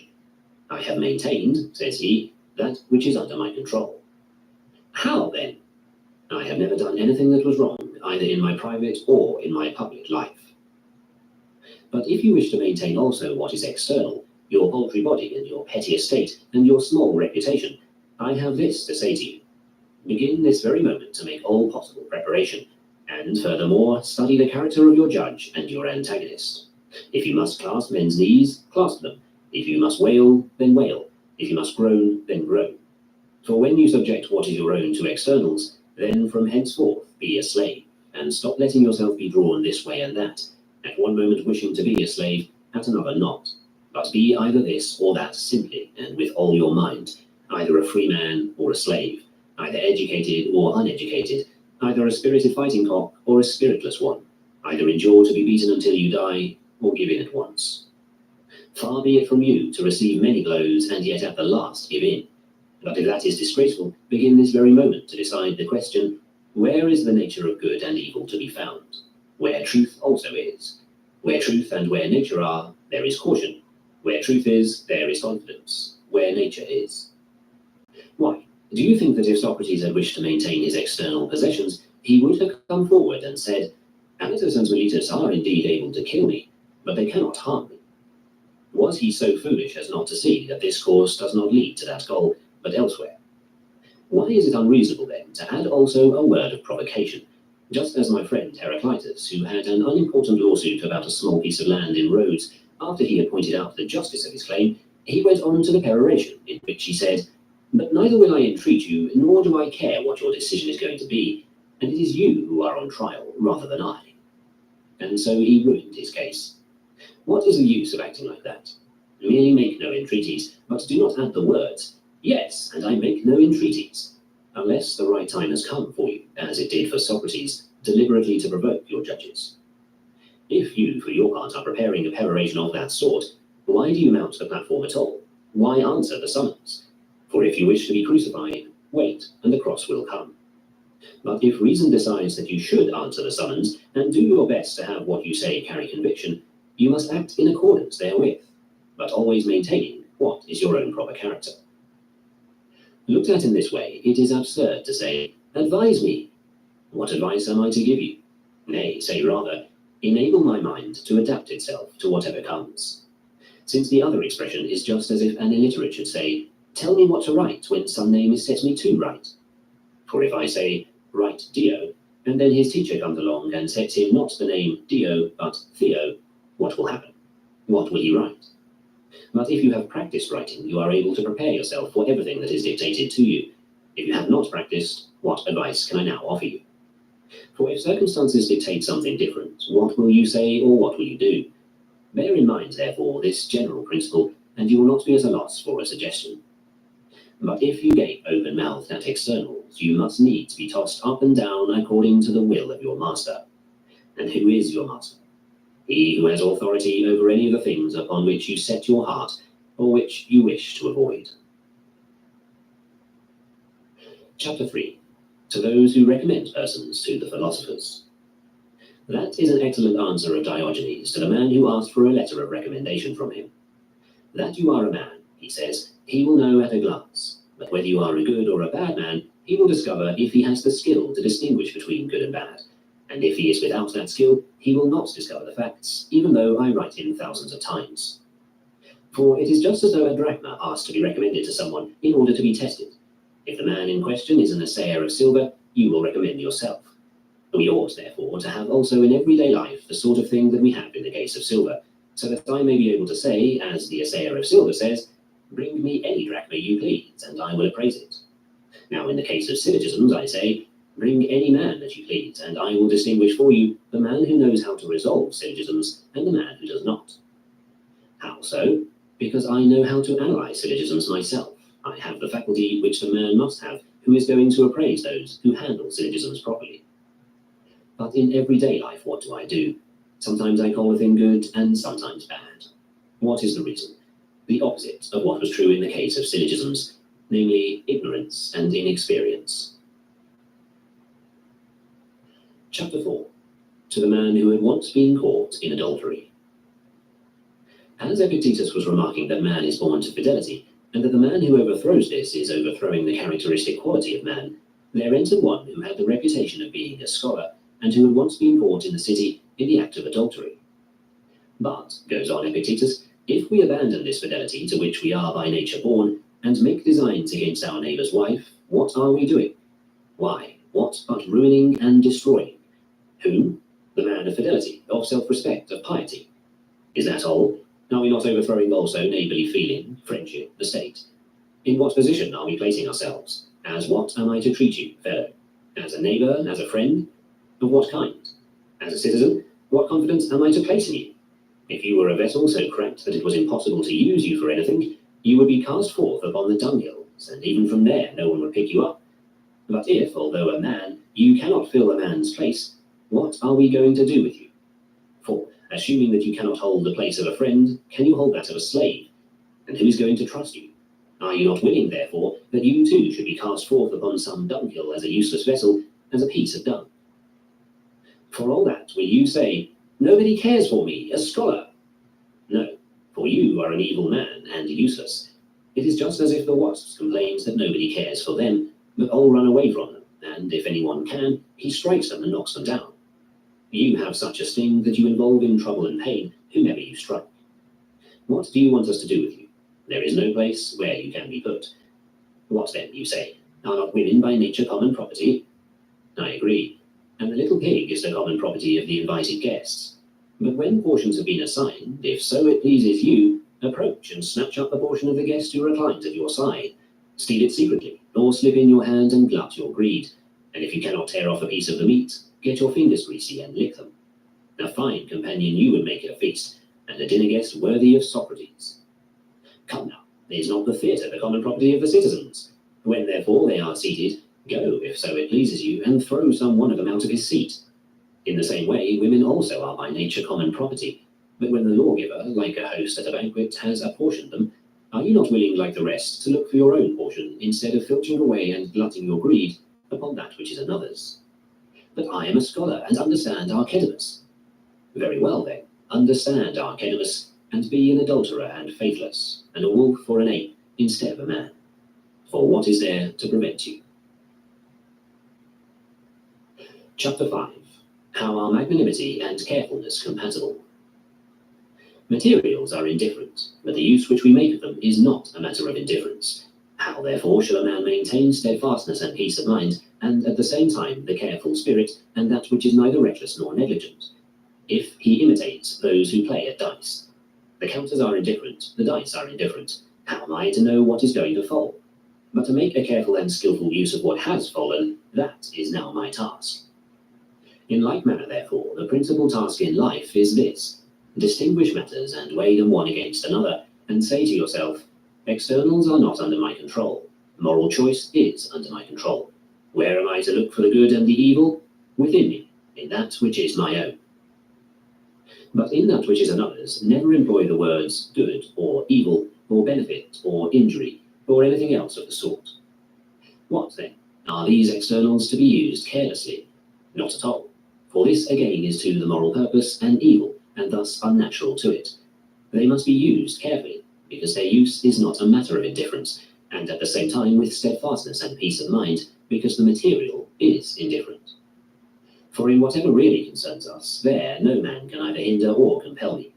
The attainment of those things in which I have been hindered or compelled is not under my control, and is neither good nor bad, but the use which I make of them is either good or bad, and that is under my control. It is indeed difficult to unite and combine these two things, the carefulness of the man who is devoted to material things, and the steadfastness of the man who disregards them, but it is not impossible. Otherwise, happiness would be impossible. But we act very much as though we were on a voyage. What is possible for me? To select the helmsman, the sailors, the day, the moment. Then a storm comes down upon us. Very well, what further concern have I? For my part has been fulfilled. The business belongs to someone else, that is, the helmsman. But more than that, the ship goes down. What then have I to do? What I can, that is the only thing I do. I drown without fear, neither shrieking nor crying out against God, but recognizing that which is born must also perish. For I am not eternal, but a man, a part of the whole, as an hour is part of a day. I must come on as the hour, and like the hour pass away. What difference, then, is it to me how I pass away, whether by drowning or by fever? For by something of the sort I must needs pass away. This is what you will see skillful ball players doing also. None of them is concerned about the ball as being something good or bad, but about throwing and catching it. Accordingly, form has to do with that, skill with that, and speed and grace. Where I cannot catch the ball even if I spread out my cloak, the expert catches it if I throw. Yet if we catch or throw the ball in a flurry or in fear, what fun is there left, and how can a man be steady or see what comes next in the game? But one player will say, throw, another, don't throw, and yet another, don't throw it up. That, indeed, would be a strife, and not a game. In that sense, then, Socrates knew how to play ball. How so? He knew how to play in the law court. Tell me, says he, Anytus, what do you mean when you say that I do not believe in God? In your opinion, who are the demons? Are they not either the offspring of the gods or a hybrid race, the offspring of men and gods? And when Anytus had agreed to that statement, Socrates went on, who then do you think can believe that mules exist but not asses? In so speaking, he was like a man playing bowl. And at that place and time, what was the bowl that he was playing with? Imprisonment, exile, drinking poison, being deprived of wife, leaving children orphans. These were the things with which he was playing, but nonetheless he played and handled the bowl in good form. So ought we also to act, exhibiting the bowl player's carefulness about the game, but the same indifference about the object played with, as being a mere bowl. For a man ought by all means to strive to show his skill in regard to some of the external materials, yet without making the material a part of himself, but merely lavishing his skill in regard to it, whatever it may be. So also the weaver does not make wool, but lavishes his skill on whatever wool he receives. Another gives you sustenance and properties, and can likewise take them away, yes, and your paltry body itself. Do you accordingly accept the material and work it up? Then, if you come forth without having suffered any harm, the others who meet you will congratulate you on your escape. But the man who knows how to observe such matters, if he sees that you have exhibited good form in this affair, will praise you and rejoice with you. But if he sees that you owe your escape to some dishonourable action, he will do the opposite. For where a man may rejoice with good reason, there others may rejoice with him. How then can it be said that some externals are natural and others unnatural? It is just as if we were detached from them. For I will assert of the foot as much as that it is natural for it to be clean, but if you take it as a foot and not as a thing detached, it will be appropriate for it to step into mud and trample on thorns, and sometimes to be cut off for the sake of the whole body. Otherwise it will no longer be a foot. We ought to hold some such view also about ourselves. What are you? A man. Now if you regard yourself as a thing detached, it is natural for you to live to old age, to be rich, to enjoy health.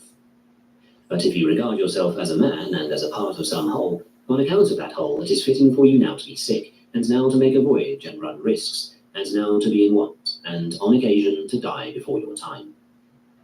Why then are you vexed? Do you not know that as the foot, if detached, will no longer be a foot, so you too, if detached, will no longer be a man? For what is a man? A part of the state, first of that state which is made up of gods and men, and then of that which is said to be very close to the other, the state that is a small copy of the universal state. Must I then be put on trial now? Well, would you have someone else be sick of a fever now? Someone else go on a voyage? Someone else die? Someone else be condemned? For it is impossible in such a body as ours, in this universe that envelops us, among these fellow creatures of ours, that such things should not happen, some to one man and some to another. It is your task, therefore, to step forward and say what you should to arrange these matters as is fitting. Then the judge says, I adjudge you guilty. I reply, may it be well with you. I have done my part, and it is for you to see whether you have done yours. For the judge, too, runs a risk. Do not forget that. Chapter 6. Of Indifference in Things. The hypothetical syllogism in itself is a matter of indifference, yet the judgment about it is not indifferent, but is either knowledge or opinion or delusion. In like manner, although life is a matter of indifference, the use which you make of it is not a matter of indifference. Therefore, when someone tells you, these things also are indifferent, do not become careless, and when someone exhorts you to be careful, do not become abject and overawed by material things. It is good also to know one's own training and capacity, so that where you have had no training you may keep quiet, and not be annoyed if some other persons outshine you in those matters. For you in your turn will expect to outshine them in syllogisms, and if they are annoyed at that, you will console them by saying, I have learned this, and you have not. So also in a case where some acquired skill is needed, do not seek that which only practice can give, but leave that to those who have acquired the knack, and be content yourself to remain steadfast. Go and salute so-and-so. I salute him. How? In no abject spirit. But the door was shut in your face. Yes, for I have not learned how to crawl in at the window, but when I find the door closed, I must either go away or crawl in at the window. But go and do speak to him. I do so speak. In what manner? In no abject spirit. But you did not get what you wanted. Surely that was not your business, was it? Nay, it was his. Why then lay claim to that which is another's? If you always bear in mind what is your own and what is another's, you will never be disturbed. Therefore, Chrysippus well says, as long as the consequences are not clear to me, I cleave ever to what is better adapted to secure those things that are in accordance with nature. For God himself has created me with the faculty of choosing things. But if I really knew that it was ordained for me to be ill at this present moment, I would even seek illness. For the foot also, if it had a mind, would seek to be covered with mud. For example, why do heads of grain grow? Is it not that they may also become dry? But when they become dry, is it not that they may also be harvested, since they do not grow for themselves alone? If, therefore, they had feeling, ought they to pray that they should never at all be harvested? But never to be harvested at all is a curse for heads of grain. In like manner, I would have you know that in the case of men as well, it is a curse never to die. It is like never growing ripe, never being harvested. But, since we are ourselves those who must both be harvested and also be aware of the very fact that we are being harvested, we are angry on that account. For we neither know who we are, nor have we studied what belongs to man, as horsemen study what belongs to horses. But Chrysantas, when he was on the point of striking the foe, refrained because he heard the bugle sounding the recall. It seemed so much more profitable to him to do the bidding of his general than to follow his own inclination. Yet no one of us is willing, even when necessity calls, to obey her readily. But what we suffer with fears and groans, and call it circumstances. What do you mean by circumstances, man? If you call circumstances your surroundings, all things are circumstances. But if you use the word of hardships, what hardship is involved when that which has come into being is destroyed? The instrument of destruction is a sword, or a wheel, or the sea, or a tile, or a tyrant. What concern is it to you by what road you descend to the house of Hades? They are all equal. But if you care to hear the truth, the road by which the tyrant sends you is the shorter. No tyrant ever took 6 months to cut a man's throat, but a fever often takes more than a year. All these things are a mere noise and a vaunting of empty names. I run the risk of my life in Caesar's presence. But do I not run a risk by living in Nicopolis, where there are so many earthquakes? And what risk do you yourself take when you cross the Adriatic? Do you not risk your life? But I also risk my opinion at court. Your own opinion? How so? Why, who can compel you to opine anything against your will? But do you mean some other man's opinion? And what kind of risk is it of yours that others should entertain false opinions? But I run the risk of banishment. What is banishment? To be somewhere else than in Rome? Yes. What then? Suppose that I am sent to Gyara. If it is to your good, you will go. If not, you have a place to which you may go instead of Gyara, where he too will go, whether he will or no, who is sending you to Gyara. Why then do you go up to Rome as though it was some great thing? It amounts to less than your preparation for it, so that a young man of parts may say, it was not worth so much to have listened to so many lectures, and to have written so many exercises, and to have sat so long at the side of a little old man who was not worth very much himself. Only remember that distinction which is drawn between what is yours and what is not yours. Never lay claim to anything that is not your own. A platform and a prison is each a place, the one high and the other low, but your moral purpose can be kept the same, if you wish to keep it the same, in either place. And then we shall be emulating Socrates when we are able to write paeans in prison. But considering what has been our state hitherto, I wonder if we should have endured it had someone else said to us in prison, would you like to have me read you paeans? Why bother me? Do you not know the trouble that I am in? What, is it possible for me in this condition? In what condition then? I am about to die. But will other men be immortal? Chapter 7. How should one employ divination? Because we employ divination when there is no occasion for it, many of us neglect many of the duties of life. For what can the diviner see that is of greater import than death, or danger, or illness, or in general such things as these? If then it becomes necessary for me to risk my life for my friend, and if it becomes my duty even to die for him, where do I find beyond that any occasion to employ divination? Have I not within me the diviner that has told me the true nature of good and of evil, that has set forth the signs characteristic of both of them? What further use have I then of entrails or of birds? But when he says, it is expedient for you, do I accept it? Why? Does he know what is expedient? Does he know what is good? Has he learned the signs characteristic of things good and things evil, as he has the signs characteristic of entrails? For if he knows the signs characteristic of these, he knows also those of things honourable and base, and right and wrong. Man, it is for you to tell me what is indicated by signs, life or death, poverty or wealth, but whether these things are expedient or inexpedient, am I going to ask you? Why don't you speak on points of grammar? Well then, on this matter in which we mortals are all astray and in conflict with one another, you do speak. Wherefore, that was an admirable answer which the woman gave who wished to send a boatload of supplies to Cratilla after she had been exiled. To a man who said, Domitian will confiscate them. She replies, I should rather have him confiscate them than myself fail to send them. What then induces us to employ divination so constantly? Cowardice, fear of the consequences. This is why we flatter the diviners, saying, Master, shall I inherit my father's property? Let us see. Let us offer a sacrifice about that matter. Yes, master, as fortune wills. Then, if the diviner says, You will inherit the property, we thank him as though we had received the inheritance from him. That is why they in their turn go on making mock of us. Well, what then? We ought to go to them without either desire or aversion, just as the wayfarer asks the man who meets him which of two roads leads to his destination, without any desire to have the right-hand road lead there any more than the left-hand road. For he does not care to travel one particular road of the two, but merely the one that leads to his destination. So also we ought to go to God as a guide, making use of him as we make use of our eyes. We do not call upon them to show us such and such things by preference, but we accept the impressions of precisely such things as they reveal to us.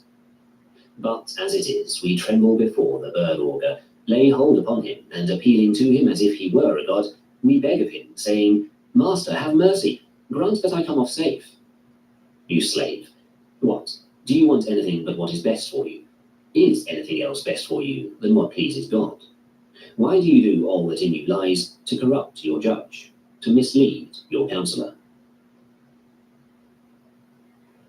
Chapter 8. What is the true nature of the good?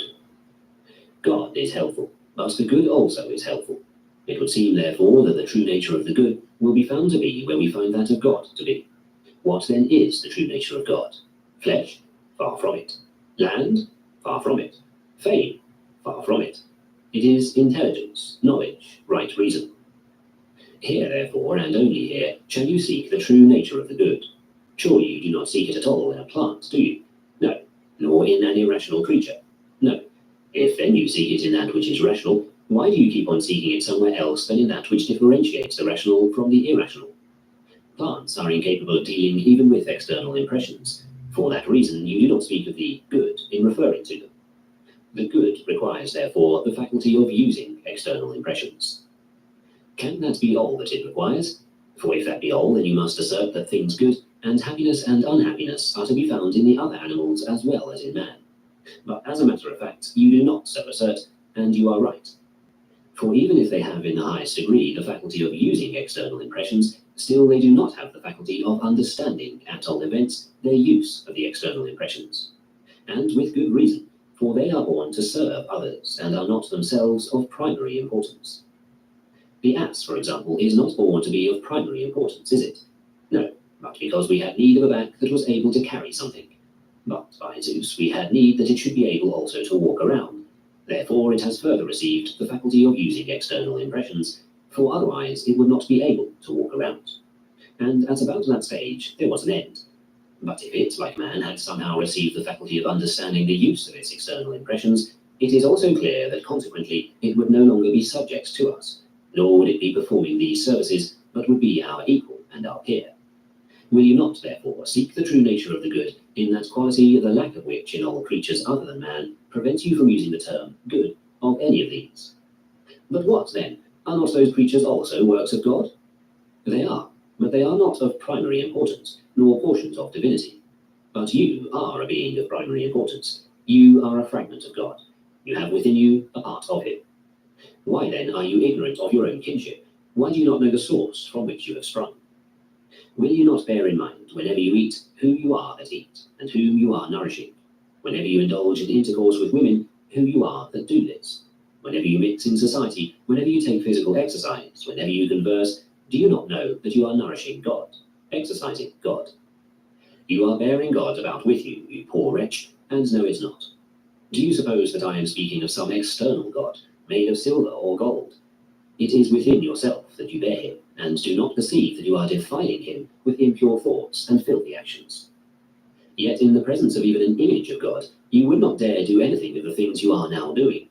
But when God himself is present within you, seeing and hearing everything, are you not ashamed to be thinking and doing such things as these, O insensible of your own nature, and object of God's wrath? Again, when we send a young man forth from the school to sundry activities, why are we afraid that he will do something amiss? Eat amiss, have intercourse with women amiss, be abased if dressed in rags, or conceited if he has on fine clothes? This fellow does not know the God within him. This fellow does not know the companion with whom he is setting forth. Nay, can we allow him to say, O God, would that I had thee here? Have you not God there where you are? And when you have him, do you seek for someone else? Or will he have other commands for you than these? Nay, if you were a statue of Phidias, his Athena or his Zeus, you would have remembered both yourself and your artificer, and if you had any power of perception, you would have tried to do nothing unworthy of him that had fashioned you, nor of yourself, and you would have tried not to appear in an unbecoming attitude before the eyes of men. But as it is, because Zeus has made you, do you on that account not care what manner of person you show yourself to be? And yet, what comparison is there between the one artificer and the other, or between the one work of art and the other? And what work of an artificer has forthwith within itself the faculties which its workmanship discloses? Is it not mere stone, or bronze, or gold, or ivory? And the Athena of Phidias, when once it has stretched out its hand and received the Nike upon it, stands in this attitude for all time to come. But the works of God are capable of movement, have the breath of life, can make use of external impressions, and pass judgment upon them. Do you dishonor the workmanship of this craftsman when you are yourself that workmanship? Nay, more, do you go so far as to forget not only that he fashioned you, but also that he entrusted and committed you to yourself alone? And moreover, by forgetting, do you dishonor your trust? Yet if God had committed some orphan to your care, would you so neglect him? He has delivered your own self into your keeping, saying, I have no one more faithful than you. Keep this man for me unchanged from the character with which nature endowed him, reverent, faithful, high-minded, undismayed, unimpassioned, unperturbed.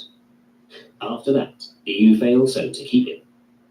But men will say, where do you suppose our friend here got his proud look and his solemn countenance? Ah, but my bearing is not yet what it should be, for I still lack confidence in what I have learned and agreed to. I am still afraid of my own weakness.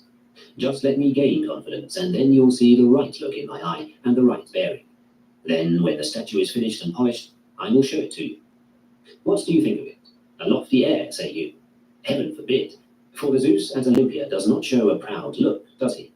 No, but his gaze is steady, as befits one who is about to say, no word of mine can be revoked or prove untrue.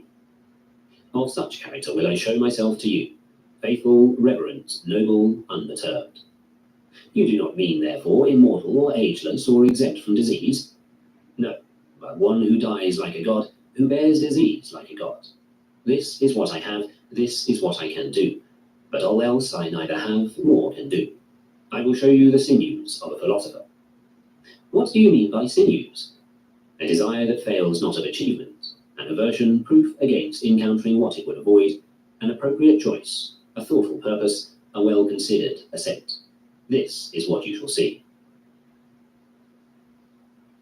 Chapter 9. That although we are unable to fulfill the profession of a man, we adopt that of a philosopher. It is no simple task, this of fulfilling merely the profession of a man. For what is a man? A rational, mortal animal, someone says. To begin with, from what are we distinguished by the rational element? From the wild beasts. And from what else? From sheep and the like. See to it, then, that you never act like a wild beast. If you do, you will have destroyed the man in you. You have not fulfilled your profession. See to it that you never act like a sheep. If you do, the man in you is destroyed in this way also. Well, when do we act like sheep? When we act for the sake of the belly, or for our sex organs, or at random, or in a filthy fashion, or without due consideration, to what level have we degenerated? To the level of the sheep. What have we destroyed? The reason. When we act pugnaciously and injuriously and angrily and rudely, to what level have we degenerated? To the level of the wild beasts. Well, the fact is that some of us are wild beasts of a larger size, while others are little animals, malignant and petty, which give us occasion to say, let it be a lion that devours me. By means of all these actions, the profession of a man is destroyed. For when is a complex thing preserved? When it fulfills its profession. Consequently, the salvation of a complex thing is to be composed of parts that are true. When is a discrete thing preserved? When it fulfills its profession. When are flutes, a lyre, a horse, a dog preserved? What is there to be surprised at, then, if a man also is preserved in the same way, and in the same way destroyed? Now, deeds that correspond to his true nature strengthen and preserve each particular man. Carpentry does that for the carpenter, grammatical studies for the grammarian.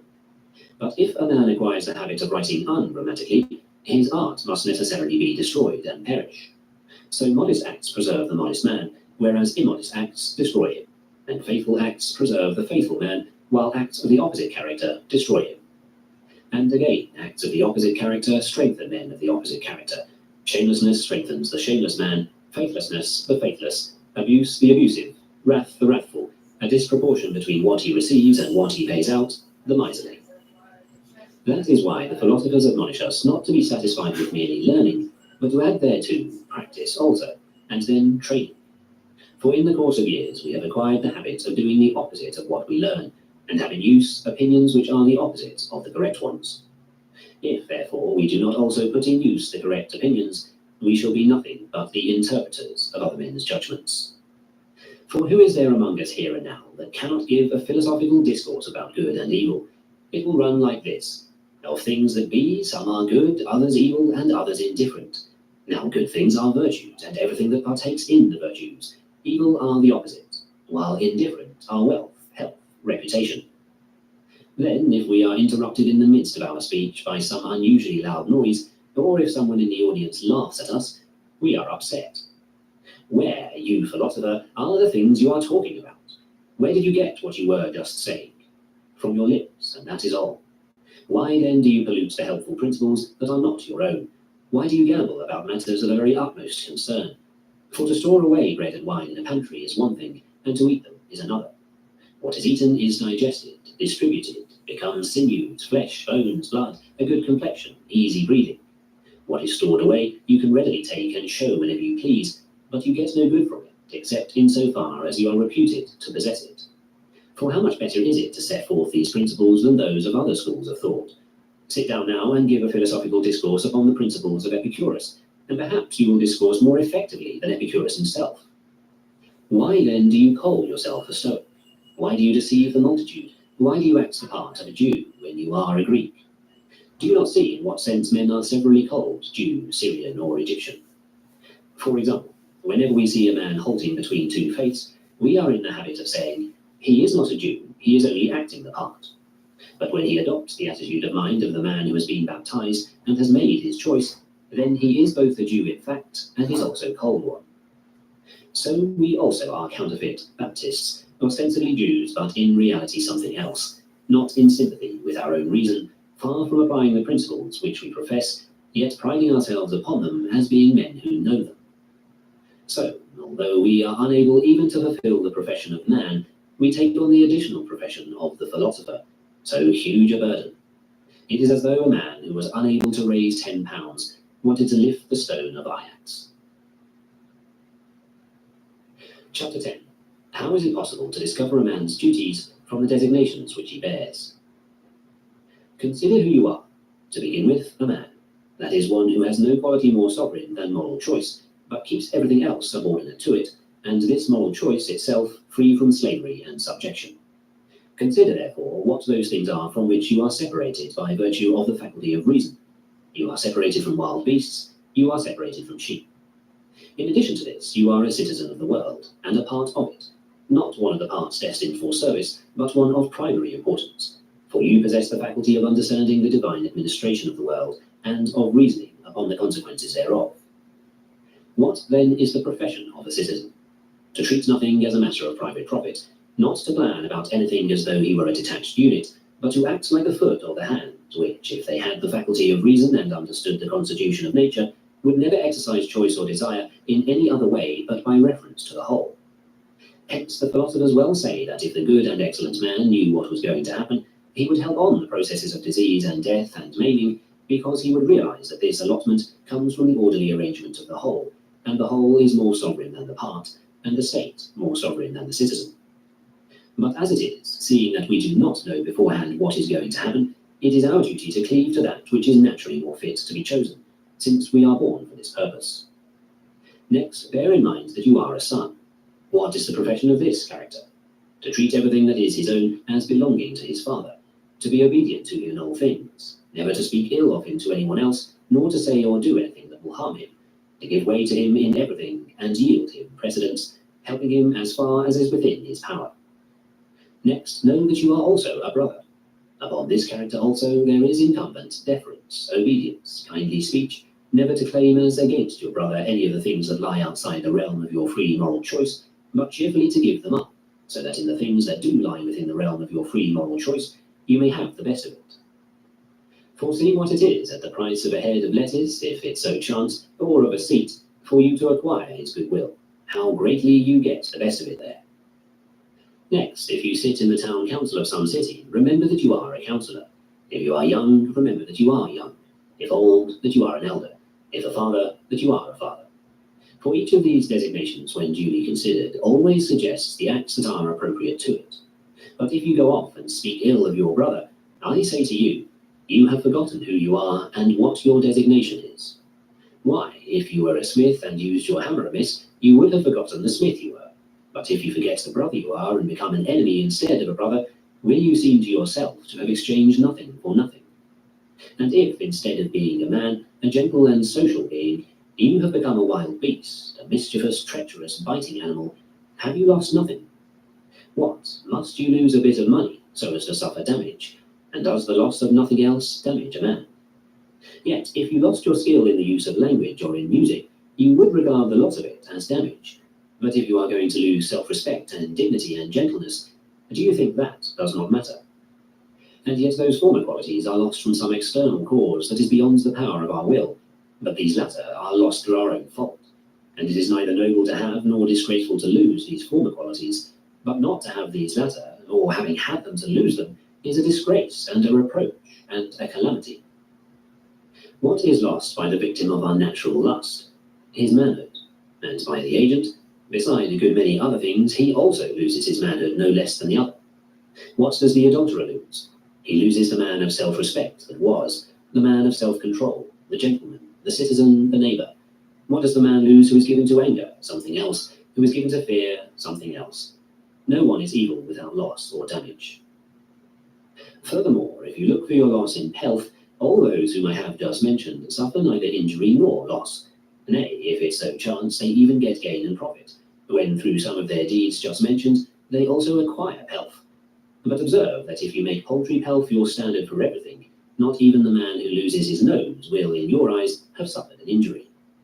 Oh, yes, he has, someone says, for his body is mutilated. Come now, and does the man who has lost his entire sense of smell lose nothing? Is there then no such thing as a faculty of the mind, the possession of which means gain to a man and the loss injury? What faculty do you mean? Have we not a natural sense of self-respect? We have. Does not the man who destroys this suffer a loss? Is he not deprived of something? Does he not lose something that belonged to him? Do we not have a natural sense of fidelity, a natural sense of affection, a natural sense of helpfulness, a natural sense of keeping our hands off one another?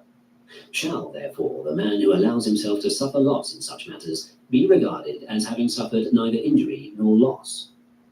Well, what then? Am I to injure the man who has injured me? First, consider what injury is, and call to mind what you have heard the philosophers say. For if the good lies in moral purpose, and the evil likewise in moral purpose, see if what you are saying does not come to something like this. Well, what then? Since so-and-so has injured himself by doing me some wrong, shall I not injure myself by doing him some wrong? Why then do we not represent the case to ourselves in some such light as that? Instead of that, where there is some loss affecting our body or our property, there we count it injury. But is there no injury where the loss affects our moral purpose? For the man who has been deceived or has done some wrong has no pain in his head or his eye or his hip, neither does he lose his land. But these are the things we care for and nothing else. Yet the question whether we are going to have a moral purpose characterized by self-respect and good faith, or by shamelessness and bad faith, does not so much as begin to disturb us, except only insofar as we make it a topic of trivial discussion in the classroom. Therefore, So far as our trivial discussions go, we do make some progress, but apart from them, not even the very least. Chapter 11. What is the beginning of philosophy? The beginning of philosophy with those who take it up as they should, and enter in, as it were, by the gate, is a consciousness of man's own weakness and impotence with reference to the things of real consequence in life. For we come into being without any innate concept of a right-angled triangle, or of a half-tone musical interval, but by a certain systematic method of instruction, we are taught the meaning of each of these things, and for that reason, those who do not know them also do not fancy that they do. But, on the other hand, who has come into being without an innate concept of what is good and evil, honourable and base, appropriate and inappropriate, and happiness, and of what is proper and falls to our lot, and what we ought to do and what we ought not to do? Wherefore, we all use these terms and endeavour to adapt our preconceptions about them to the individual instances. He has done well as he ought, or as he ought not. He has been unfortunate or fortunate. He is a wicked man, or he is a just man. Who of us refrains from expressions of this kind? Who of us waits before he uses them until he has learned what they mean, as those who have no knowledge of lines or sounds wait before they use the terms relating to them? The reason is that we come into the world with a certain amount of instruction upon this matter already given us, as it were, by nature, and that starting with this, we have added thereto our opinion. Yes, by Zeus, for do I in my own case not have by gift of nature knowledge of what is noble and base? Do I not have a concept of the matter? You do. Do I not apply it to individual circumstances? You do. Do I not then apply it properly? There lies the whole question, and there opinion comes in. For men start with these principles upon which they are agreed, but then, because they make an unsuitable application of them, get into disputes. Since if, in addition to having the principles themselves, they really possessed also the faculty of making suitable application of the same, what could keep them from being perfect? But now, since you think that you can also apply your preconceptions suitably to the individual cases, tell me, whence do you get this gift? It is because I think so. But on this precise point, someone else does not think so, and yet he too fancies that he is applying the principles properly, does he not? He does so fancy. Can both of you then be making suitable applications of your preconceptions in the matters upon which your opinions are at variance? We cannot. Can you then show us anything higher than your own opinion which will make it possible for us to apply our preconceptions better? And does the madman do anything else but that which seems to him to be good? Is this criterion, then, sufficient in his case also? It is not. Go, therefore, to something higher than your own opinion, and tell us what that is.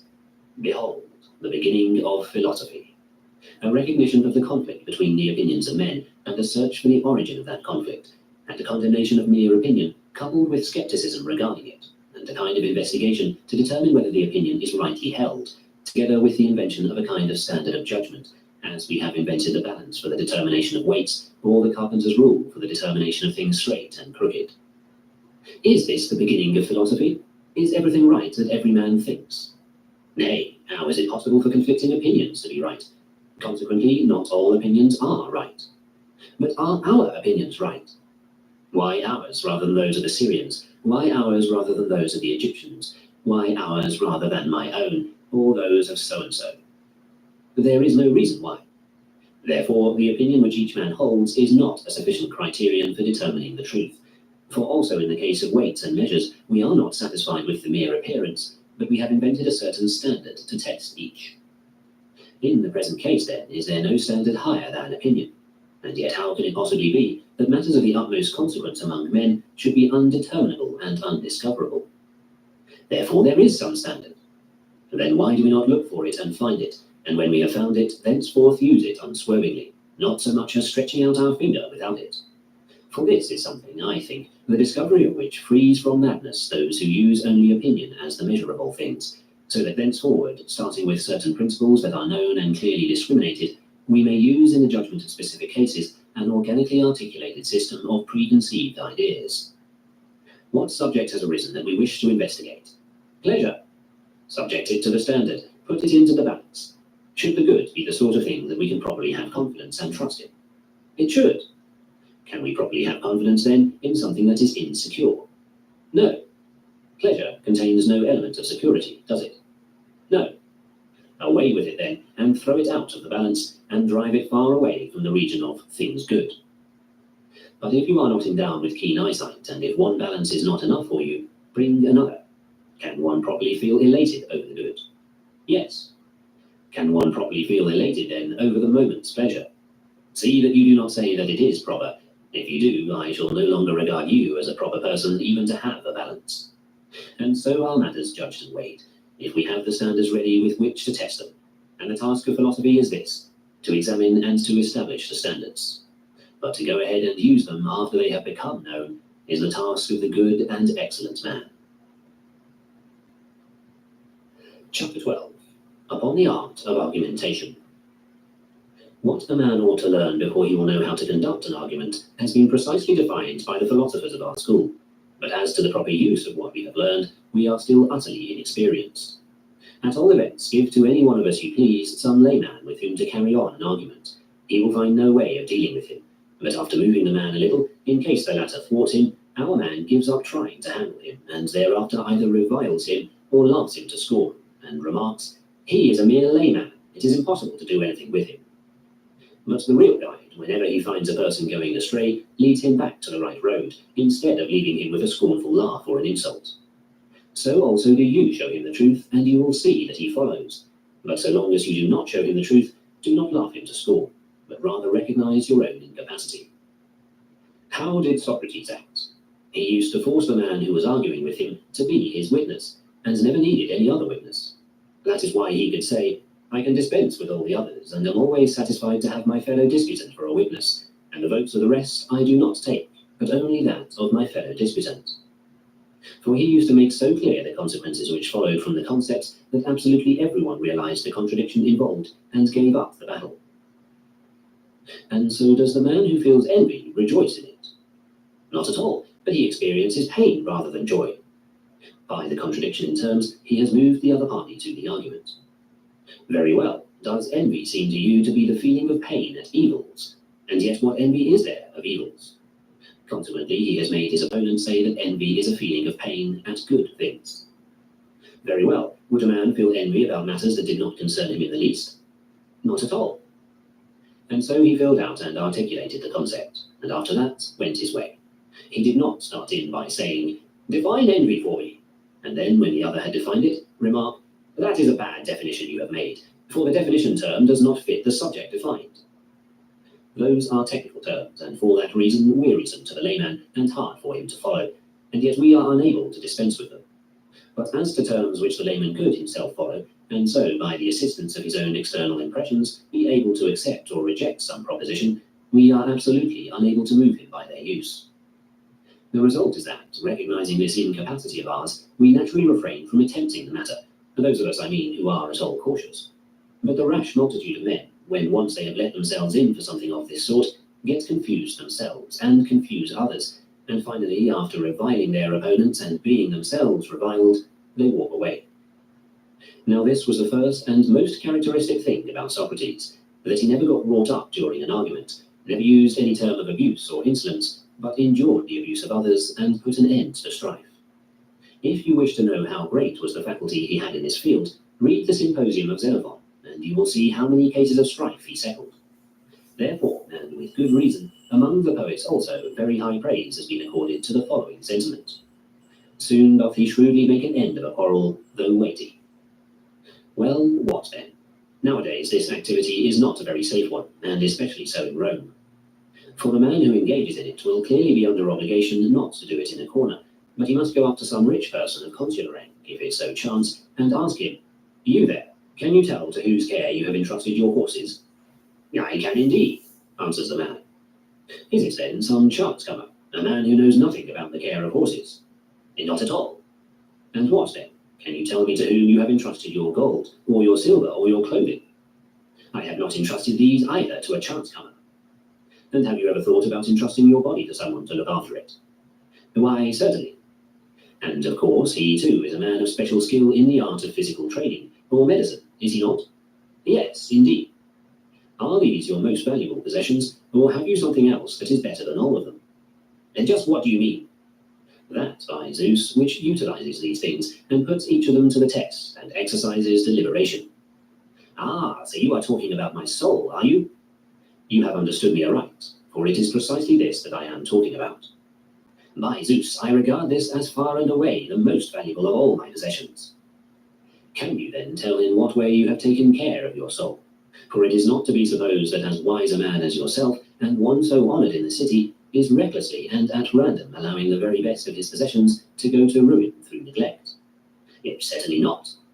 But have you yourself taken care of that possession? Did you learn how to take care of it from somebody else, or did you discover how yourself? Then comes the danger that first he will say, "What is it to you, good sir? Are you my master?" And after that, if you persist in annoying him, that he will lift his fist and give you a blow. This was a pursuit that I too was very fond of once upon a time, before I fell to my present estate. Chapter 13. Of Anxiety. When I see a man in anxiety, I say to myself, what can it be that this fellow wants? For if he did not want something that was outside of his control, how could he still remain in anxiety?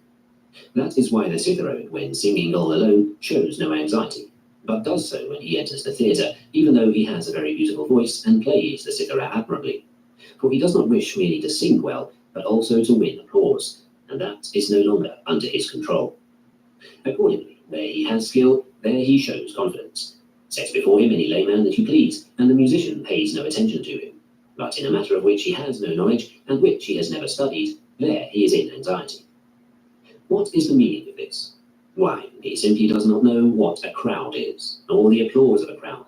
To be sure, he has learned how to strike the lowest and the highest strings on the cithara, but what the praise of the multitude is, and what function it has in life, that he neither knows nor has studied. Hence, he must needs tremble and turn pale. Now then, I cannot say that the man is not a citharo when I see anyone in a state of fear, but I can say something else of him, and indeed not one thing only, but a number of things. And first of all, I call him a stranger, and say, this man does not know where in the world he is, but though he has been living here so long a time, he is ignorant of the laws of the city and its customs, what he is allowed to do and what he is not allowed to do. Nay more, he has never even called in a lawyer to tell him and explain to him what are the usages conformable with law. Yet he does not write a will without knowing how he ought to write it, or else calling in an expert, nor does he just casually affix his seal to a bond or give a written guarantee. But without the services of a lawyer, he exercises desire and aversion, and choice and design and purpose. How do I mean, without the services of a lawyer? Why, he does not know that he is wishing for things that are not vouchsafed him, and wishing to avoid the inevitable, and he does not know either what is his own or what is another's. Did he but know, he would never feel hindered, never constrained, would not be anxious. How could he? Is any man in fear about things that are not evil? No. What then? Is he in fear about things that are evil indeed, but that are not in his own power to prevent? Not at all.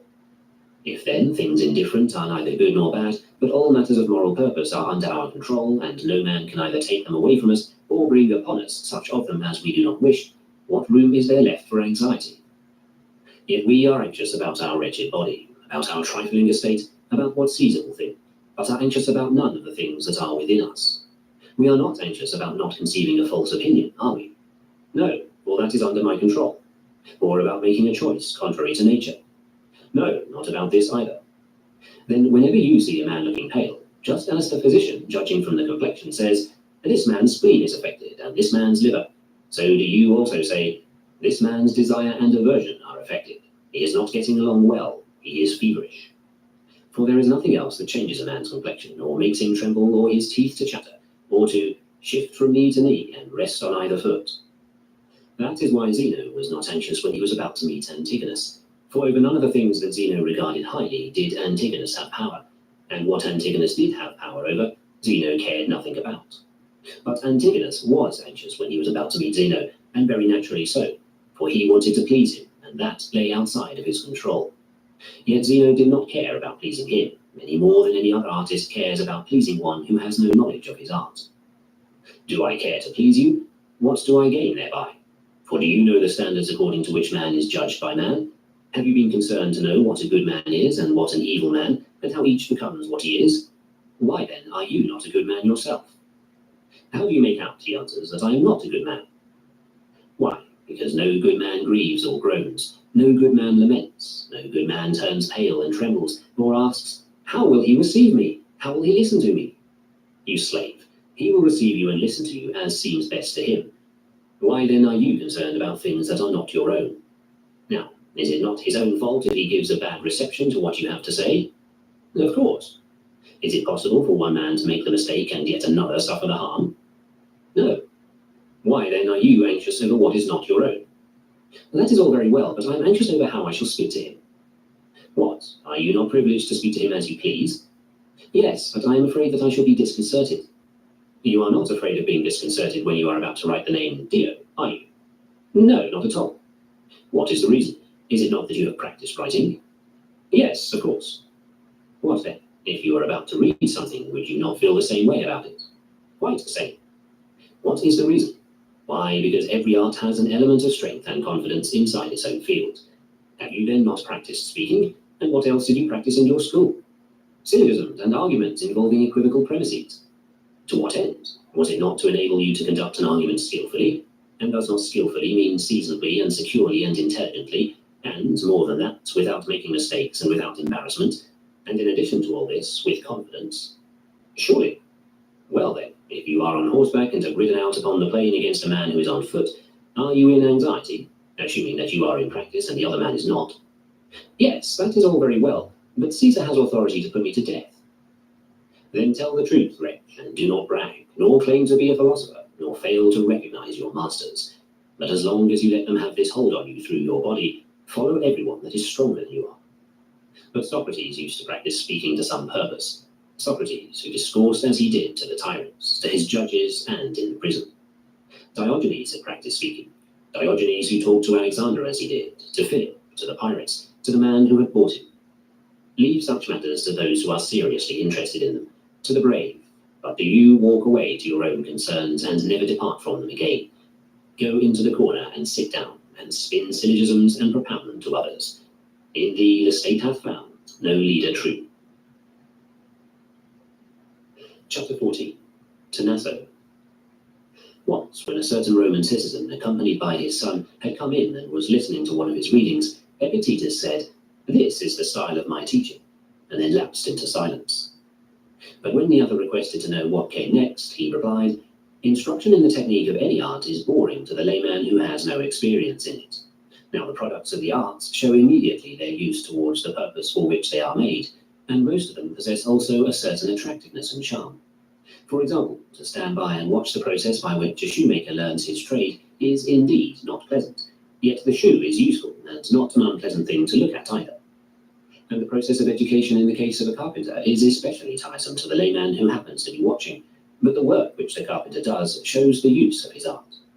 You will find the same much more true in the case of music, for if you are standing by when someone is taking a lesson, the process of instruction will strike you as the most unpleasant of all, yet the results of music are sweet and pleasing to the ear of the layman. So also in our own case, we picture the work of the philosopher to be something like this. He should bring his own will into harmony with what happens, so that neither anything that happens happens against our will, nor anything that fails to happen when we wish it to happen.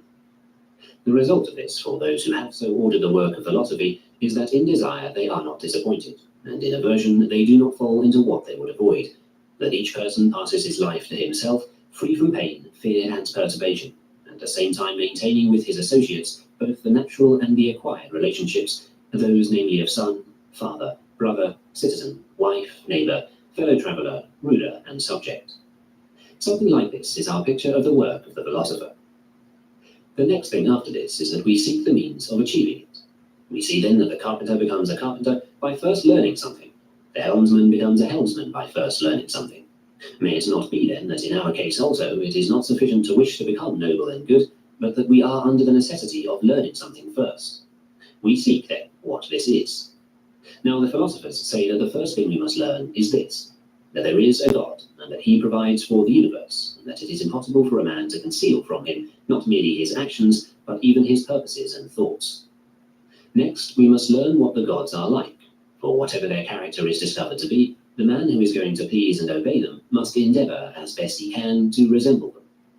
If the deity is faithful, he also must be faithful. If free, he also must be free. If beneficent, he also must be beneficent. If high-minded, he also must be high-minded, and so forth. Therefore, in everything he says and does, he must act as an imitator of God. Where then ought I to start? If you enter upon this task, I will say that in the first place, you ought to understand the meaning of terms. So you imply that I do not now understand the meaning of terms? You do not. How comes it then that I use them? Why, you use them as the illiterate use written speech, as the cattle use external impressions. For use is one thing, and understanding another. But if you think you understand the terms, propose any term you please, and let us put ourselves to the test, to see whether we understand it. But it is unpleasant to be subjected to an examination when one is already somewhat advanced in years, and, if it so chance, has served his 3 campaigns. I realize that myself, for now you have come to me like a man who stood in need of nothing. But what could anyone even imagine you to be in need of? You are rich, you have children, possibly also a wife, and many slaves. Caesar knows you, you have many friends in Rome, you perform the duties incumbent upon you, and when a man has done you either good or harm, you know how to pay him back in kind. What do you still lack? If, therefore, I show you that what you lack are things most necessary and important for happiness, and that hitherto you have devoted your attention to everything but what was appropriate for you to do, and if I add the colophon, saying, you know neither what God is, nor what man is, nor what good, nor what evil is, if I say that you are ignorant of these other matters, you may possibly endure that. But if I say that you do not understand your own self, how can you possibly bear with me and endure and abide my questioning? You cannot do so at all, but immediately go away offended. And yet what harm have I done you? None at all, unless the mirror also does harm to the ugly man by showing him what he looks like, unless the physician insults the patient when he says to him, man, you think there is nothing the matter with you, but you have a fever. Fast today and drink only water. And no one says, what dreadful insolence. Yet if you tell a man, your desires are feverish, your attempts to avoid things are humiliating, your purposes are inconsistent, your choices are out of harmony with your nature, your conceptions are hit or miss and false, why, immediately he walks out and says, he insulted me. Our position is like that of those who attend a fair. Cattle and oxen are brought there to be sold, and most men engage in buying and selling, while there are only a few who go merely to see the fair, how it is conducted, and why, and who are promoting it, and for what purpose. So it is also in this fair of the world in which we live. Some persons, like cattle, are interested in nothing but their fodder. For to all of you that concern yourselves with property and lands and slaves, and one office or another, all this is nothing but fodder. And few in number are the men who attend the fair because they are fond of the spectacle. What then is the universe, they ask, and who governs it? No one. Yet how can it be that while it is impossible for a city or a household to remain even a very short time without someone to govern and care for it, nevertheless this great and beautiful structure should keep in such orderly arrangement by sheer accident and chance? There must be, therefore, one who governs it. What kind of being is he, and how does he govern it? And what are we who have been created by him, and for what purpose were we created? Do we then really have some contact and relation with him, or none at all? This is the way these few are affected, and thenceforth they have leisure for this one thing only, to study well the fair of life before they leave it. With what results then? They are laughed to scorn by the crowd, quite as in the real fair the mere spectators are laughed at by the traffickers. Yes, and if the cattle themselves had any comprehension like ours of what was going on, they too would laugh at those who had any wonder and admiration for anything but their fodder. Chapter 15. To those who cling obstinately to the judgments which they have once formed. Some men, when they hear the following precepts, that one ought to be steadfast, and that the moral purpose is naturally free and not subject to compulsion, while everything else is liable to interference and compulsion, subject to others and not our own, some men, I say, fancy that whenever they have formed a judgment, they ought to stand by it immovably. And yet the first requirement is that the judgment formed be a sound one. For I want vigor in the body, but it must be the vigor of the body in a state of health and physical exercise. Whereas if you show me that you possess the vigor of a madman and boast about it, I will say to you, man, look for someone to cure you. This is not vigor, but feebleness.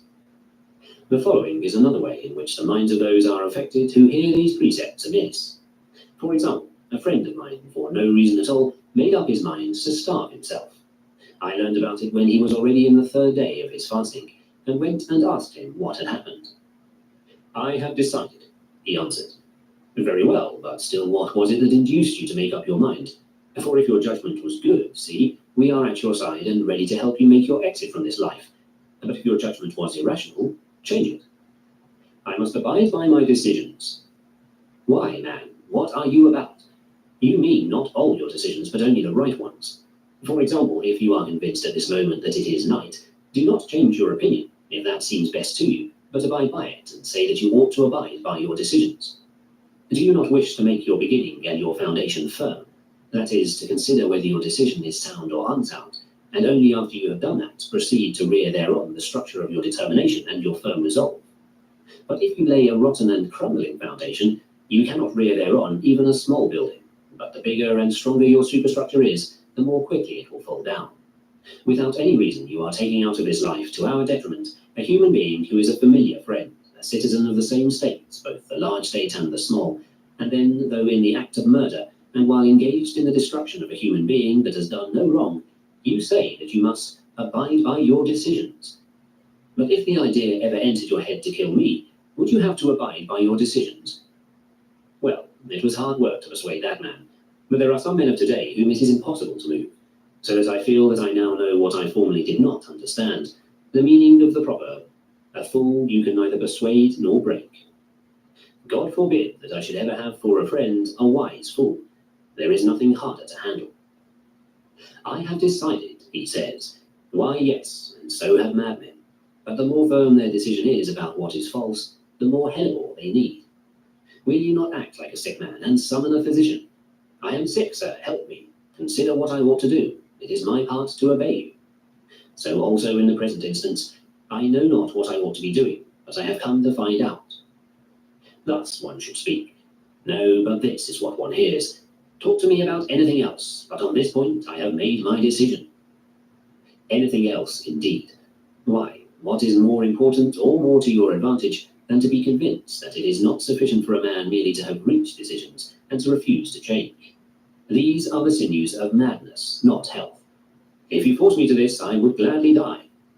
What for, man? What has happened? I have decided. It was fortunate for me that you did not decide to kill me. Or again, another says, I take no money for my services. Why so? Because I have decided. Rest assured that there is nothing to prevent you from someday turning irrationally to taking money for your services, and that with the same vehemence with which you now refuse to take it, and then saying again, I have decided. Precisely as in a diseased body suffering from a flux, the flux inclines now in this direction and now in that. Such is also the sick mind. It is uncertain which way it is inclined, but when vehemence also is added to this inclination and drift, then the evil gets past help and past cure. Chapter 16. That we do not practice the application of our judgments about things good and evil. Wherein lies the good? In moral purpose. Wherein lies the evil? In moral purpose. Wherein lies that which is neither good nor evil? In the things that lie outside the domain of moral purpose. Well, what of it? Does any one of us remember these statements outside the classroom? Does any one of us, when by himself, practice answering facts in the way he answers these questions? So it is day, is it? Yes. What then? Is it night? No. What then? Is the number of stars even? I cannot say. When you are shown money, have you practiced giving the proper answer, namely that it is not a good thing? Have you trained yourself in answers of this kind, or merely to answer sophisms? Why then are you surprised to find that in the fields in which you have practiced, you surpass yourself, but in that in which you have not practiced, you remain the same? For why is it that the orator, although he knows that he has composed a good speech, has memorized what he has written and is bringing a pleasing voice to his task, is still anxious despite all that? Because he is not satisfied with the mere practice of oratory. What then does he want? He wants to be praised by his audience. Now he has trained himself with a view to being able to practice oratory, but he has not trained himself with reference to praise and blame. For when did he ever hear anyone say what praise is, what blame is, and what is the nature of each? What kinds of praise are to be sought, and what kinds of blame are to be avoided? And when did he ever go through this course of training in accordance with these principles?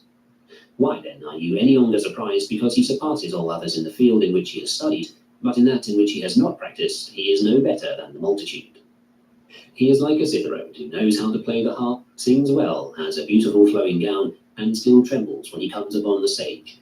For all that has gone before he knows, but what a crowd is he does not know, nor what the shouting and the scornful laughter of a crowd are. Nay, he does not even know what this anxiety itself is, whether it is something that we can control or beyond our powers, whether he can stop it or not. That is why, if he is praised, he goes off the stage all puffed up. But if he is laughed to scorn, that poor windbag of his conceit is pricked and flattens out. We too experience something of the same kind. What do we admire? Externals. What are we in earnest about? About externals. Are we then at a loss to know how it comes about that we are subject to fear and anxiety? Why, what else can possibly happen when we regard impending events as things evil? We cannot help but be in fear. We cannot help but be in anxiety. And then we say, "No, Lord God, how may I escape anxiety?" Fool, have you not hands? Did not God make them for you? Sit down now and pray, forsooth, that mucus in your nose may not run. Nay, rather wipe your nose and do not blame God. What then? Has he given you nothing that helps in the present case? Has he not given you endurance? Has he not given you magnanimity? Has he not given you courage? And when you have such serviceable hands as these, do you still look for someone to wipe your nose? But these virtues we neither practice nor concern ourselves withal. Why? Show me one single man who cares how he does something, who is concerned not with getting something, but with his own action. Who is there that is concerned with his own action while he is walking around? Who, when he is planning, is concerned with the plan itself, and not with getting what he is planning about? And then if he gets it, he is all set up and says, "Yes, indeed, what a fine plan we made. Did I not tell you, brother, that if there was anything at all in my views, it was impossible for the plan to fall out otherwise?" But if the plan goes the other way, he is humbled and wretched, and cannot even find any explanation of what has happened. Who of us ever called in a seer for a case of this kind? Who of us ever slept in a temple for enlightenment about our action?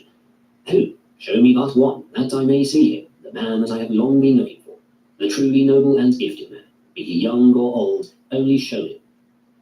Why then do we wonder any longer that, although in material things we are thoroughly experienced, nevertheless in our actions we are dejected, unseemly, worthless, cowardly, unwilling to stand the strain, utter failures one and all? For we have not troubled ourselves about these matters in time past, nor do we even now practice them. Yet if we were afraid not of death or exile, but of fear itself, then we should practice how not to encounter those things that appear evil to us. But as it is, we are fiery and fluent in the schoolroom, and if some trivial question about one of these points comes up, we are able to pursue the logical consequences, yet drag it into practical application, and you will find us miserable shipwrecked mariners. Let a disturbing thought come to us, and you will find out what we have been practicing and for what we have been training.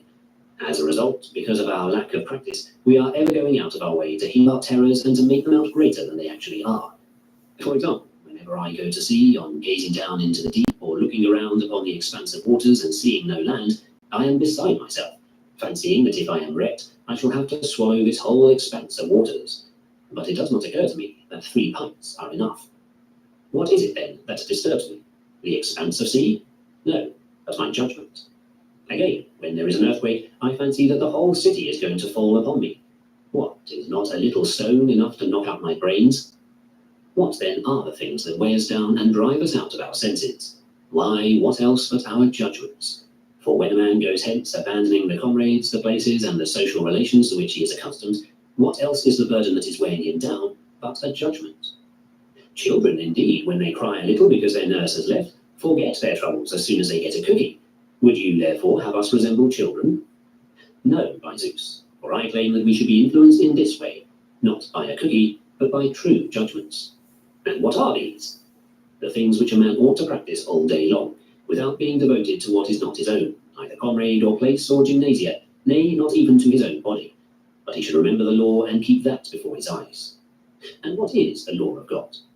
To guard what is his own, not to lay claim to what is not his own, but to make use of what is given him and not to yearn for what has not been given. When something is taken away, to give it up readily and without delay, being grateful for the time in which he had the use of it. All this, if you do not wish to be crying for your nurse and your mammy. For what difference does it make what object a man has a weakness for and depends upon? In what respect are you superior to the man who weeps for a maid if you grieve for a trivial gymnasium, a paltry colonnade, a group of youngsters, and that way of spending your time? Someone else comes and grieves because he is no longer going to drink the water of Dirce. What, is the water of the Martian aqueduct inferior to that of Dirce? Nay, but I was accustomed to that water. And you will get accustomed to this in turn, and then if you become addicted to something of this kind, Weep for this too in turn, and try to write a line after the pattern of that of Euripides. To Nero's baths and Marcian founts once more. Behold how tragedy arises when everyday events befall fools. When then shall I see Athens once more, and the Acropolis? Poor man, are you not satisfied with what you are seeing every day? Have you anything finer or greater to look at than the sun, the moon, the stars, the whole earth, the sea? And if you really understand him that governs the universe, and bear him about with you, do you yet yearn for bits of stone and a pretty rock? When, therefore, you are about to leave the sun and the moon, what will you do? Will you sit and cry as little children cry? What was it you did at school? What was it you heard and learned? Why did you record yourself as a philosopher when you might have recorded the truth in these words? I studied a few introductions and did some reading in Chrysippus, but I did not even get past the door of a philosopher. Since what part have I in that business in which Socrates, who died so nobly and so nobly lived, had a part, or in that in which Diogenes had a part? Can you imagine one of these men crying or fretting because he is not going to see such and such a man, or such a woman, or to live in Athens or in Corinth, but if it so happen in Susa or in Ecbatana? What, does he who is at liberty to leave the banquet when he will, and to play the game no longer, keep on annoying himself by staying? Does he not stay, like children, only as long as he is entertained? Such a man would be likely, forsooth, to endure going into exile for life, or the exile of death, if this were his sentence. Are you not willing at this late date, like children, to be weaned, and to partake of more solid food, and not to cry for mammies and nurses, old wives' lamentations? But if I leave, I shall cause those women sorrow. You cause them sorrow? Not at all, but it will be the same thing that causes sorrow to you yourself. Bad judgment. What then can you do? Get rid of that judgment, and if they do well, they will themselves get rid of their judgment. Otherwise, they will come to grief and will only have themselves to thank for it. Man, do something desperate, as the expression goes, now if never before, to achieve peace, freedom, and mindedness. Lift up your neck at last, like a man escaped from bondage. Be bold to look towards God and say, use me henceforward for whatever thou wilt. I am one mind with thee. I am thine. I crave exemption from nothing that seems good in thy sight. Where thou wilt, lead me. In what raiment thou wilt, clothe me. Wouldst thou have me to hold office, or remain in private life, to remain here or go into exile, to be poor or be rich? I will defend all these thy acts before men. I will show what the true nature of each thing is. Nay, you will not. Sit rather in the house as girls do, and wait for your mammy until she feeds you. If Heracles had sat about at home, what would he have amounted to? He would have been Eurystheus, and no Heracles. Come, how many acquaintances and friends did he have with him as he went up and down through the whole world? Nay, he had no dearer friend than God. That is why he was believed to be a son of God, and was. It was therefore in obedience to his will that he went about clearing away wickedness and lawlessness. But you are no Heracles, you say, and you cannot clear away the wickedness of other men. Nay, nor are you even a Theseus, to clear away the ills of Attica merely. Very well, clear away your own then. From just here, from out your own mind, cast not Procrustes and Sciron, but grief, fear, desire, envy, joy at others' ills. Cast out greed, effeminacy, incontinency. These things you cannot cast out in any other way than by looking to God alone, being specially devoted to him only, and consecrated to his commands. But if you wish anything else, with lamentation and groaning, you will follow that which is stronger than you are, ever seeking outside yourself for peace, and never able to be at peace. For you seek peace where it is not, and neglect to seek it where it is. Chapter 17. How ought we adjust our preconceptions to individual instances? What is the first business of one who practices philosophy? To get rid of thinking that one knows, for it is impossible to get a man to begin to learn that which he thinks he knows. However, as we go to the philosophers, we all babble hurly-burly about what ought to be done and what ought not, good and evil, fair and foul, and on these grounds assign praise and blame, censure and reprehension, passing judgment on fair and foul practices, and discriminating between them. But what do we go to the philosophers for? To learn what we do not think we know. And what is that? General principles. For some of us want to learn what the philosophers are saying, thinking that it will be witty and shrewd, others because they wish to profit thereby. But it is absurd to think that when a man wishes to learn one thing, he will actually learn something else, or in short, that a man will make progress in anything without learning it. But the multitude are under the same misapprehension as was Theopompus, the orator, who actually censures Plato for wishing to define every term. Well, what does he say? Did none of us before your time ever use the words good or just, or, without understanding what each of these terms severally mean, did we merely utter them as vague and empty sounds? Why, who tells you, Theopompus, that we did not have a natural conception of each term, that is, a preconceived idea of it? But it is impossible to adjust our preconceived ideas to the appropriate facts without having first systematized them and having raised precisely this question: what particular fact is to be classified under each preconception? Suppose, for example, that you make the same sort of remark to the physicians. Why, who among us did not use terms healthy and disease before Hippocrates was born? Or were we merely making an empty noise with these sounds? For of course we have a certain preconception of the idea healthy, but we are unable to apply it. That is why one person says, keep abstaining from food, and another, give nourishment, and again one says, cut a vein, and another says, use the cupping glass. What is the reason? Is it really anything but the fact that a person is unable properly to apply the preconceived idea of healthy to the specific instances? So it stands here also in the affairs of life. Who among us has not upon his lips the words good and evil, advantageous and disadvantageous? For who among us does not have a preconceived idea of each of these terms? Very well, is it fitted into a system and complete? Prove that it is. How shall I prove it?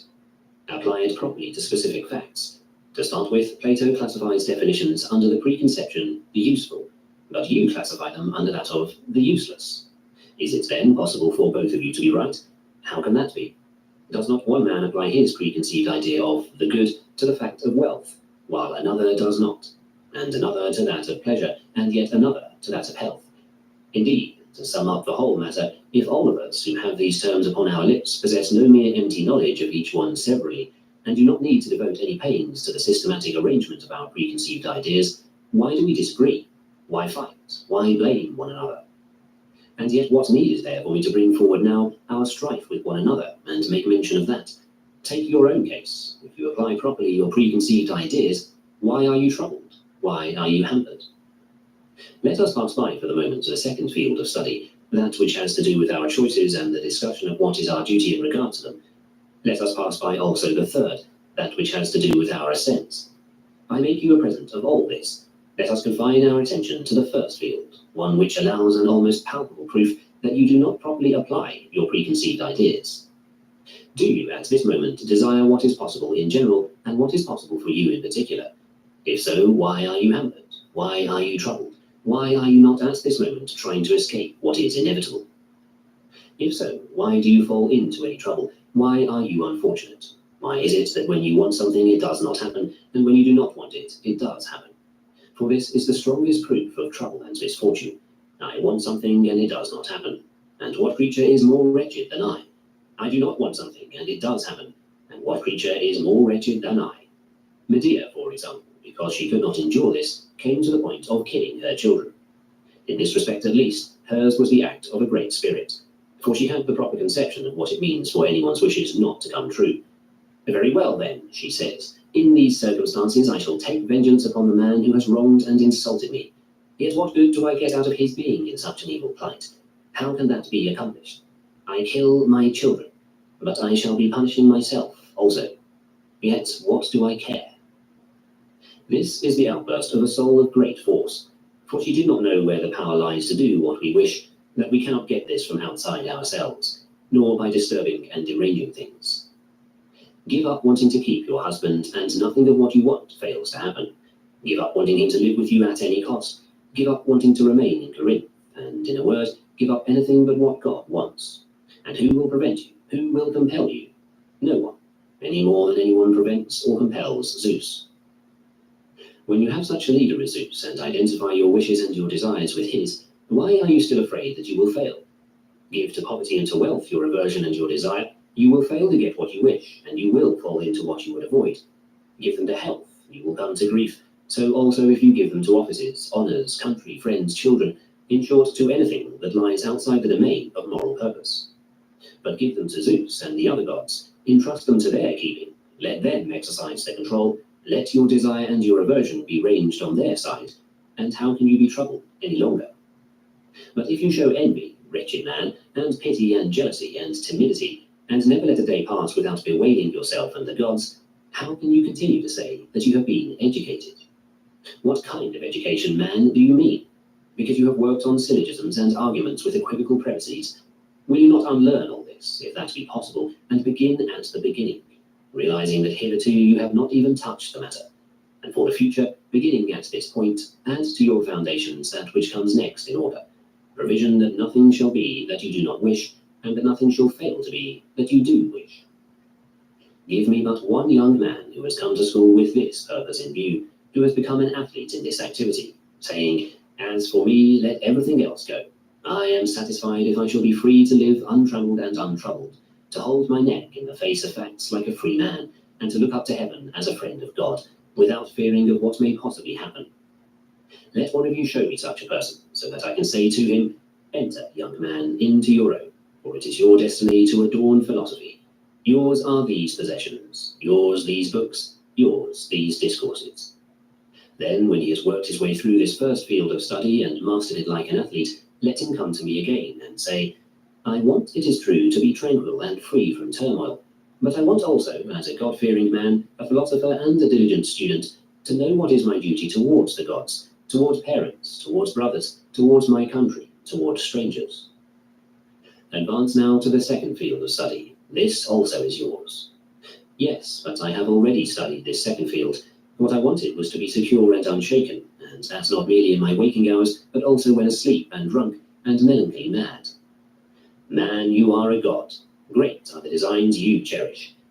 No, that is not the way it goes. But someone says, I wish to know what Chrysippus means in his treatise on the lyre. If that is your design, go hang, you wretch. And what good will knowing that do you? With sorrow you will read the whole treatise, and with trembling you will talk about it to others. This is the way you also, my hearers, behave.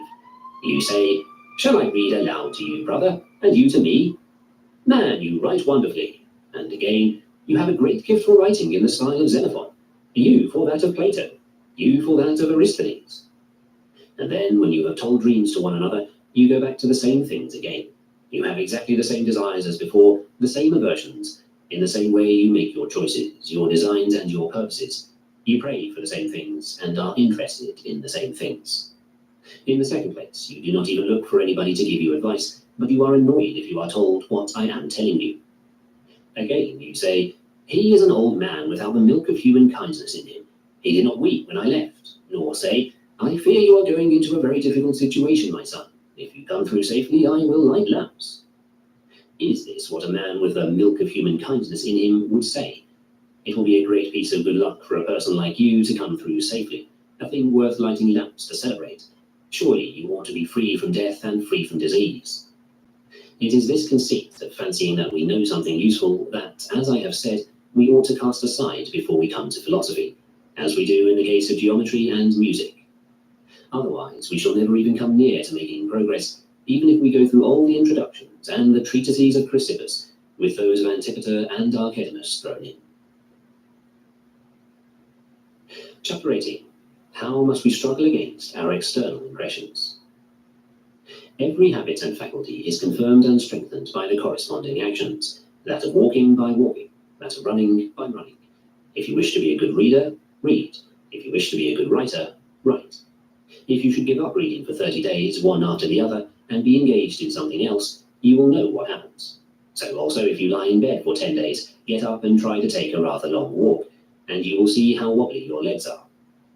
In general, therefore, if you want to do something, make a habit of it. If you want not to do something, refrain from doing it, and accustom yourself to something else instead. The same principle holds true in the affairs of the mind also. When you are angry, you may be sure not merely that this evil has befallen you, but also that you have strengthened the habit, and have, as it were, added fuel to the flame. When you have yielded to someone in carnal intercourse, do not count merely this one defeat, but count also the fact that you have fed your incontinence, you have given it additional strength. For it is inevitable that some habits and faculties should, in consequence of the corresponding actions, spring up, although they did not exist before, and that others which were already there should be intensified and made strong. In this way, without doubt, the infirmities of our mind and character spring up, as the philosophers say. For when once you conceive a desire for money, if reason be applied to bring you to a realization of the evil, both the passion is stilled and our governing principle is restored to its original authority. But if you do not apply a remedy, your governing principle does not revert to its previous condition, but on being aroused again by the corresponding external impression, it bursts into the flame of desire more quickly than it did before. And if this happens over and over again, the next stage is that a callousness results and the infirmity strengthens the avarice. For the man who has had a fever and then recovered is not the same as he was before the fever, unless he has experienced a complete cure. Something like this happens also with the affections of the mind. Certain imprints and wheels are left behind on the mind, and unless a man erases them perfectly, the next time he is scourged upon the old scars, he has wheels no longer, but wounds. If, therefore, you wish not to be hot-tempered, do not feed your habit. Set before it nothing on which it can grow. As the first step, keep quiet and count the days on which you have not been angry. I used to be angry every day, after that every other day, then every third, and then every fourth day. If you go as much as 30 days without a fit of anger, sacrifice to God, for the habit is weakened and then utterly destroyed. Today I was not grieved, and so the next day and thereafter for 2 or 3 months, but I was on my guard when certain things happened that were capable of provoking grief. Know that things are going splendidly with you. Today, when I saw a handsome lad or a handsome woman, I did not say to myself, would that a man might sleep with her, and her husband is a happy man. For the man who uses the expression happy of the husband means happy is the adulterer also. I do not even picture to myself the next scene, the woman herself in my presence, disrobing and lying down by my side. I pat myself on the head and say, well done, Epictetus, you have solved a clever problem, one much more cleverer than the so-called martyr. But when the wench is not only willing, but nods to me and sends for me, yes, and when she even lays hold upon me and snuggles up to me, if I still hold aloof and conquer, this has become a solved problem greater than the lyre and the quiescent. On this score, a man has a right to be proud indeed, but not about his proposing the master problem. How then may this be done?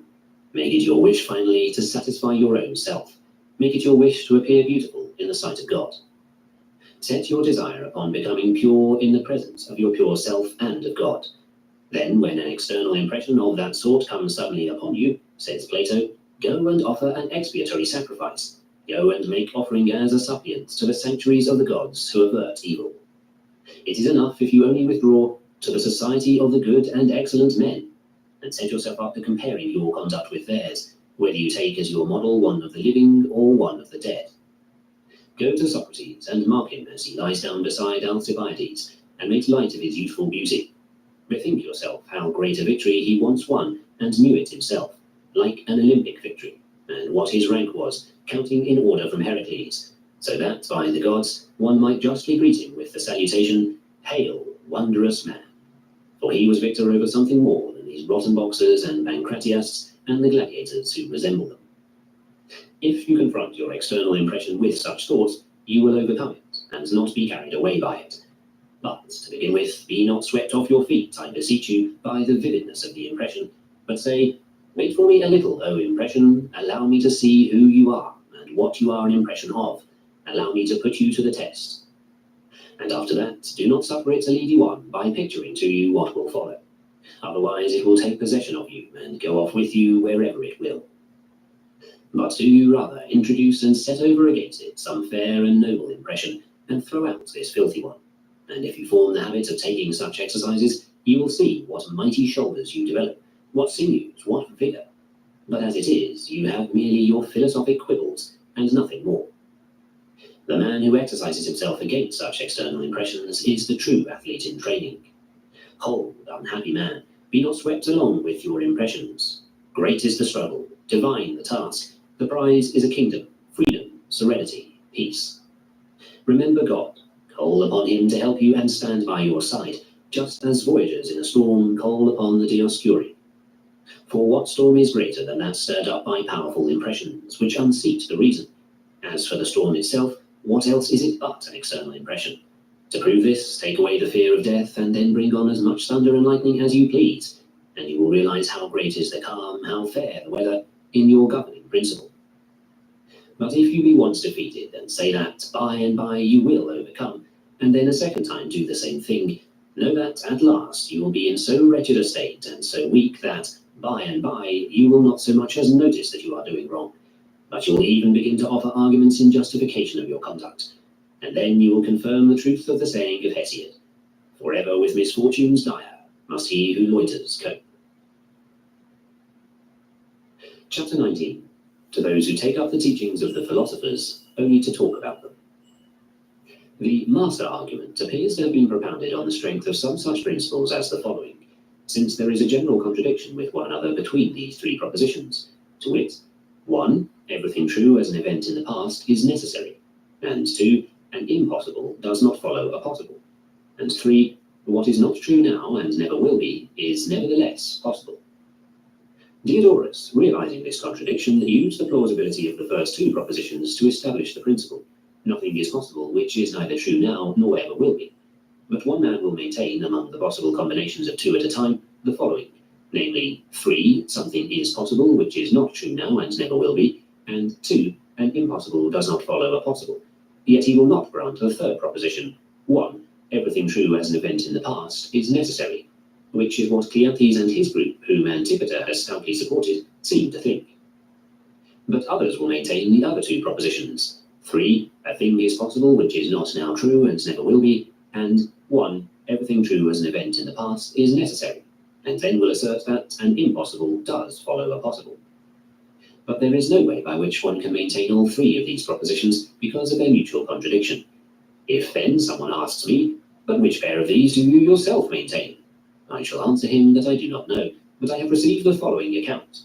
Diodorus used to maintain one pair, Panthoides and his group, I believe, and Cleanthes another, and Chrysippus and his group the third. What then is your opinion? I do not know, and I was not made for this purpose, to test my own external impression upon the subject, to compare the statements of others, and to form a judgment of my own. For this reason I am no better than the grammarian. When asked who was the father of Hector, he replied, Priam.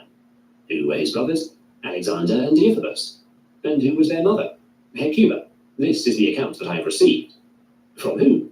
From Homer, he said. And Hellanicus also, I believe, writes about these same matters, and possibly others like him. And so it is with me about the master argument. What further have I to say about it? But if I am a vain person, I can astonish the company, especially at a banquet, by enumerating those who have written on the subject.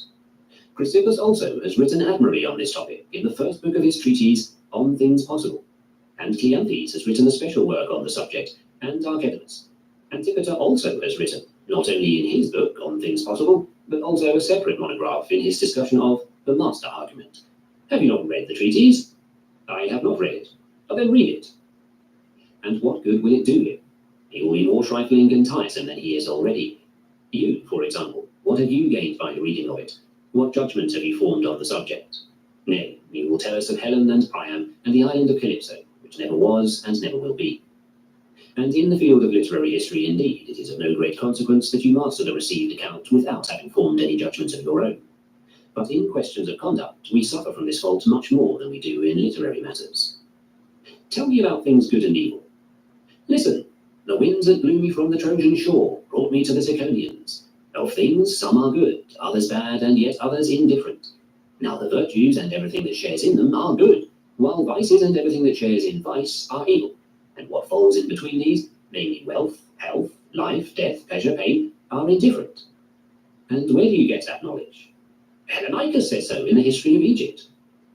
For what difference does it make whether you say this, or that Diogenes says so in his treatise on ethics, or Chrysippus or Cleanthes? Have you then tested any of these statements, and have you formed your own judgment upon them? Show me how you are in the habit of conducting yourself in a storm on board a ship. Do you bear in mind this logical distinction between good and evil when the sail crackles, and you have screamed, and some fellow passenger, untimely humorous, comes up and says, Tell me, I beseech you by the gods, just what were you saying a little while ago? Is it a vice to suffer shipwreck? Is there any vice in that? Will you not pick up a piece of wood and cudgel him? What have we to do with you, fellow? We are perishing, and you come and crack jokes. And if Caesar sends for you to answer an accusation, do you bear in mind this distinction? Suppose someone approaches you when you are going in, pale and trembling, and says, Why are you trembling, fellow? What is the affair that concerns you? Does Caesar inside the palace bestow virtue and vice upon those who appear before him? Why do you also make mock of me and add to my other ills? But yet, philosopher, tell me, why are you trembling? Is not the danger death, or prison, or bodily pain, or exile, or disrepute? Why, what else can it be? Is it a vice at all, or anything that shares in vice? What was it, then, that you used to call these things? What have I to do with you, fellow? My own evils are enough for me. And in that you are right, for your own evils aren't enough for you. Your baseness, your cowardice, the bragging that you indulged in when you were sitting in the lecture room. Why did you pride yourself upon things that were not your own? Why do you call yourself a Stoic? Observe yourself thus in your actions, and you will find out to what sect of the philosophers you belong. You will find that most of you are Epicureans, some few Peripatetics, and these without any backbone. For wherein do you, in fact, show that you consider virtue equal to all things else, or even superior? But as for a Stoic, show me one if you can. Where, or how? Nay, but you show me thousands who recite the petty arguments of the Stoics. Yes, but do these same men recite the petty arguments of the Epicureans any less well? Do they not handle with the same precision the petty arguments of the Peripatetics also? Who then is a Stoic? As we call a statue for Dion that has been fashioned according to the art of Phidias, in that sense, show me a man fashioned according to the judgments which he utters. Show me a man who, though sick, is happy, though in danger, is happy, though dying, is happy, though condemned to exile, is happy, though in disrepute, is happy. Show him. By the gods, I would fain see a Stoic. But you cannot show me a man completely so fashioned. Then show me at least one who is becoming so fashioned, one who has begun to tend in that direction. Do me this favour. Do not begrudge an old man the sight of that spectacle which to this very day I have never seen. Do you fancy that you are going to show me the Zeus or the Athena of Phidias, a creation of ivory and gold? Let one of you show me the soul of a man who wishes to be of one mind with God, and never again to blame either God or man, to fail in nothing that he would achieve, to fall into nothing that he would avoid, to be free from anger, envy, and jealousy. But why the circumlocutions? A man who has set his heart upon changing from a man into a god, and, although he is still in this paltry body of death, does nonetheless have his purpose set upon fellowship with Zeus. Show him to me, but you cannot. Why then do you mock your own selves and cheat everybody else? And why do you put on a guise that is not your own, and walk about as veritable thieves and robbers who have stolen these designations and properties that in no sense belong to you? And so now I am your teacher, and you are being taught in my school, and my purpose is this, to make of you a perfect work, secure against restraint, compulsion, and hindrance, free, prosperous, happy, looking to God in everything, both small and great. And you are here with the purpose of learning and practicing all this. Why then do you not complete the work, if it is true that you on your part have the right kind of purpose, and I on my part, in addition to the purpose, have the right kind of preparation? What is it that is lacking? When I see a craftsman who has material lying ready at hand, I look for the finished product. Here also then is the craftsman, and here is the material. What do we yet lack? Cannot the matter be taught? It can. Is it then not under our control? Nay, it is the only thing in the whole world that is under our control. Wealth is not under our control, nor health, nor fame, nor, in a word, anything else except the right use of external impressions. This alone is by nature secure against restraint and hindrance. Why, then, do you not finish the work? Tell me the reason, for it lies either in me, or in you, or in the nature of the thing. The thing itself is possible, and is the only thing that is under our control. Consequently, then, the fault lies either in me, or in you, or, what is nearer the truth, in us both. What then? Would you like to have us at last begin to introduce here a purpose such as I have described? Let us let bygones be bygones. Only let us begin, and take my word for it, you shall see. Chapter 20. Against Epicureans and Academics. The propositions which are true and evident must of necessity be employed even by those who contradict them, and one might consider as perhaps the strongest proof of a proposition being evident the fact that even the man who contradicts it finds himself obliged at the same time to employ it. For example, if a man should contradict the proposition that there is a universal statement which is true, it is clear that he must assert the contrary and say, no universal statement is true. Slave, this is not true either, for what else does this assertion amount to than, if a statement is universal, it is false? Again, if a man comes forward and says, I would have you know that nothing is knowable, but that everything is uncertain, or if someone else says, believe me, and it will be to your advantage when I say, one ought not to believe a man at all, or again someone else, learn from me, man, that it is impossible to learn anything. It is I who tell you this, and I will prove it to you if you wish. What difference is there between these persons and, oh, whom should I say, those who call themselves academics? O men, say the academics, give your assent to the statement that no man assents to any statement. Believe us when we say that no man can believe anybody. So also Epicurus, when he wishes to do away with the natural fellowship of men with one another, at the same time makes use of the very principle that he is doing away with. For what does he say? Be not deceived, men, nor led astray, nor mistaken. There is no natural fellowship with one another among rational beings, believe me. Those who say the contrary are deceiving you and leading you astray with false reasons. Why do you care, then? Allow us to be deceived. Will you fare any the worse if all the rest of us are persuaded that we do have a natural fellowship with one another, and that we ought by all means to guard it? Nay, your position will be much better and safer.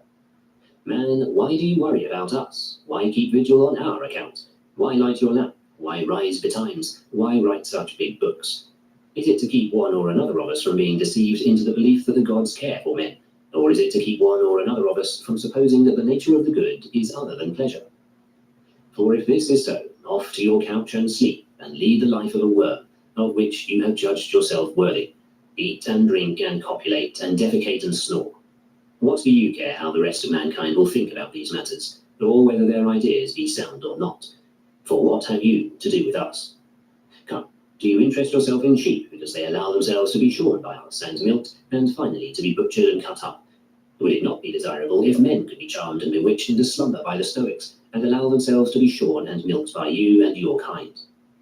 Is not this something that you ought to have said to your fellow Epicureans only, and to have concealed your views from outsiders, taking special pains to persuade them, of all people, that we are by nature born with a sense of fellowship, and that self-control is a good thing, so that everything may be kept for you?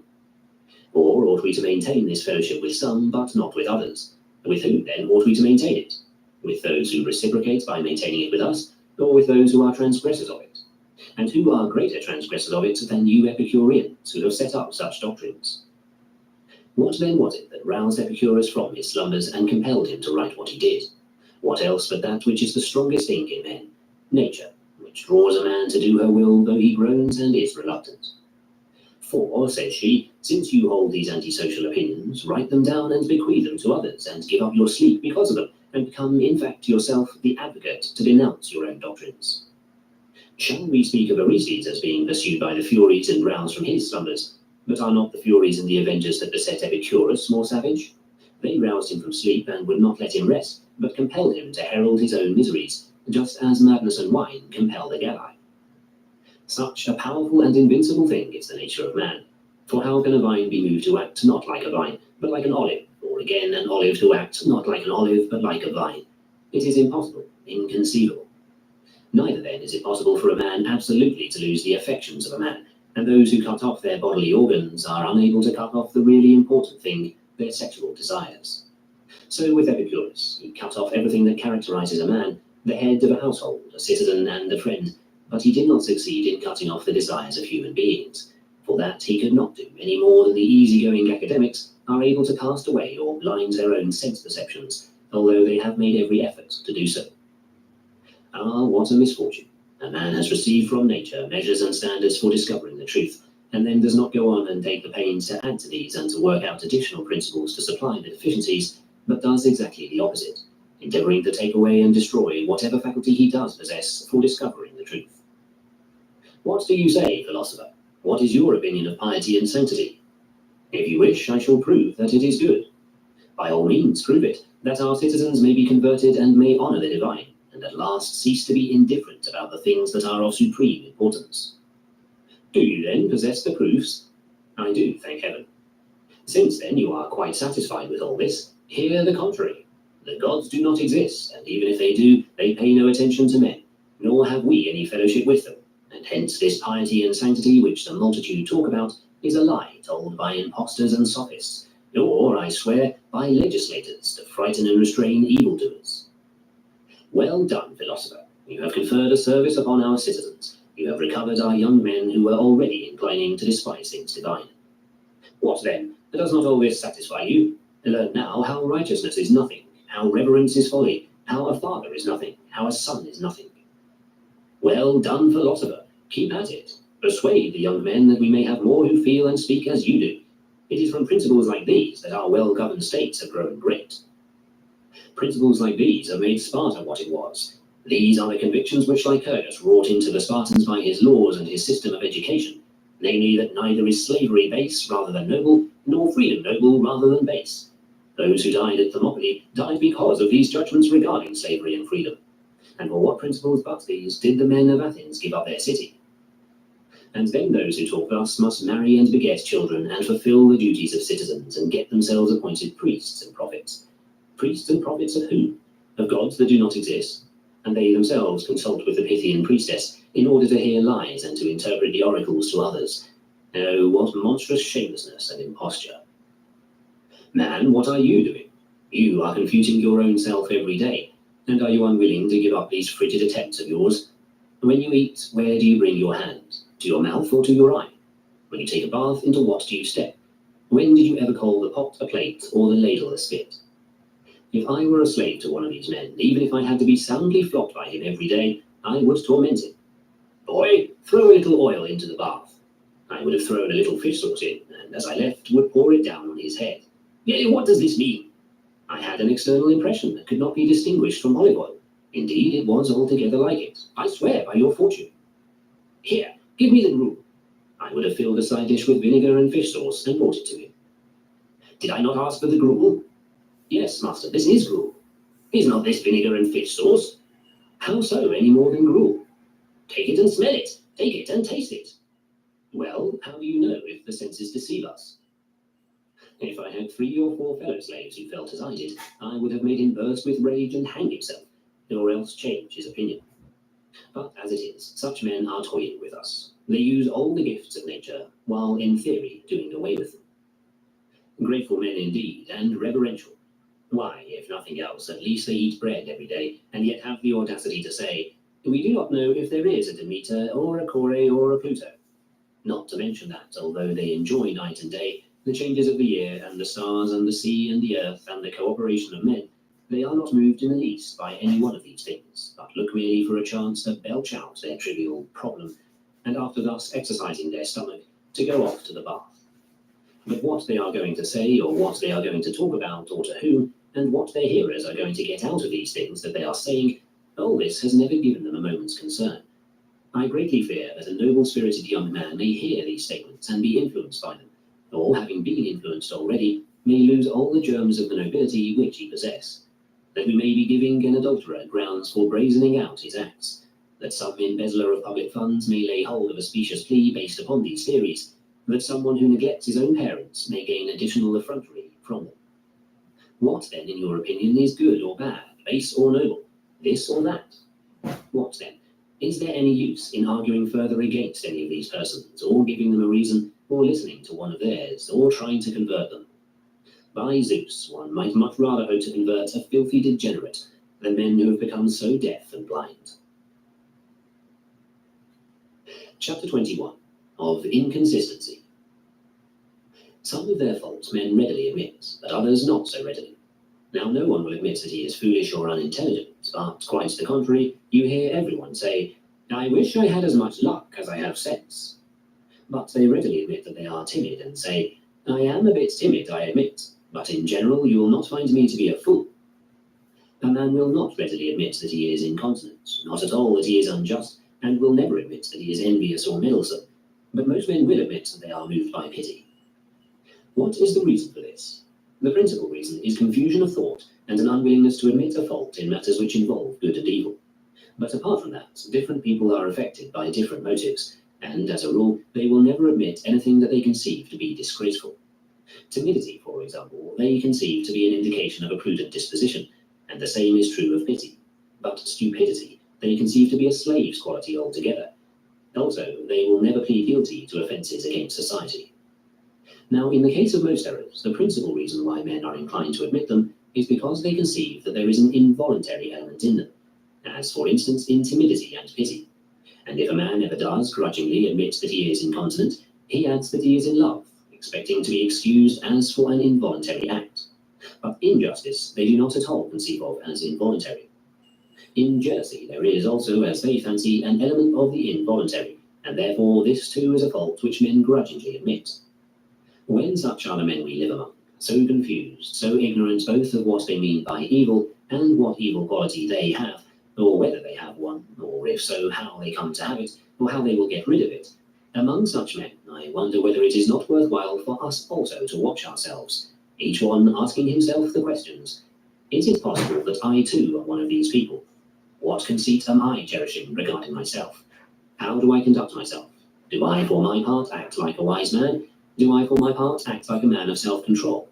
Do I for my part ever say that I have been educated to meet whatever comes? Have I the consciousness proper to a man who knows nothing that I do know nothing? Do I go to my teacher like one who goes to consult an oracle, prepared to obey? Or do I too, like a sniffling child, go to school to learn only the history of philosophy, and to understand the books which I did not understand before, and if chance offers, to explain them to others? Now, at home you have fought a regular prize fight with your slave. You have driven your household into the street. You have disturbed your neighbour's peace. And now do you come to me with a solemn air, like a philosopher, and sitting down pass judgment on the explanation I gave of the reading of the text and on the application, forsooth, of the comments I made as I babbled out whatever came into my head. You have come in a spirit of envy, in a spirit of humiliation, because nothing is being sent you from home, and you sit there while the lecture is going on, thinking on your part of nothing in the world but how you stand with your father or your brother. You reflect, what are my people at home saying about me? At this moment they are thinking that I am making progress in my studies, and they are saying, he will know everything when he comes back home. I did want, at one time I suppose, to learn everything before going back home, but that requires a great deal of hard work, and nobody sends me anything. And at Epictetus they have rotten accommodations at the baths, and my lodgings are bad, and the school here is bad. And then people say, nobody gets any good from going to school. Well, who goes to school? Who, I repeat, with the expectation of being cured? Who with the expectation of submitting his own judgments for purification? Who with the expectation of coming to a realization of what judgments he needs? Why then are you surprised if you carry back home from your school precisely the judgments you bring to it? For you do not come with the expectation of laying them aside, or of correcting them, or of getting others in exchange for them. Not at all, nor anything like it. Look rather to this at least, whether you are getting what you came for. You want to be able to speak fluently about philosophic principles. Well, are you not becoming more of an idle babbler? Do not these petty philosophic principles supply you with material for making exhibitions? Do you not resolve syllogisms and arguments with equivocal premises? Do you not examine the assumptions in the liar syllogism and in hypothetical syllogisms? Why then are you still vexed if you are getting what you came for? Yes, but if my child or my brother dies, or if I must die or be tortured, what good will such things do me? But was it really for this that you came? Is it really for this that you sit by my side? Do you ever really light your lamp or work late at night for this? Or when you went out into the covered walk, did you ever set before yourself, instead of a syllogism, some external impression, and examine this with your fellow students? When did you ever do that? And then you say, the principles are useless. To whom? To those who do not use them properly? For instance, eye salves are not useless to those who rub them on when and as they ought, and poultices are not useless. Jumping weights are not useless, but they are useless to some people, and, on the other hand, useful to others. If you ask me now, are our syllogisms useful? I will tell you that they are, and if you wish, I will show you how they are useful. Have they then helped me at all? Man, you did not ask, did you, whether they are useful to you, but whether they are useful in general. Let the man who is suffering from dysentery ask me whether vinegar is useful, I will tell him that it is useful. Is it useful then to me? I will say, no. Seek first to have your discharge stopped, the little ulcers healed. So do you also, men. First cure your ulcers, stop your discharges, be tranquil in mind, bring it free from distraction into the school, and then you'll know what power reason has. Chapter 22. Of Friendship. Whatever a man is interested in, he naturally loves. Now, do men take an interest in things evil? Not at all. Well, do they take an interest in things which in no respect concern them? No, not in these either. It remains, therefore, that men take an interest in good things only, and if they take an interest in them, they love them. Whoever, then, has knowledge of good things would know how to love them too. But when a man is unable to distinguish things good from things evil, and what is neither good nor evil from both the others, how could he take the next step and have the power to love? Accordingly, the power to love belongs to the wise man and to him alone. How so? Said someone. For I am foolish myself, but yet I love my child. By the gods, I am surprised at you. At the very outset, you have admitted that you are foolish.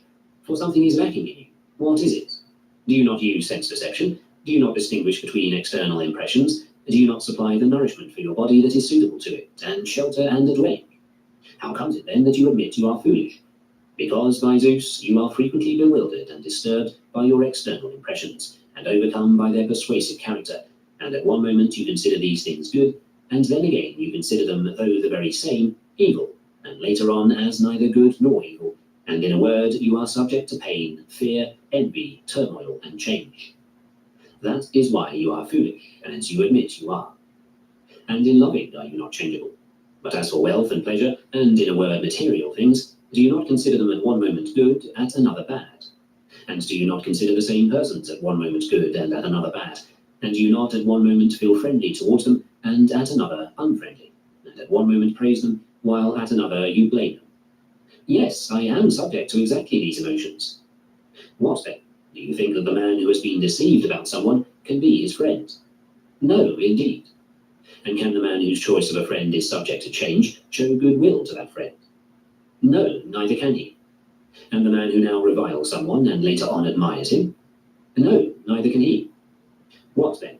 Did you never see dogs fawning on one another and playing with one another, so that you say nothing could be more friendly? But to see what their friendship amounts to, throw a piece of meat between them, and you will find out.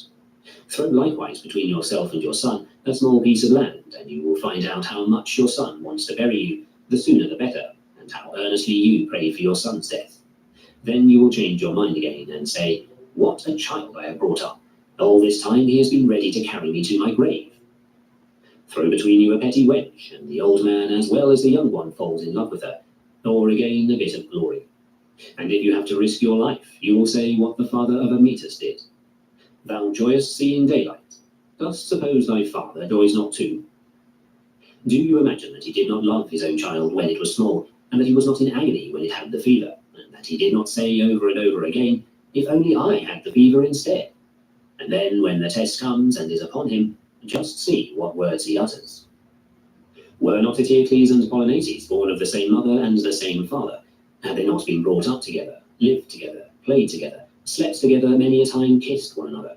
So that I fancy if anyone had seen them, he would have laughed at the philosophers for their paradoxical views on friendship. But when the throne was cast between them, like a piece of meat between the dogs, see what they say. Epictetus, where before the wall dost mean to stand? Polynices, why askst thou this of me? Epictetus, I shall range myself against thee. Polynices, mine is also that desire. Such also are the prayers they utter. It is a general rule, be not deceived, that every living thing is to nothing so devoted as to its own interest. Whatever then appears to it to stand in the way of this interest, be it a brother or father or child or loved one or lover, the being hates, accuses, and curses it. For its nature is to love nothing so much as its own interest. This to it is father and brother, and kinsman and country and God. When, for instance, we think that the gods stand in the way of our attainment of this, we revile even them, cast their statues to the ground, and burn their temples, as Alexander ordered the temples of Asclepius to be burned when his loved one died. For this reason, if a man puts together in one scale his interests, and righteousness, and what is honourable, and country, and parents, and friends, they are all safe. But if he puts his interest in one scale, and in the other friends, and country, and kinsmen, and justice itself, all these latter are lost, because they are outweighed by his interests. For where one can say I and mine, to that side must the creature perforce incline. If they are in the flesh, there must the ruling power be. If they are in the moral purpose, there must it be. If they are in externals, there must it be. If, therefore, I am where my moral purpose is, then and only then will I be the friend and son and the father that I should be. For then this will be my interest, to keep my good faith, my self-respect, my forbearance, my abstinence, and my cooperation, and to maintain my relations with other men. But if I put what is mine in one scale and what is honourable in the other, then the statement of Epicurus assumes strength. in which he declares that the honourable is either nothing at all, or at best only what people hold in esteem. It was through ignorance of this that the Athenians and Lacedaemonians quarrelled, and the Thebans with both of them, and the great king with Greece, and the Macedonians with both of them, and in our days the Romans with the Getae. And yet earlier than any of these, what happened at Ilium was due to this. Alexander was a guest of Menelaus, and if anyone had seen their friendly treatment of one another, he would have disbelieved any man who said they were not friends. But there was thrown in between them a morsel, a pretty woman, and to win her, war arose. So now, when you see friends or brothers who seem to be of one mind, do not instantly make pronouncements about their friendship, nor even if they swear to it, or even if they say that they cannot be separated from one another. The ruling principle of bad men is not to be trusted. It is insecure, incapable of judgment, a prey now to one external impression and now to another. Nay, do not make the same inquiry that most men do, asking whether two men are of the same parents, or were brought up together, or had the same school attendant, but this and this only. Where do they put their interest? Outside themselves, or in their moral purpose? If outside, call them not friends any more than you would call them faithful, steadfast, courageous, or free. Nay, call them not even human beings, if you are wise. For it is no judgment of human sort which makes them bite, that is, revile one another, and take to the desert, that is, to the marketplace, as wild beasts take to the mountains, and in law courts act the part of brigands. Nor is it a judgment of human sort which makes them profligates and adulterers and corrupters. Nor is it any such thing that makes men guilty of any of the many other crimes which they commit against one another. It is because of one single judgment, and this alone, because they put themselves and what belongs to themselves in the category of things which lie outside the sphere of moral purpose. But if you hear these men assert that in all sincerity they believe the good to be where moral purpose lies, and where there is the right use of external impressions, then you need no longer trouble yourself as to whether they are son and father, or brothers, who have been schoolmates a long time and are comrades, but though this is the only knowledge you have concerning them, you may confidently declare them friends, just as you may declare them faithful and upright. For where else is friendship to be found than where there is fidelity, respect, a devotion to things honourable, and to naught beside? But he has paid attention to me all these years, and did he not love me? How do you know, slave, whether he has paid attention to you just as he sponges his shoes or curries his horse? How do you know but that when you have lost your utility as that of some utensil, he will throw you away like a broken plate? But she is my wife, and we have lived together all these years. But how long did Araphae live with Amphiaraus? Yes, and bore him children, and many of them. But a necklace came in between them. And what does a necklace signify? One's judgment about things like a necklace. That was the brutish element. That was what sundered the bond of love, what would not allow a woman to be a wife, a mother to remain a mother. So let every one of you who is eager to be a friend to somebody himself, or to get somebody else for a friend, eradicate these judgments, hate them, banish them from his own soul. When this is done, first of all, he will not be reviling himself, fighting with himself, repenting, tormenting himself. And in the second place, in relation to his comrade, he will be always straightforward to one who is like him himself, while to one who is unlike, he will be tolerant, gentle, kindly, forgiving, as to one who is ignorant or is making a mistake in things of the greatest importance. He will not be harsh with anybody, because he knows well the saying of Plato that every soul is unwillingly deprived of the truth. But if you fail to do this, you may do everything else that friends do, drink together and share the same tent and sail on the same ship, and you may be sons of the same parents. Yes, and so may snakes. But they will never be friends, and no more will you, as long as you retain these brutish and abominable judgments. Chapter 23, of the Faculty of Expression. Everyone would read with greater pleasure and ease the book that is written in the clearer characters. Therefore, everyone would also listen with greater ease to those discourses that are expressed in appropriate and attractive language. We must not, therefore, say that there is no faculty of expression, for this is to speak both as an impious man and as a coward. As an impious man, because one is thereby disparaging the gifts received from God, as though one were denying the usefulness of the faculty of vision, or that of hearing, or that of speech itself. Did God give you eyes to no purpose? Did he to no purpose put them in a spirit so strong and so cunningly devised that it reaches out to a great distance and fashions the forms of whatever is seen? And what messenger is so swift and so attentive as the eye? And did he to no purpose make also the intervening air so active and so intent that the vision passes through it as through some tense medium? and ditty to no purpose creates light, without the presence of which all else were useless. Man, be neither ungrateful for these gifts, nor yet forgetful of the better things, but for sight and hearing, yes, and by Zeus, for life itself and for what is conducive to it, for dry fruits, for wine, for olive oil, give thanks unto God, and at the same time remember that he has given you something better than all these things, the faculty which can make use of them, pass judgment upon them, estimate the value of each. For what is it that, in the case of each of these faculties, shows what it is worth? Is it each faculty itself? Did you ever hear the faculty of sight say anything about itself, or the faculty of vision? No, but they have been appointed as servants and slaves to minister to the faculty which makes use of external impressions. And if you ask what each thing is worth, of whom do you ask? Who is to answer you? How then can any other faculty be superior to this, which both uses the rest as its servants, and itself passes judgment upon each several thing, and pronounces upon it? For which one of them knows what it is, and what it is worth? Which one of them knows when ought to use it, and when not? What is the faculty that opens and closes the eyes, and turns them away from the things which it should turn them, but directs them toward other things? The faculty of sight? No, but the faculty of moral purpose. What is the faculty by virtue of which men are curious and inquisitive, or again unmoved by what is said? The faculty of hearing?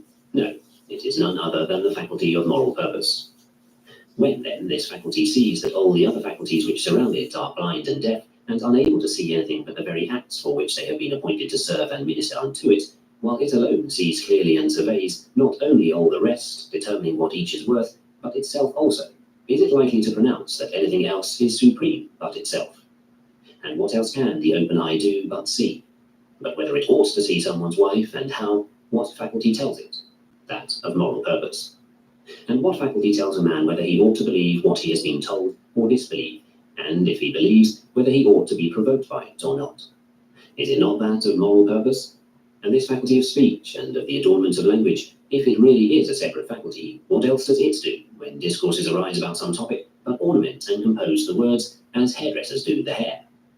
But whether it is better to speak than to keep silence, and to do so in this way or in that, and whether this is appropriate or not appropriate, and the proper occasion and utility of each action, what else tells us all this but the faculty of moral purpose?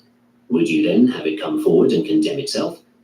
What then, says the objector, if the matter stands like this, and it is possible for that which serves to be superior to what it serves, the horse to the rider, or the dog to the hunter, or his instruments to the harper, or his servants to the king? Well, what faculty is it that uses the services of the rest in this way? Moral purpose. What is it that attends to everything? Moral purpose. What is it that destroys the whole man, sometimes by hunger, sometimes by a noose, sometimes by hurling him over a cliff? Moral purpose. Is there then anything stronger than this among men? Yet how can the things that are subject to hindrance be stronger than that which is unhindered? What are by their very nature capable of hindering the faculty of vision? Both moral purpose and things that lie outside its sphere. The same hinder vision, and so it is also with speech. But what is by its very nature capable of hindering moral purpose? Nothing that lies outside its sphere, but only itself when perverted. Therefore, since it is so great a faculty and has been set over everything else, let it come before us and say that the flesh is of all things the most excellent. Nay, even if the flesh itself called itself most excellent, one would not have tolerated such a statement. But now what is it, Epicurus, that makes such a declaration, that composed the treatise on the end, or the physics, or on the standard, that caused you to let your beard grow long, that wrote as it was dying, we are spending what is our last, and at the same time a happy day? Was it the flesh, or the moral purpose? Come, do you confess that you have something superior to the flesh, and you are not insane either? Are you, in all truth, so blind and deaf? Well, what then? Does a man despise his other faculties? Far from it. Does a man say there is no use or advancement save in the faculty of moral purpose? Far from it. That is unintelligent, impious, ungrateful towards God. Nay, he is but assigning its true value to each thing. For there is some use in an ass, but not as much as there is in an ox. There is some use also in a dog, but not as much as there is in a slave. There is use also in a slave, but not as much as there is in your fellow citizens. There is use also in these, but not as much as there is in the magistrates. Yet because some things are superior, we ought not to despise the use which the others give. There is a certain value also in the faculty of eloquence, but it is not as great as that of the faculty of moral purpose. When, therefore, I say this, let no one suppose that I am bidding you neglect speech, any more than I bid you neglect eyes, or ears, or hands, or feet, or dress, or shoes. But if you ask me, what then is the highest of all things, what should I say? The faculty of eloquence? I cannot, but rather that of moral purpose, when it becomes a right moral purpose. For it is this which uses not only the faculty of eloquence, but also all the other faculties, both small and great. When this has been set right, a man becomes good. When it has failed, a man becomes bad. It is through this that we are unfortunate and are fortunate, blame one another, and are pleased with one another. In a word, it is this which, when ignored, produces wretchedness, but when attended to, produces happiness. But to do away with the faculty of eloquence, and to say that, in all truth, it is nothing, is the act not merely of a man ungrateful to those who have given it, but also cowardly. For such a person seems to me to be afraid that, if there really is a faculty of this kind, we may not be able to despise it. Such also are those who assert that there is no difference between beauty and ugliness. What? Could a man be affected in the same way by the sight of Thersites and that of Achilles, or by the sight of Helen and that of some ordinary woman? But these are the notions of foolish and boorish persons who do not know the nature of each several thing, but are afraid that if a man notices the superiority of the faculty in question, he will immediately be carried away by it and come off worsted. Nay, the great thing is this, to leave each in the possession of his own proper faculty, and so leaving him to observe the value of the faculty, and to learn what is the highest of all things, and in everything to pursue after this, to be zealous about this, treating all other things as of secondary value in comparison with it, though without neglecting these, as far as this is possible. For we must take care of our eyes too, yet not as the highest thing, but we must take care of them for the sake of the highest, because this latter will not have its natural perfection unless it uses the eyes with reason, and chooses one thing instead of another. What then generally takes place? Man acts like a traveller on the way to his own country, who stops at an excellent inn, and, since the inn pleases him, stays there. Man, you have forgotten your purpose. You are not travelling to this, but through it. But this is a fine inn. And how many other inns are fine, and how many meadows, yet simply for passing through. But your purpose is the other thing, to return to your country, to relieve the fear of your kinsmen, to do the duties of a citizen, to marry, bring up children, hold the customary offices. For you did not come into the world to select unusually fine places, I ween, but to live and go about your business in the place where you were born and were enrolled as a citizen. Something like this takes place also in the matter which we are considering. Since a man must advance to perfection through the spoken word and such instruction as you receive here, and must purify his own moral purpose and correct the faculty which makes use of external impressions, and since the instruction must necessarily be given by means of certain principles and in a particular style, and with a certain variety and impressiveness in the form of these principles, some persons are captivated by all these things and stay where they are. One is captivated by style, another by syllogisms, another by arguments with equivocal premises, another by some other inn of that sort, and staying there they moulder away as though they were among the sirens. Now, your purpose was to make yourself competent to use conformably with nature the external impressions that came to you, in desire not to fail in what you would attain, in avoidance not to fall into what you would avoid, never suffering misfortune, never ill fortune, free, unhindered, unconstrained, conforming to the governance of Zeus, obeying this, well satisfied with this, blaming no one, charging no one, able to say with your whole heart the verses beginning, "Lead thou me on, O Zeus, and destiny." And then, although you have this purpose, because some petty trick of style or certain principles catch your fancy, are you going to stay just where you are and choose to dwell there, forgetful of the things at home and saying, "This is fine"? Well, who says that it is not fine, but only like a passageway, like an inn? For what is to prevent a man having the eloquence of Demosthenes and yet being unhappy? And what is to prevent him from analyzing syllogisms like Chrysippus and yet being wretched, from sorrowing, envying, in a word, from being disturbed and miserable? Absolutely nothing. You see then that these were inns of no value, while your purpose was something else. When I speak thus to some people, they think that I am disparaging the study of rhetoric or that of general principles. Yet I am not disparaging this, but only the habit of dwelling unceasingly on these matters and setting one's hopes in them. If a man does his hearers harm by presenting this view, set me down too as one of those who work harm. But when I see that one thing is the highest and supreme, I cannot say the same of something else in order to gratify you, my hearers. Chapter 24. To one of those whom he did not deem worthy. Someone said to him, I have often come to you wishing to hear you, and you have never given me an answer. And now, if it be possible, I beg you to say something to me. He answered, Do you think that, just as in everything else there is an art, so there is also an art in speaking, and that he who has this art will speak with skill, while he who does not have it will speak without skill? I do. Then he who by speaking benefits himself and is able to benefit others would be speaking with skill, while he who confers injury rather than benefit would be without skill in this art of speaking. You would find that some are injured and others benefited. And are all those who hear benefited by what they hear? Or would you find that some of them too are benefited but others injured? Yes, this is true of them also, he said. Then in this case too, are all those that show skill in listening benefited, but all those who do not show such skill injured? He agreed. Is there therefore also a certain skill in listening, just as there is in speaking? So it seems. But if you please, look at the matter from this angle also.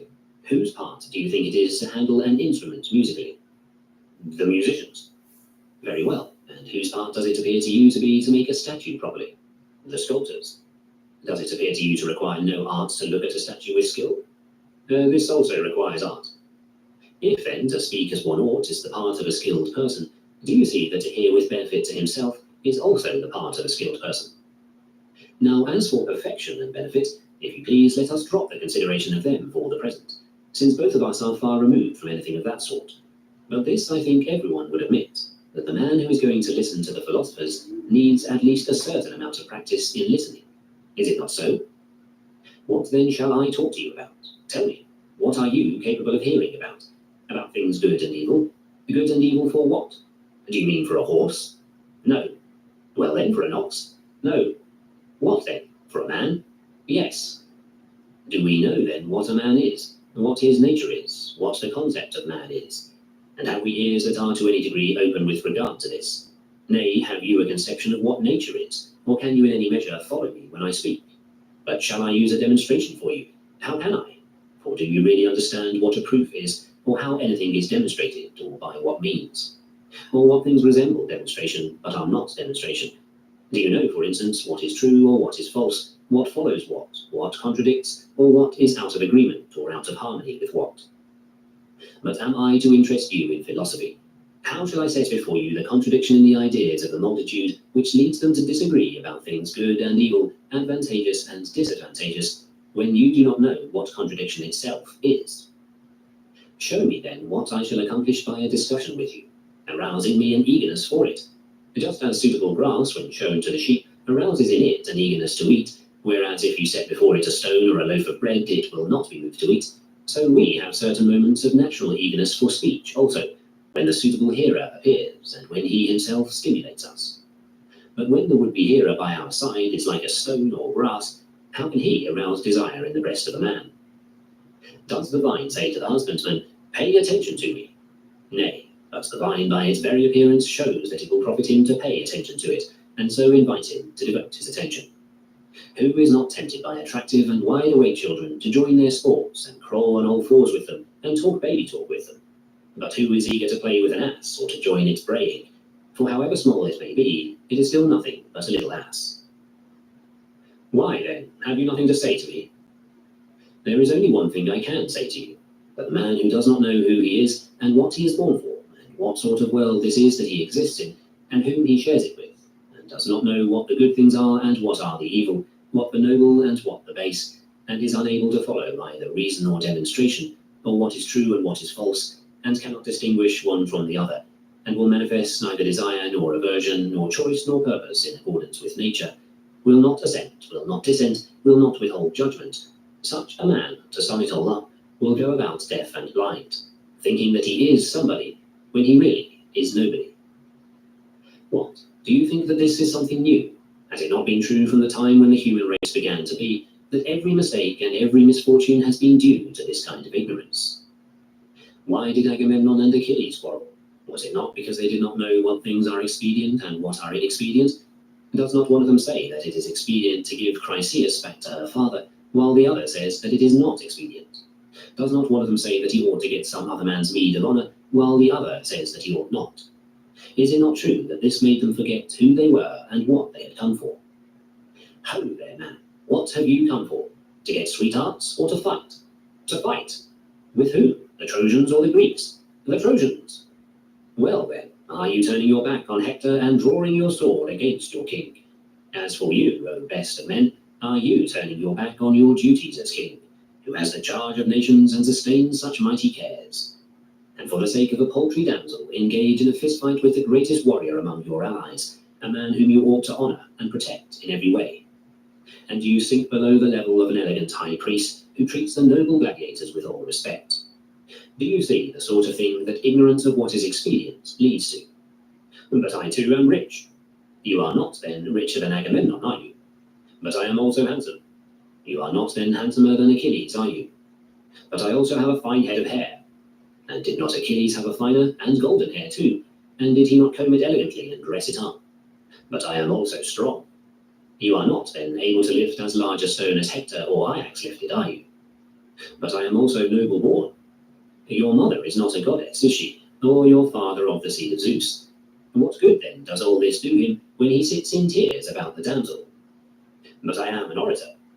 And was not he? Do you not observe how he has dealt with Odysseus and Phoenix, the most skillful of the Greeks in eloquence, how he stopped up their mouths?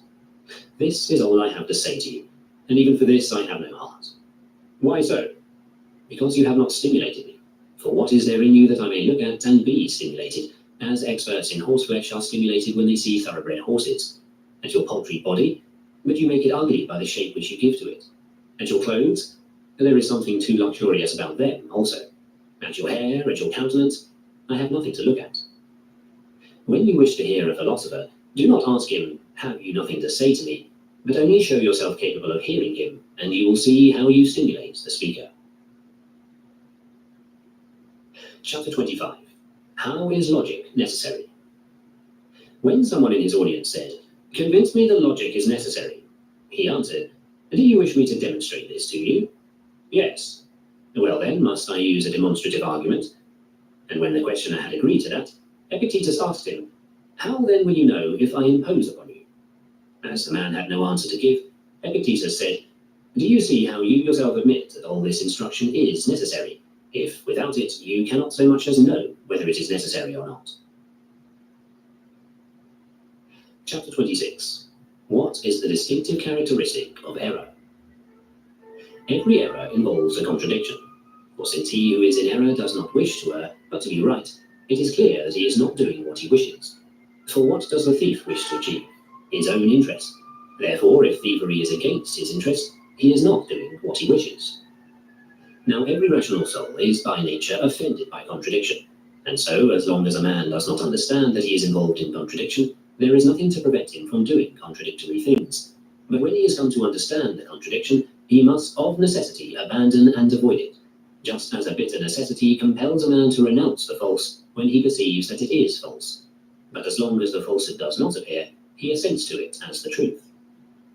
He, then, that can show to each man the contradiction which causes him to err, and can clearly bring home to him how he is not doing what he wishes, and is doing what he does not wish, is strong in argument, and at the same time effective both in encouragement and refutation. For as soon as anyone shows a man this, he will of his own accord abandon what he is doing. But so long as you do not point this out, be not surprised if he persists in his error, for he does it because he has an impression that he is right. That is why Socrates, because he trusted in this faculty, used to say, "I am not in the habit of calling any other witness to what I say, but I am always satisfied with my fellow disputant, and I call for his vote and summon him as a witness, and he, though but a single person, is sufficient for me in place of all men." For Socrates knew what moves the rational soul, and that like the beam of a balance it will incline whether you wish or no. Point out to the rational governing faculty a contradiction, and it will desist. But if you do not point it out, blame yourself rather than the man who will not be persuaded.